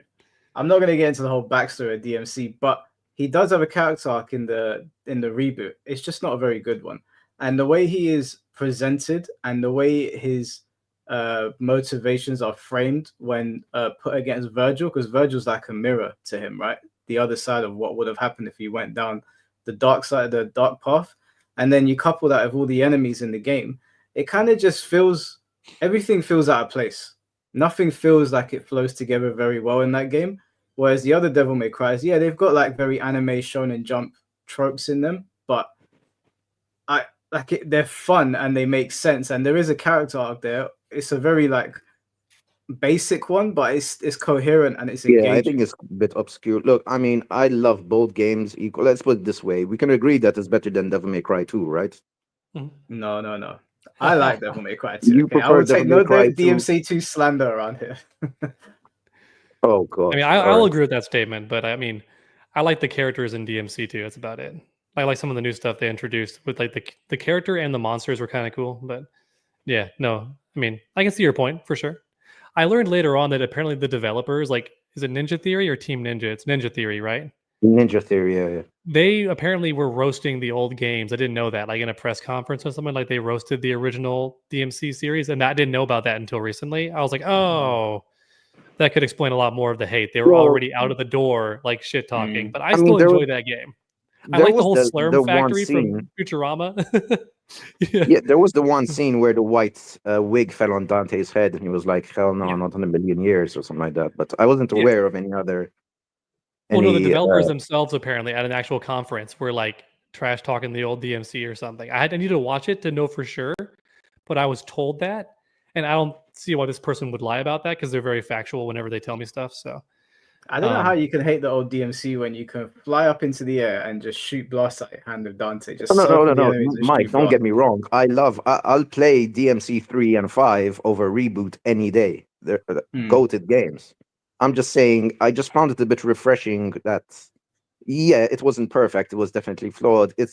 I found it refreshing to give more of a modern written twist to the character, if that makes any sense, other than that, that Saturday morning hero vibe that OG Dante had, lovable as it is. Different strokes for different folks, I guess. Yeah, I mean, at the end of the day, it's all subjective. I just wanted you guys' opinions on it. Last thing, I don't want to be too long. True Underdog, are you a Metal Gear Solid fan, by the way? It's hard to say. I followed the games. I know the plot for the most part, but I think I've only played a couple of games. I've mostly been following like the story, and I do like the series and like what it stands for and all that and the plot. But go ahead, what's up? Okay. I just wanted to ask what you guys think of the, well, mostly Mike, what you think of the remake that's coming out allegedly this year, is it? August 25th, I think. Hell yeah. MGS3 is a very, very special game. I think if you're like, I wouldn't say I'm an MGS fanatic, but I really appreciate the series. MGS3 is my favorite one, closely followed by 4. I'm very nervous, obviously, because 3 is like one of those games you would consider a masterpiece. So I'm nervous to see it come out. One of my best friends, Jamie, he's also a massive Metal Gear fan, and he's excited. But I said to him, exercise some skepticism, bro. I don't think they can recreate that magic, but we'll see. The Silent Hill 2 remake wasn't that bad. I still prefer the original, but I'm skeptical. I'm gonna wait and see. I'm gonna buy it because it's MGS, but I'm very skeptical they can recapture. I think that. I'm skeptical for the opposite reason, because from what I've seen, it is exactly pound for pound exact remake and almost no changes apart from a few modern control implementations. I'm actually they're showing us what they know will sell the game, if you get what I mean. Like, we haven't seen the game in its entirety with like a streamer, like say True Underdog was sitting there playing it. We'll be able to see all the nooks and crannies of it, whereas they're presenting us footage that is obviously going to mirror what we saw many years ago to win over those fans. So that's why I'm a bit like, it looks good, but I wasn't born yesterday. I know how these game developers work. Yeah, I hope they mostly remain faithful, but I have to admit I'll be a bit disappointed if they don't add any new features or maybe a new area here and there. I don't know. I'm sure they probably will. I'm very excited about it because I know the story for that game. I've watched people play it, but back in the day when it first came out, I had this immense phobia of like water monsters of any kind, even in video game form. So the fact that game had alligators, I was like, I'm out. Can't play it. Like, I literally can't play it. I'm terrified of like that kind of shit. Now I can tolerate it now. It should be fun to play. And the graphics Don't look worry, so good. they're not very prominent in the game, so you should be able to play it fine. And I've heard that like, they only really attack you if you wear the gator suit, because that makes you less detectable to the regular human enemies, but it makes you aggro the gators, which is funny. Yeah. How did you get on with Arkham Asylum then when you fight Killer Croc? Oh yeah, that was a bit spooky, but luckily I had my friend with me when I was playing that, so it wasn't too bad. When I first played it, I thought it was a really good like set piece. I thought it was really unique and interesting. Then when I replayed it, I saw how hard it is to actually fail at that part, and I'm like, oh, this is one of the lamest, like easiest fights in the whole game. Yeah, it's pretty It's simple. more of a set piece than a boss battle. Yeah. Gives you that intensity. Then you finally fight him in that other prequel game. Yeah. All right, Conrad. Well, we got to get the next people in just to. I know TrueUnderDawg's short on time now, so. All right. We'll Thanks get for you out talking to here. me, guys. No worries, bro. Have a good day. Cheerio. All right, bro. There's only a couple left. Tom Brady said he's going to be here in like 2 minutes. Is that all right with you? Yeah. There's always a couple left. There's always 2 more. You keep telling me this, like, oh, there's 5 more, and then it's like 5 more again, then 5 It's more. because Mr. Guff came in, so technically this guy was going to be the last one. Mr. Guff came in to replace Tom Brady, but now Tom Brady's also showing up, so Cool. it got a bit messy. All right, Nexus, can you hear us? Yeah, I can hear you. What's up? All right, bro. Your floor is yours. Is my audio good? Yeah, it's all good. So yeah, it's a pleasure to meet y'all too. I've been a huge fan of TrueUnderDawg and a recent fan of Mike Hollow. So it's a pleasure to be on the mic with y'all. So quick question: how you feel about like the content creation for like fighting games? Well, specifically like Killer Instinct, Mortal Kombat, and Street Fighter. Well, more specifically Killer Instinct, because that's where because that game has a near dear to my heart. That's the game that really got me into fighting games. So like 2013 specifically. Killer Instinct was interesting because I made a guide for every single character because that was my whole channel back then, was just doing guides. And then when they were done with the season 1 DLC and they had season 2, they overhauled the game completely, which I think probably made it better to most people, but it almost invalidated every single guide that I made. And I was like, oh. And on the one hand, you can make a whole new set of guides, but I think there was already another game out that I was covering at the time, and I didn't feel like splitting my attention between both. Plus, I was in college, so I was like, I can't do this. Yeah, that's the thing though. Killer Instinct is one of those type of games where it's like no matter what they do, the game will always look as like it's almost like it's one of those one of a kind games that you can always look like fond of. Like I love the combo system. Like it's just so niche, but like it's very like unique from all the other fighting games. Like doing combos like free flowing, like that is like amazing. Like especially when you could do like ultra combos. That's the game that sold me ever since it came out. Like I had made a dedicated channel for that, and I don't want to self promote, but there's a lot of videos that be doing them about like ultra combos. Like you could be able to do like almost infinite. Like I mod the game to the point where you could do infinite ultras. Like it's amazing. The fact that it has a sound effect to each hit where you can do like musical strings. Like it is amazing. Like I urge you to check it out. It's just so cool. Yeah, put it in my Discord. I'll check it out. No problem. And for Mortal Kombat, like ever since like the YouTube did like its demonetization thing where you cannot be able to show gore and blood and everything. Yeah, like, it's rough. Yeah, it is super rough to be able to actually make content. You always have to do this blur effect or black and white it and like screen cap it. It's like it's so weird. Like how did that affect you when that came out?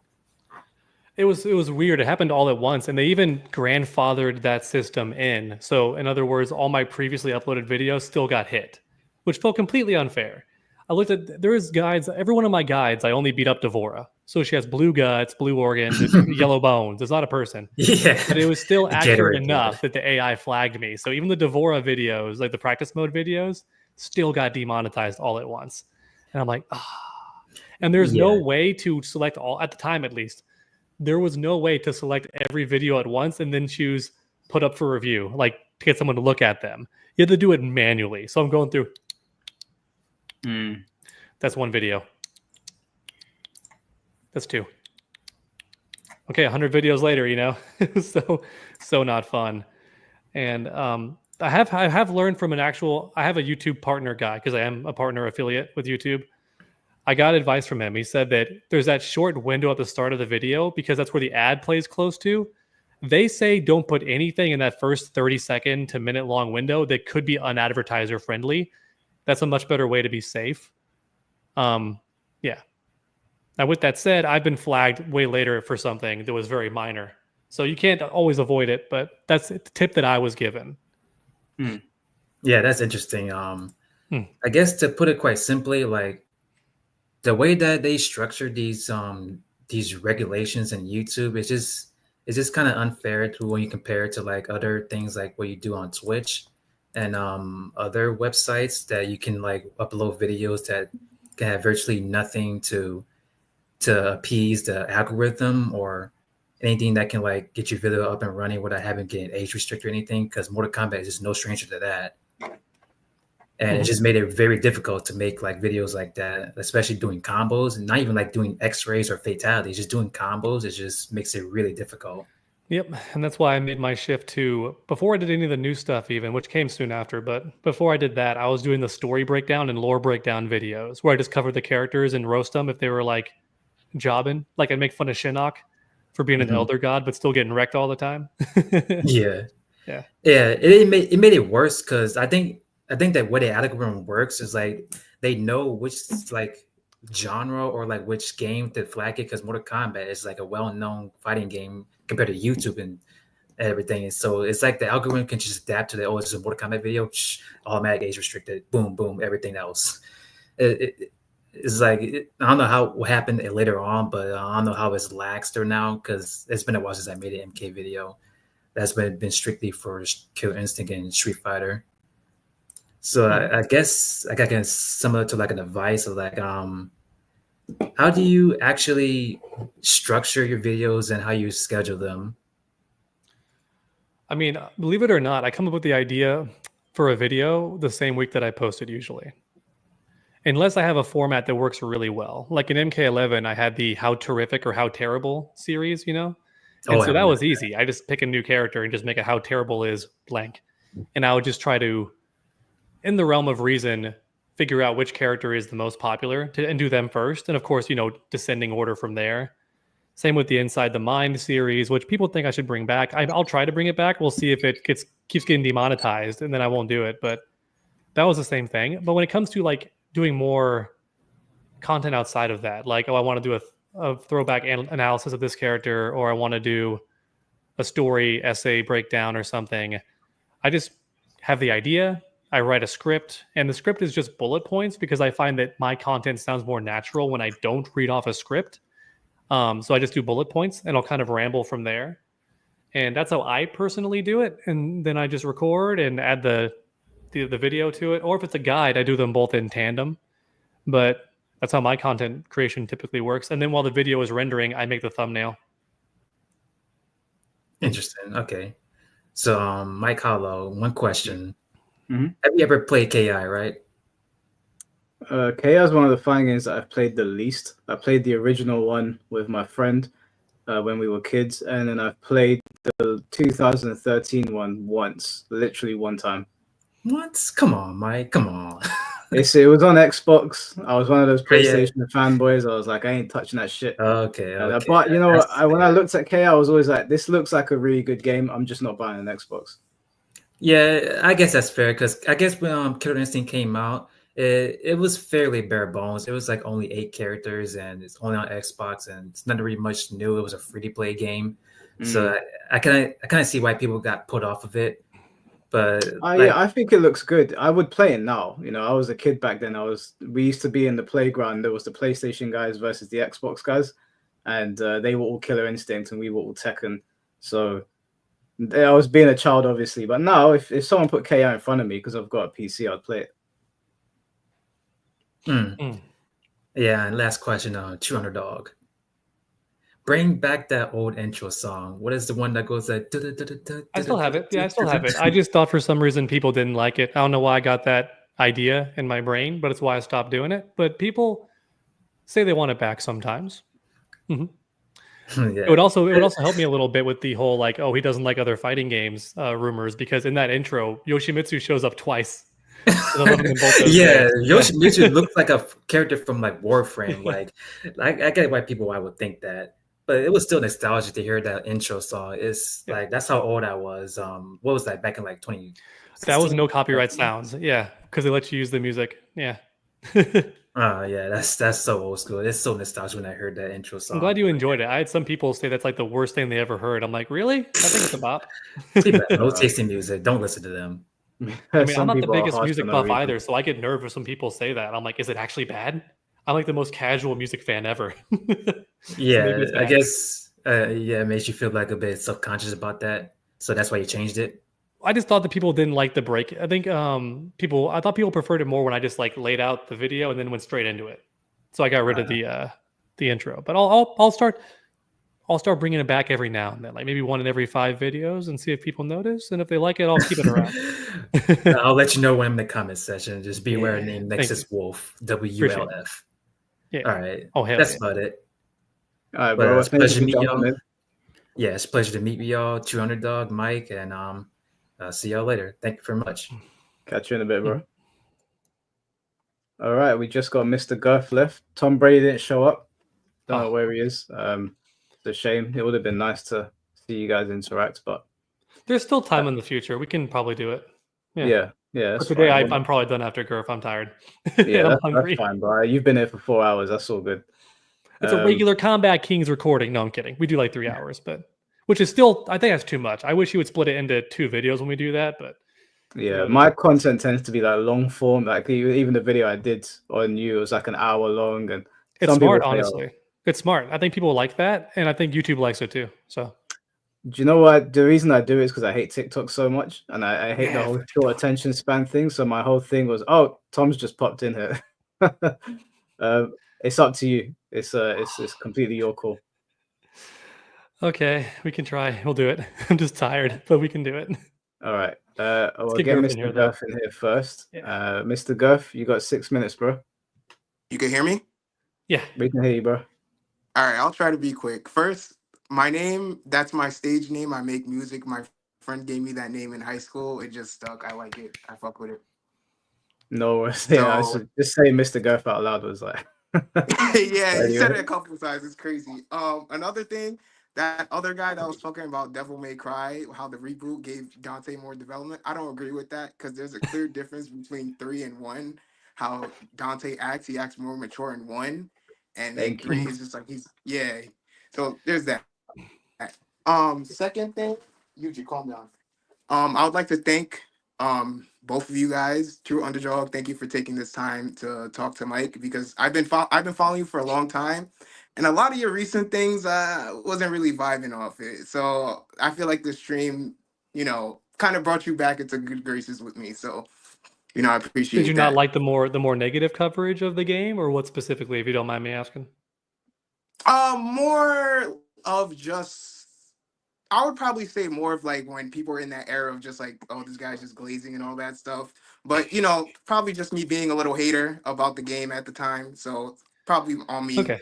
Doesn't really matter. I thought you meant, still think your content was there. Thank you. I thought you were going to mean back when I made the analysis videos, because I enjoyed making those more, and I think they had more to them. They're more fruitful. They're evergreen content too. They still get views. But I'm not exaggerating when I tell you I've made a video like that on every single NetherRealm character. There's no one left. Like I can't make any more of those fun throwback videos. I've done every character. Yeah, no, I appreciate your content a lot. I used to watch your guys for MKX and stuff like that. Mm-hmm. So that was when I was still in college. That was a fun time. Yeah. Yeah. So first, quick thing, I just want to talk back to like the combo section that you guys were talking about, and this is my personal problem with the combo structure, because I feel like the combos can be very stale and boring, and people just do a lot of the same combos repetitive. Like, I watched Ninja Killer play Liu Kang. That's how I learned how to play Liu Kang. And almost like at that time, everybody played Liu Kang the exact same way. So it was very hard to get that diversity. And I feel like they were expecting it from the cameos, but everybody just uses the same cameo. So it's just like, everybody just ends up watching a YouTube video of pros playing, and they just copy the pros, which is like a lot of people do that. But like I feel like with Street Fighter and Tekken, you could be more diverse, while Mortal Kombat is just very linear. Sure, that's why a big move list is always like ideal and better. And I like how MK1 does have a bigger move list. Recently, I saw someone playing Liu Kang at the Rips tournament, like Rips Arena, and he was doing Liu Kang Motaro, which was interesting because he would throw out the fire, and then before Liu Kang kicked afterward, he would teleport him. So you get the projectile and you get in for free without having to do the flying kick that's unsafe. I found that super cool. So people are still experimenting, but I do agree with what you're saying. Like, you're not going to see anyone besides Reiko Trimmer. Like, even I would only rock Yeah, Reiko like Trimmer. Clearly, you his barely see match made in Darius, heaven. you barely see Shajenko, you barely see all the other like lower tier cameos. It's just the main meta. I feel bad for Shujinko because he's been buffed to be one of the top 5 cameos, but I think people just don't want to learn every matchup. It's too unpredictable. Yeah. And the next question is actually for both of you guys because Mike, you talked about this before, where Mortal Kombat is a game that every game they change is something new, but it's like I feel like certain aspects of things that could be better for the game, like especially neutral wise, like big thing like fireballs. Like, why is it so hard for them to just have cancellation to fireballs to the point that they But they just cancel out? nerfed Yeah. Reiko? They nerf Reiko to shit that it's just like, oh, he canceled out. It just, to me, it makes Yeah. no sense to like nerf a character to shit when you could just like have cancellation and projectiles where most games do that. And another thing is Mike said this before, I forgot what video, grabbing. I don't understand. I don't know if it's a skill issue for me, but I feel like guessing which side and then like having to let go of block already with the mental stack of the game that it's just like very annoying. And I feel like games changed how grabs because like Street Fighter was just like 1 button to 2 buttons and it makes it a lot easier. So I just like feel like they're willing to change certain things, but they're not willing to change things that could be a better, like, help the game out health wise, like neutral and stuff like that. Yeah, I brought up to Mike earlier how they'll steal things from 3D fighting games but implement them incorrectly. I think they were trying to copy Tekken's throw system where you have the 2 types of throws. But the thing is, in Tekken, you can tell by which arm grabs you what the break is. And you have just enough time to kind of see it and break it. Now, that said, you can still land throws if you sneak them in because a player has to be ready for the throw. It's pretty hard to break when you're never expecting the throw at all. In Mortal Kombat, they added that guessing mechanic where you press left punch or right punch to break the throw, but there's no indication of what the throw is. You can't tell based on how they grab you if it's a back throw or a forward throw. That's the element they're missing. If they added that, it could be fine, but you know, honestly, I don't think they even need that because it's a 2D fighting game. So the throws are always just, I want to switch sides or I don't. It shouldn't give a benefit to which direction you throw them outside of that. In Tekken, you need that extra layer because throwing them behind you and stuff can give a wall splat or a big advantage or a wall break even. So you kind of need that layer of like complexity to it, I guess. But for Mortal Kombat, you didn't need it. Yeah, you didn't need it. Could have just been press the same button to break throw. Would have been fine. Just make it throw to break throw. Like you said, I'm a big fan of here's the throw input. You break the throw with the throw input. That way you never get it by accident. Like, I like that. That said, though, to give one compliment to MK1, I like how the throw break animation is different for every character. I find that cool. That's cool. I had one more thing. I don't know if I'm going over time. Just ever so slightly. Oh, sorry. I guess I'll end it right here. Those are the main 2 things I wanted to say. Thanks again for having me out here. And I also think it's very crazy how MK is banned in Japan and they have violent, bloody anime that's probably in the same level of Mortal Kombat.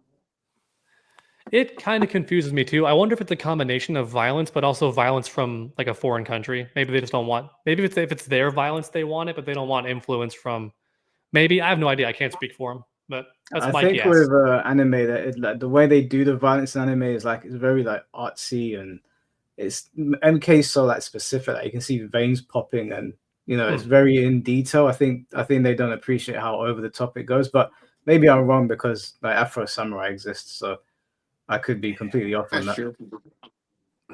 Appreciate you guys. Yeah, and thank you for making time for me to come in because I know I'm taking Tom Brady's spot. And shout outs to Tom for not minding for me taking his spot.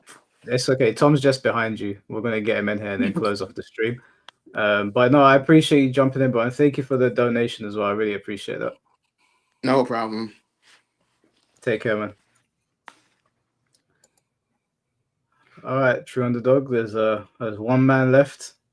And I've always wanted to talk to Tom, so I'm kind of excited about this. I really did like his gameplay in MK9 Sub-Zero, and some stuff since then. Yeah, it'd be a good way to end the stream. So I'll bring Tom in now. Tom, can you hear us? Yeah, come on, man. MKX, man. There was no other Sub-Zero either, man. Come on, That's a man. good point. I mean, that's fair. Yeah. So I can explain the throw thing very quickly. I just got off work, so I'm not on my PC. Yeah. My son's playing games on it right now. That's all right. So let me just explain the throw thing. So I was there in MK9 when they created that system as one of the guest testers. There was so much dirt in MK9 that throwing somebody was actually the worst thing you could do because of the invincible wake-up system. Some characters that didn't have armor, knocking them down then make them invincible gods, defensive gods, because they had an invincible wake-up attack where really they couldn't get out of the pressure as long as you kept them standing. The throw became a big deal. They can't change it because in MK9, the core of the game became strike throw. MK9, MK11. MK11 was so watered down that if you made throws one direction tech, half of the offense is gone. And even in this game, how many people talk about, I heard Sikander come on your stream, Mike, and he brought in a lot of things with the strike throw. I hear a lot of people talk about, this cameo, strike throw, combo. If you remove that strike throw by making throw an easy break, you've destroyed the ecosystem of the game. Okay, what if you made it to where they have to press throw to break the throw? That way, if you knew if you knew that they thought a throw was coming, you could dash in, but then just neutral duck, and they'd throw trying to break your throw, and boom, whiff punish city. So now there's a layered meta to it. The thing is, when you look at Street Fighter, people like to compare MK, but Street Fighter has a different combo system. See, Street Fighter has a link combo system, so a single jab or a crouching jab or something can still lead to a combo to mistake the arm going forward for a throw. Wow, what happened there? That Superman wasn't me. is gone. No, it was we lost definitely Superman. fate. It was definitely fate. Fate did that. I loved his profile picture too. We had like Nicolas Cage in the background. That was so funny. Yeah. I was looking at that. I'm sure it'll come back in a sec. I mean, that makes sense what he's saying, though. It does. I think there's still probably a way they could implement it because in Street Fighter, you can't duck the throw. In Mortal Kombat, you can. So you can still make like a system around like baiting throws and going for them and stuff. I prefer how they did the throw system in Injustice because it was a one-button tech as well. I just think it's better to not make people guess like that. I don't think ducking is a good. It's a good way to supplement it. I've always seen it. I've always been like, but you're not a 3D fighter. Like you're still a 2D fighter. It feels a bit weird. It was even stronger in Injustice because you could hold straight down, and that still counted as blocking low. You didn't have to hold down back. So it's meant you could option select. You could crouch, and it would both duck the throw. Or could you duck throws in Injustice or not? I can't remember if you could. I don't think you could. If you couldn't, then that makes more sense. Because if you could, that'd be a really easy option select. Just hold down. I guess and now you're dealing. He's back. Sorry about that. So basically, it's made where you have your option A and option B. I think what a lot of people talk about and I know you've commented on this before. I do think that what happens is there are some people who are just looking for reasons to dislike a game. And when you have legitimate fighting game players who do understand issues, people just tend to piggyback off of that and just repeat those points, you know? So if someone like myself or Forever King or somebody says, you just don't have a lot of the freedom or creativity, there's always someone just looking to piggyback off that point. They don't like the game for whatever the reason, and they just say, oh, yeah, you see that? There's no creativity. The reason why we say that is in some of these other games, characters had so many tools that had to be used together. I brought up an example of Freddy or even Cabal. For a modern NRS player to play Cabal, for them to control the zoning, the rush down, when to zone, when to rush down, it takes multiple tools, 5, 6, 7, 8, 9 tools collectively to make the character work. A character like Freddy, I believe, takes 7, 8 tools. Sub-Zero in MK9 takes probably about 10 to 15. When you have that many tools that have to be used in conjunction to be an effective character, it gives a lot of interpretation.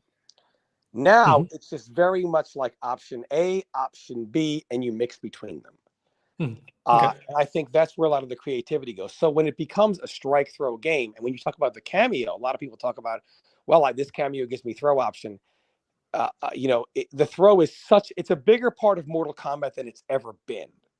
And that's just because they have toned down a lot of the game plan. A lot of that comes from these gimmicky systems. Like the cameo system, for me, my only problem with it is it's flawed in that, for one, a lot of people bring up Marvel 2 or Marvel games. A lot of times in Marvel games, like MSP, which is one of the most dominant teams in Marvel 2, Magneto, Sentinel, Psylocke, your character protected Psylocke. Psylocke did not protect the character. So a lot of people in the NRS era think, oh, Marvel, it was just throw out full screen move, assist makes it safe. That actually wasn't true for a lot of them. A lot of the times you have to guard your assist too, otherwise both characters get wiped. So it was a far different mind game. When the assist is as safe as it is, it's a different meta. So to compare it to Marvel, a lot of NRS players say, oh, I like Marvel. You really can't use those comparisons. But when you look at how the cameo system is used, when basically what your moves do or how effective they are largely depend on the cameo. So if your move is safe when it shouldn't be, plus when it's just barely safe, when it combos when it shouldn't combo, launches when it shouldn't launch, gives throw combos when it shouldn't, all that largely depends on your cameo. Cameo is half of your move. So a lot of times they made the moves more toned down so that the cameo can be part of it. Yeah, I just think like a with lot of people Sub-Zero's don't for like Reiko's command grab, yeah. like Sub-Zero slide. I'm not saying it's bad, but Sub-Zero's crouching slide, it's like, well, it should be gone now. Why? Why should the slide not be able to be done from crouch? Well, because you can't be able to crouch, do a slide, and then call a cameo. Okay, why should the clone be like it is? Well, you can't be stuck behind a clone with a cameo. Why should a ice ball be slower? Well, because what if you do a full screen sector cameo that launches and then ice ball freezes them, then you go across the screen and combo them. So they just tone down many, many tools so that to guard against the cameo. And I just think for me, my problem, and maybe many people's problem, is the cameo being half of the character causes an issue in the cameo system. For a cameo to be half of your character, a cameo must do one or all of the following. Like I said, make move safe that shouldn't be, makes move plus that shouldn't be, launch that shouldn't, combo that shouldn't, throw combos, all these situations. If a cameo doesn't do one of these things, they're effectively useless. Frost has a low cooldown, doesn't give you combos that you shouldn't, makes nothing safe, makes nothing plus, doesn't give combos that shouldn't happen. She's not good. And that's kind of an issue because your moves, how effective your moves are, depends so largely on the cameo. They must do one or all of those 4 or 5 things, which negates half of the cameos just by default. And no matter what they do to those cameos, even if they say, okay, we'll make all the cameos do this in some way, shape, or form, people will still gravitate to the cameos that do those the best or just do those but have a lower cooldown. So you either make the game universal where one size fits all with the cameo, or just keep the game where they're all a little different and half of them are useless. I don't think there's a right answer there. The way it's put together just doesn't work. Do you think this might be like the doomed fate of any game that has a mechanic like this? So for example, you brought up MVC 2. In that game, I do recall a lot of the same teams being used over and over again for a similar reason. Some characters offered something that was just so good that why would you not have them on your team? You know, we have Kane Blue River mixing it up with different teams, but I feel like a lot of the people at tournaments are rocking the same like 5 to 10 characters. Is that just like the doomed result of a game that has assist summons like that? No, I just think Marvel 2 just had way too many characters, and I just don't know if there's a way to ever make all of them viable. I think what Marvel 2 did was you have some characters who are just characters that you have to play with. And what about in 3 then, for a more recent example? Because it had a similar situation, I feel like, where at tournaments you see a lot of the same characters. Yeah, I think Marvel 3 was probably a little more diverse in characters that picked. But overall, it's you're still going to have the assist. Marvel had a different issue. With Marvel, you have characters that are just made to be played, like Magneto, Sentinel, characters like that, and then you have other characters that are just mainly for assist, Psylocke. But then you have some characters like Cyclops, which can do somewhat what Psylocke does, not as good, but almost, but is also a better character to fight with, just in case you get stuck with Cyclops and have to try something, even though it's not going to work very well. But still, you're looking at less than 1/3 of the roster that's viable. That's just what happens when you have that many characters. Okay. I think, and it's funny because you go ahead. Yeah, finish that thought because you're on a good roll right now. Go ahead. I think it's a product of the gimmicky system. I think NRS. When I reference MK9, I know a lot of people feel like I'm saying go back to MK9. I don't think Tekken should go back to 6 or 4 or whatever. I think progression is good. You have to progress the game in order to, because otherwise the old audience will still get bored and the newer audience will come in and find it, you know what I mean? There needs to be something to always entice to progress the game forward. Sure.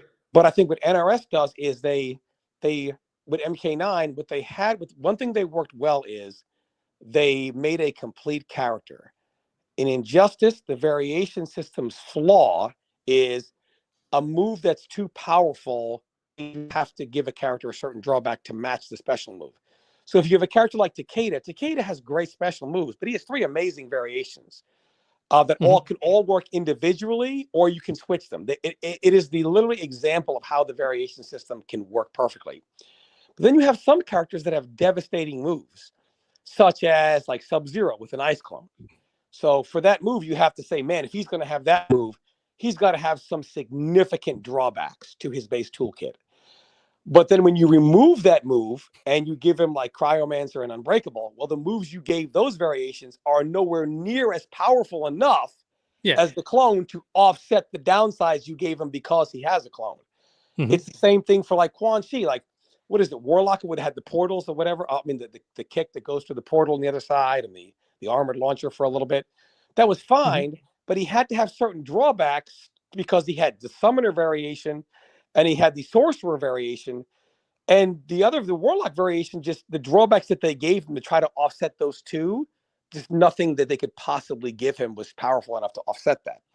So the variation system is inherently flawed, as is the cameo system, as is the custom variation system.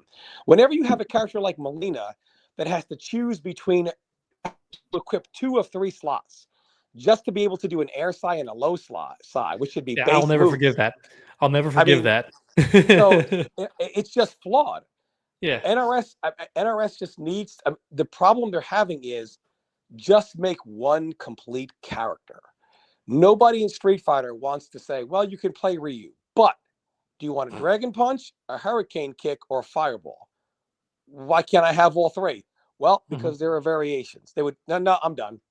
That's kind of what you mean. That's kind of the problem. Yeah, I see what you mean. So the issue with the cameo system is that when you nerf or buff a cameo, it's not as simple as balancing the cameo because you must think about how they also pair with other characters.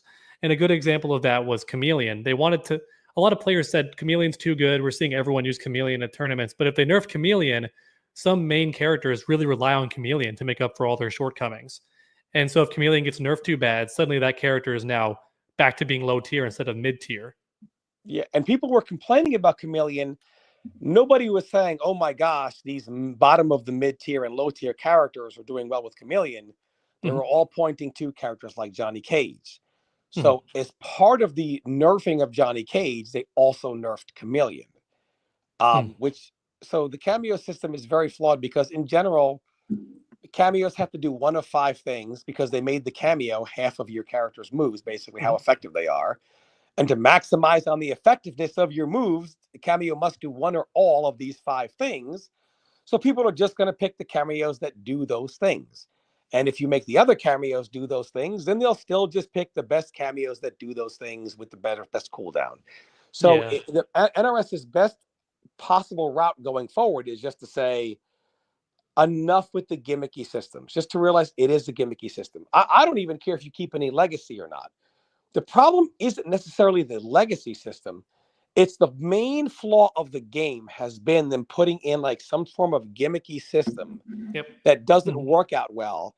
And by the time they get to a point where they maybe have it kind of flushed out, then they're on to the next game and they don't even refine the system. They abandon it for a new one where there's 3 variations. 100%. Now it's custom variations and now it's cameo. So they just the time frame with what Warner Brothers is giving them to rebuild the wheel every single time. MK9, they had a considerable amount of time. And MKX, I was there for MKX, and I have NRS has never had a game in such a completed state at the point of final testing as MKX. It was by far well polished out. They knew exactly what they wanted to do and where they wanted to go with it, which is why I would say MKX had probably the best launch. I mean, you look at MK9, you had Cabal's Block Infinite and all this other stuff, and even MKX, Liu Kang had a handful of them, and there was the Raiden forward 1, 6 frames mid.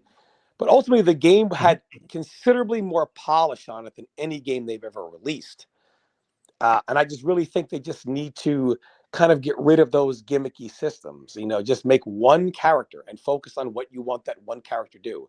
It's got to be impossible for a developer to split a character in 3 and make all 3 versions of them good. That's impossible. Or at least make all of them equally viable. Yeah, there's no way. Yeah, there's no way. And I just think it's easier to make characters powerful when you give them all of their tools. There's a big difference. Yeah, big move list. MK9, most people don't understand low tier. People hear the term low tier and they automatically assume a negative connotation of it. I can tell you as someone that played a character that was probably number 20 of 30 in MK9, so quote unquote low tier, he was extremely powerful. A character can be low tier because there are better characters, but that character is also powerful. That is a very good reason to be low tier. Or a character can be low tier, which in the more recent NRS era, they're just garbage, hence they're low tier. NRS needs to get back to making complete characters very powerful. Sure, there are better characters, but your character is also powerful. I think that is the best formula to go. And I see your Sub-Zero videos also, by the way. And let me just say, my gripe with Sub-Zero has never been not good or whatever. Mine is that, and this is proven, we all know Nick Nicastro, per blood account, made Sub-Zero in MK11. I mean, MK1. He also made Sub-Zero in Injustice 2. No surprise, he has a lot of the same Injustice 2 moves. Clone punch, dive kick, 3 clones, longer clone cooldown. For me, I'm just like, I just didn't want Injustice 2 Sub-Zero. I don't like it. I wish they would just keep things more Mortal Kombat. It just seems they're always reaching for something. Another element, or having to steal something from another game, or make something more like this game or that game. Street Fighter worries about Street Fighter players. Tekken worries about Tekken players. Mortal Kombat seems to worry about players who play all these other games who aren't going to play their game anyway, rather than focusing on what their core audience watches. Street Fighter and Tekken don't care if MK players come over. But MK seems to really care about catering toward these other crowds, or what they would want, or whatever. They really went away from what Mortal Kombat is. So, I mean, for me, when I talk about the game, it's really not because I want to be negative. And I understand, I hate that we're on 2 different sides here. I've seen that way. Because the problem is, we want things to be better, but we realize we have to talk about things that are wrong to get them changed. And the other side says, oh, there's people like Tom and Mike that talk about things that are wrong. So we got to talk about things that are right. So then I say, well, I don't want NRS to always think everything's right. So I've got to hit it even harder that they're wrong, right?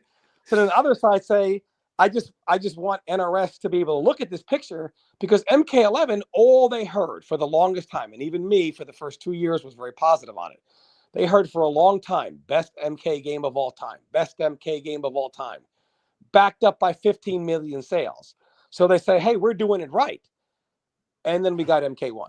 Yeah, so it's flabbergasting. I mentioned this earlier. I'm not sure if you heard it with Mike, but I said the exact same thing. I was shocked how they changed it completely because of how well MK11 did.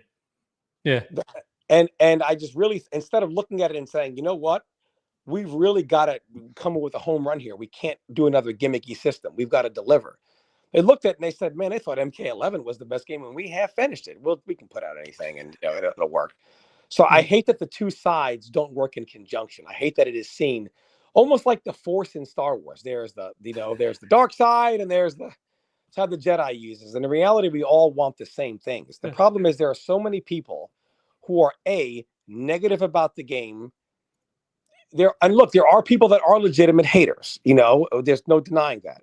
But there also are people who are just overly positive because there's a monetary value in things. And the problem is, people like myself or Mike get lumped in with the people who are trying to be constructive, and you get lumped in with the people that do it not because they love the game like you do, but because of monetary value.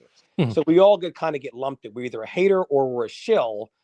And I just wish that people like myself, you, Mike, other positive content creators as well, could all be on the same side here and kind of promote both sides of the message instead of you feel there's so much on one side, I got to be on the other, and us feeling like there's so much on this side, we got to be on the other side of it.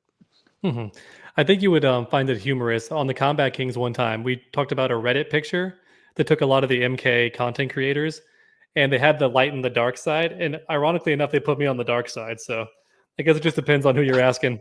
Yeah, Reddit's something else, man. I recently went on there and I typed my name in. My friend said, "Type your name in, Mike, see what happens." Oh God! And I was like, "Oh my lord, they hate me over here." I didn't even know there was threads on me. Welcome, Yeah. welcome to the club. Yeah, MK is very much like that, and I really want NRS to notice that. I mean, this is not normal. I really think that this EVO will probably get around 350 people. That's what MK9 got in its last year. I mean, like, that shouldn't happen. We shouldn't go back to. We exploded so much from that number to go all the way back to like the primordial ooze number. There's just something that's just not resonating, you know. And I know people talk about money and whatever, but really, if you really enjoy doing something, spending money to do it is not a problem because you enjoy playing the game. And if you enjoy playing the game, you enjoy playing the game with people. And then when you enjoy playing the game with those people, you develop that camaraderie. You like showing up offline. You like playing, etc. When you don't like the game, you don't really care about playing it with those people. You don't develop that camaraderie. There's no offline scene. Twitch numbers go down.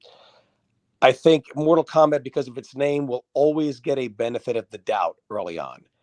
I think, Tom, that, you know, like I think the MK community, myself included, have been pretty angry at everything for so long, and I think the anger has reached its peak now, and everyone's sort of just talking. You know, because a year ago, me and TrueUnderDawg wouldn't be seen talking to each other, right? And all the other people we've spoken to. So maybe we've gone through the dark arc, and now we're in the bridge arc. Everyone's holding hands a little bit, you know? Yeah, I think that's what really needs to happen. I mean, ultimately, that's why I think the best thing NRS could do is do like an ultimate collection where they release a lot of. I think what MK needs to do is unify all. The MK has so many scattered communities between people that play the 3D games and MK9 and then X and then 11. If they could just kind of reunite the whole community, you know, and then with everybody back, move forward with a kick-ass next MK game. I think we can. I think we should do it ourselves. I think we should do it ourselves, and then they'll follow suit. Relying on them to do a good job of something at this point might be stretching it. You know, we're grown men. We should do it ourselves. Are you saying we make an indie fighting game? Accessible. Like getting people to play MK Deadly Alliance and Deception is not an easy task. If it was just as simple as, you know, boot the game up, I'm sure people would get into it. Even MK9 is fairly difficult to play online. Yeah, it is. Yeah. And honestly, MKX with its current patch is an acquired taste, I would say. Yeah.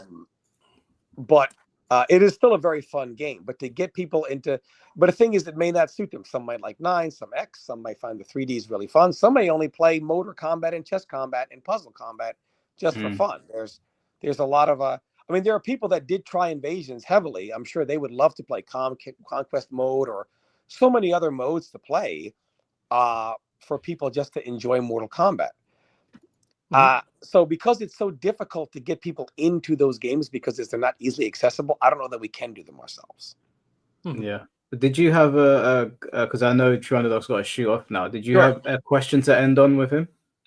I did. Where would you like to see in all your hopes? Like, let's say Mortal Kombat, they come out and they say, hey, like they did at MK11, hey guys, we're done, but we're working on the next game. Where would you like to see Mortal Kombat goes? As far as, would you like to see them just, you know, more heavy on the lore and Mortal Kombat characters and only maybe a couple of guest characters? Would you like to see a new system or kind of a combination of the ones we know work? What would your ideal answer be? So I'm actually, my brain I had every answer at once and they all like I'm folded together. I'm a gameplay first kind of guy for sure. So I want them to focus on that. And you, me, and my friend all have the same thought on this. What we do like about MK1, even despite the cameo system, we like the roster. The move list got bigger for most of the characters because they're not divided in the variation system. So I think keep that going. Just in the next Mortal Kombat game, every character has a big move list. You don't need a gimmick. Just every character has a big move list. It's 1v1. I said earlier a 2v2 would be really cool, a tag team, but I'm just not sure if NetherRealm could do it. They can do it for fun, like 9. It would be fun, but it wouldn't be balanced. So it depends on what you want. Do you want a really fun game or do you want a balanced game? I'm okay with either one, I suppose, but since I already gave my perspective on the 2v2, I'll go to the 1v1. I think that if they did the 1v1, I just want a big move list for each character because, like you pointed out, it is easier to balance it that way. And it also just feels you're not missing out on any element of the character that you miss from prior games, which is also a big deal, I think, for a lot of people. Like, for Pete's sake, M. Bison didn't have his Psycho Crusher in Street Fighter V, and it felt really weird.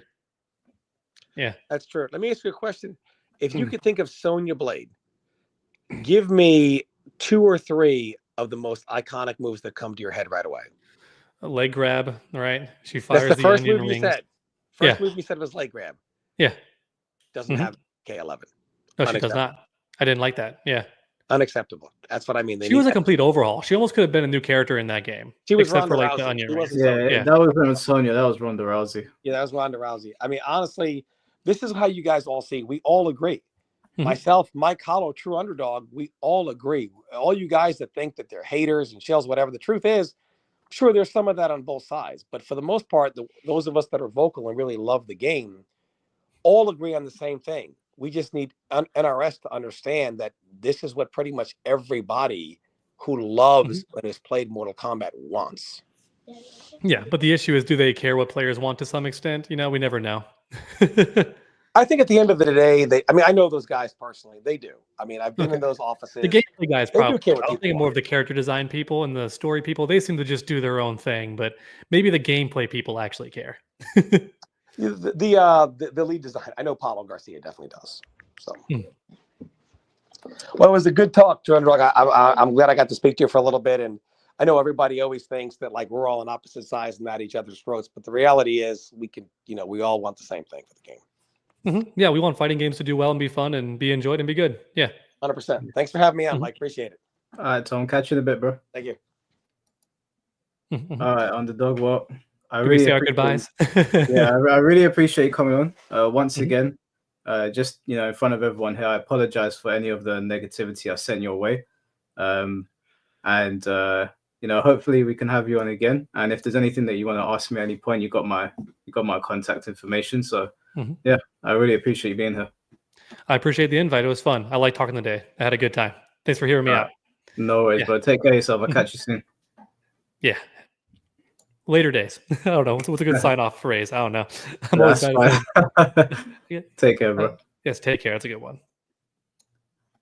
All right, guys. That was True Underdog. I really enjoyed that conversation. He has my word now, I think he pointed out some stuff and I apologize for it and won't do that going forward. But yeah, I enjoyed the conversation. It was really cool. He'll definitely come back on and we'll just try to continue to bridge the what should we call it? I guess the MK community went through a war arc, and I guess some people saw me as like, someone wrote in someone's comment section that I was causing chaos. It was in Fate's comment section. Some guy said I'm causing chaos. Let me try to cause a kumbaya situation now, if that is what I was doing, which I don't think it was. But I appreciate all the super chats to the ones I didn't read out. That's sass in your pants. Thank you for the $2 and have a good night. Caveman FGC, thank you for the $2. I appreciate that, bro. Yeah, I'm gonna try and get some more people on. There's a couple guys that have reached out to me that will be coming on, but I can't say who they are just yet, just because they asked me not to. But that should also be pretty fun. Judge Rex, thank you for the €5, bro. Appreciate the talk streams again. Thanks for doing that and having me on and others on board. Yeah, the reason I have the reason I have the community come on is that I don't want it to be an echo chamber. You know, I don't like. We even had Fate on. You know, me and Fate have been at each other's necks. I don't like echo chambers. I don't mind if people disagree with me, and I think it's important that it's not just me like trying to mend a relationship that I might have. Well, I guess we didn't have one before, but now, you know, it's. I guess you guys got to see True Underdog in a different light. I really like the guy. I think he's the kind of guy where if I did something in person to him, I would feel bad. Like if you accidentally bump into him and you knock his food over, you'd be like, not this guy, man. Like he's always nice to people. He gives me that energy where he's just a kind, nice, likable person. And I guess I got the wrong impression on some of his videos, so kind of feel bad about that. But it is what it is. We will make mistakes. I apologize to him. So, but what are we doing next? Tomorrow I'm on Atreus's podcast. Atreus is one of Hypnotic's friends, so he's invited me onto his podcast. I don't know what they want to talk about on there, so we'll see. Saturday I'll probably do a Shambolic Showdown, or on Sunday, one of them. And then next week we've got a pretty big guest coming on. But I can't say who it is. Well, you guys will just have to wait and see. Yeah, and also for the people that have been reaching out for me to jump on their YouTube channels to do like an interview, I will get back to you, I promise. I just need to get through all of the commitments I've already made and work. I've not been consistent in the gym because of everything that's been going on, so I need to dedicate some time to that. And Mighty Keith was supposed to come on here, but our schedules have just clashed and we didn't get around to doing it. So I'm going to message him and see if he can jump on, because I'd really like to talk to him. I've been watching his videos since I was super young. I've always found him to be one of the funniest YouTubers, so it'd be good to get him on here. But yeah, I guess that's really it. So thank you for all the super chats, guys. Thank you for all the new members. We're over 100 members now. I'm uploading Tekken content on the members area regularly because the main channel is all live streams and discussions. The members area is all gameplay, and the Shambolic Showdowns are the gameplay as well. So you'll find all that there. So thank you to, I think, 104 members now. That's crazy.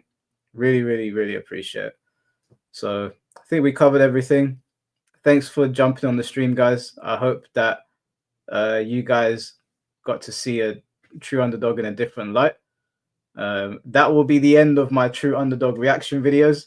I couldn't, even if he said something I didn't like, I couldn't do it now. He's got too much of a likable personality. So we'll find somebody else to react to. No, I'm joking. I'll catch you guys in a bit. Everyone take care of themselves. Jump scare incoming. 3, 2,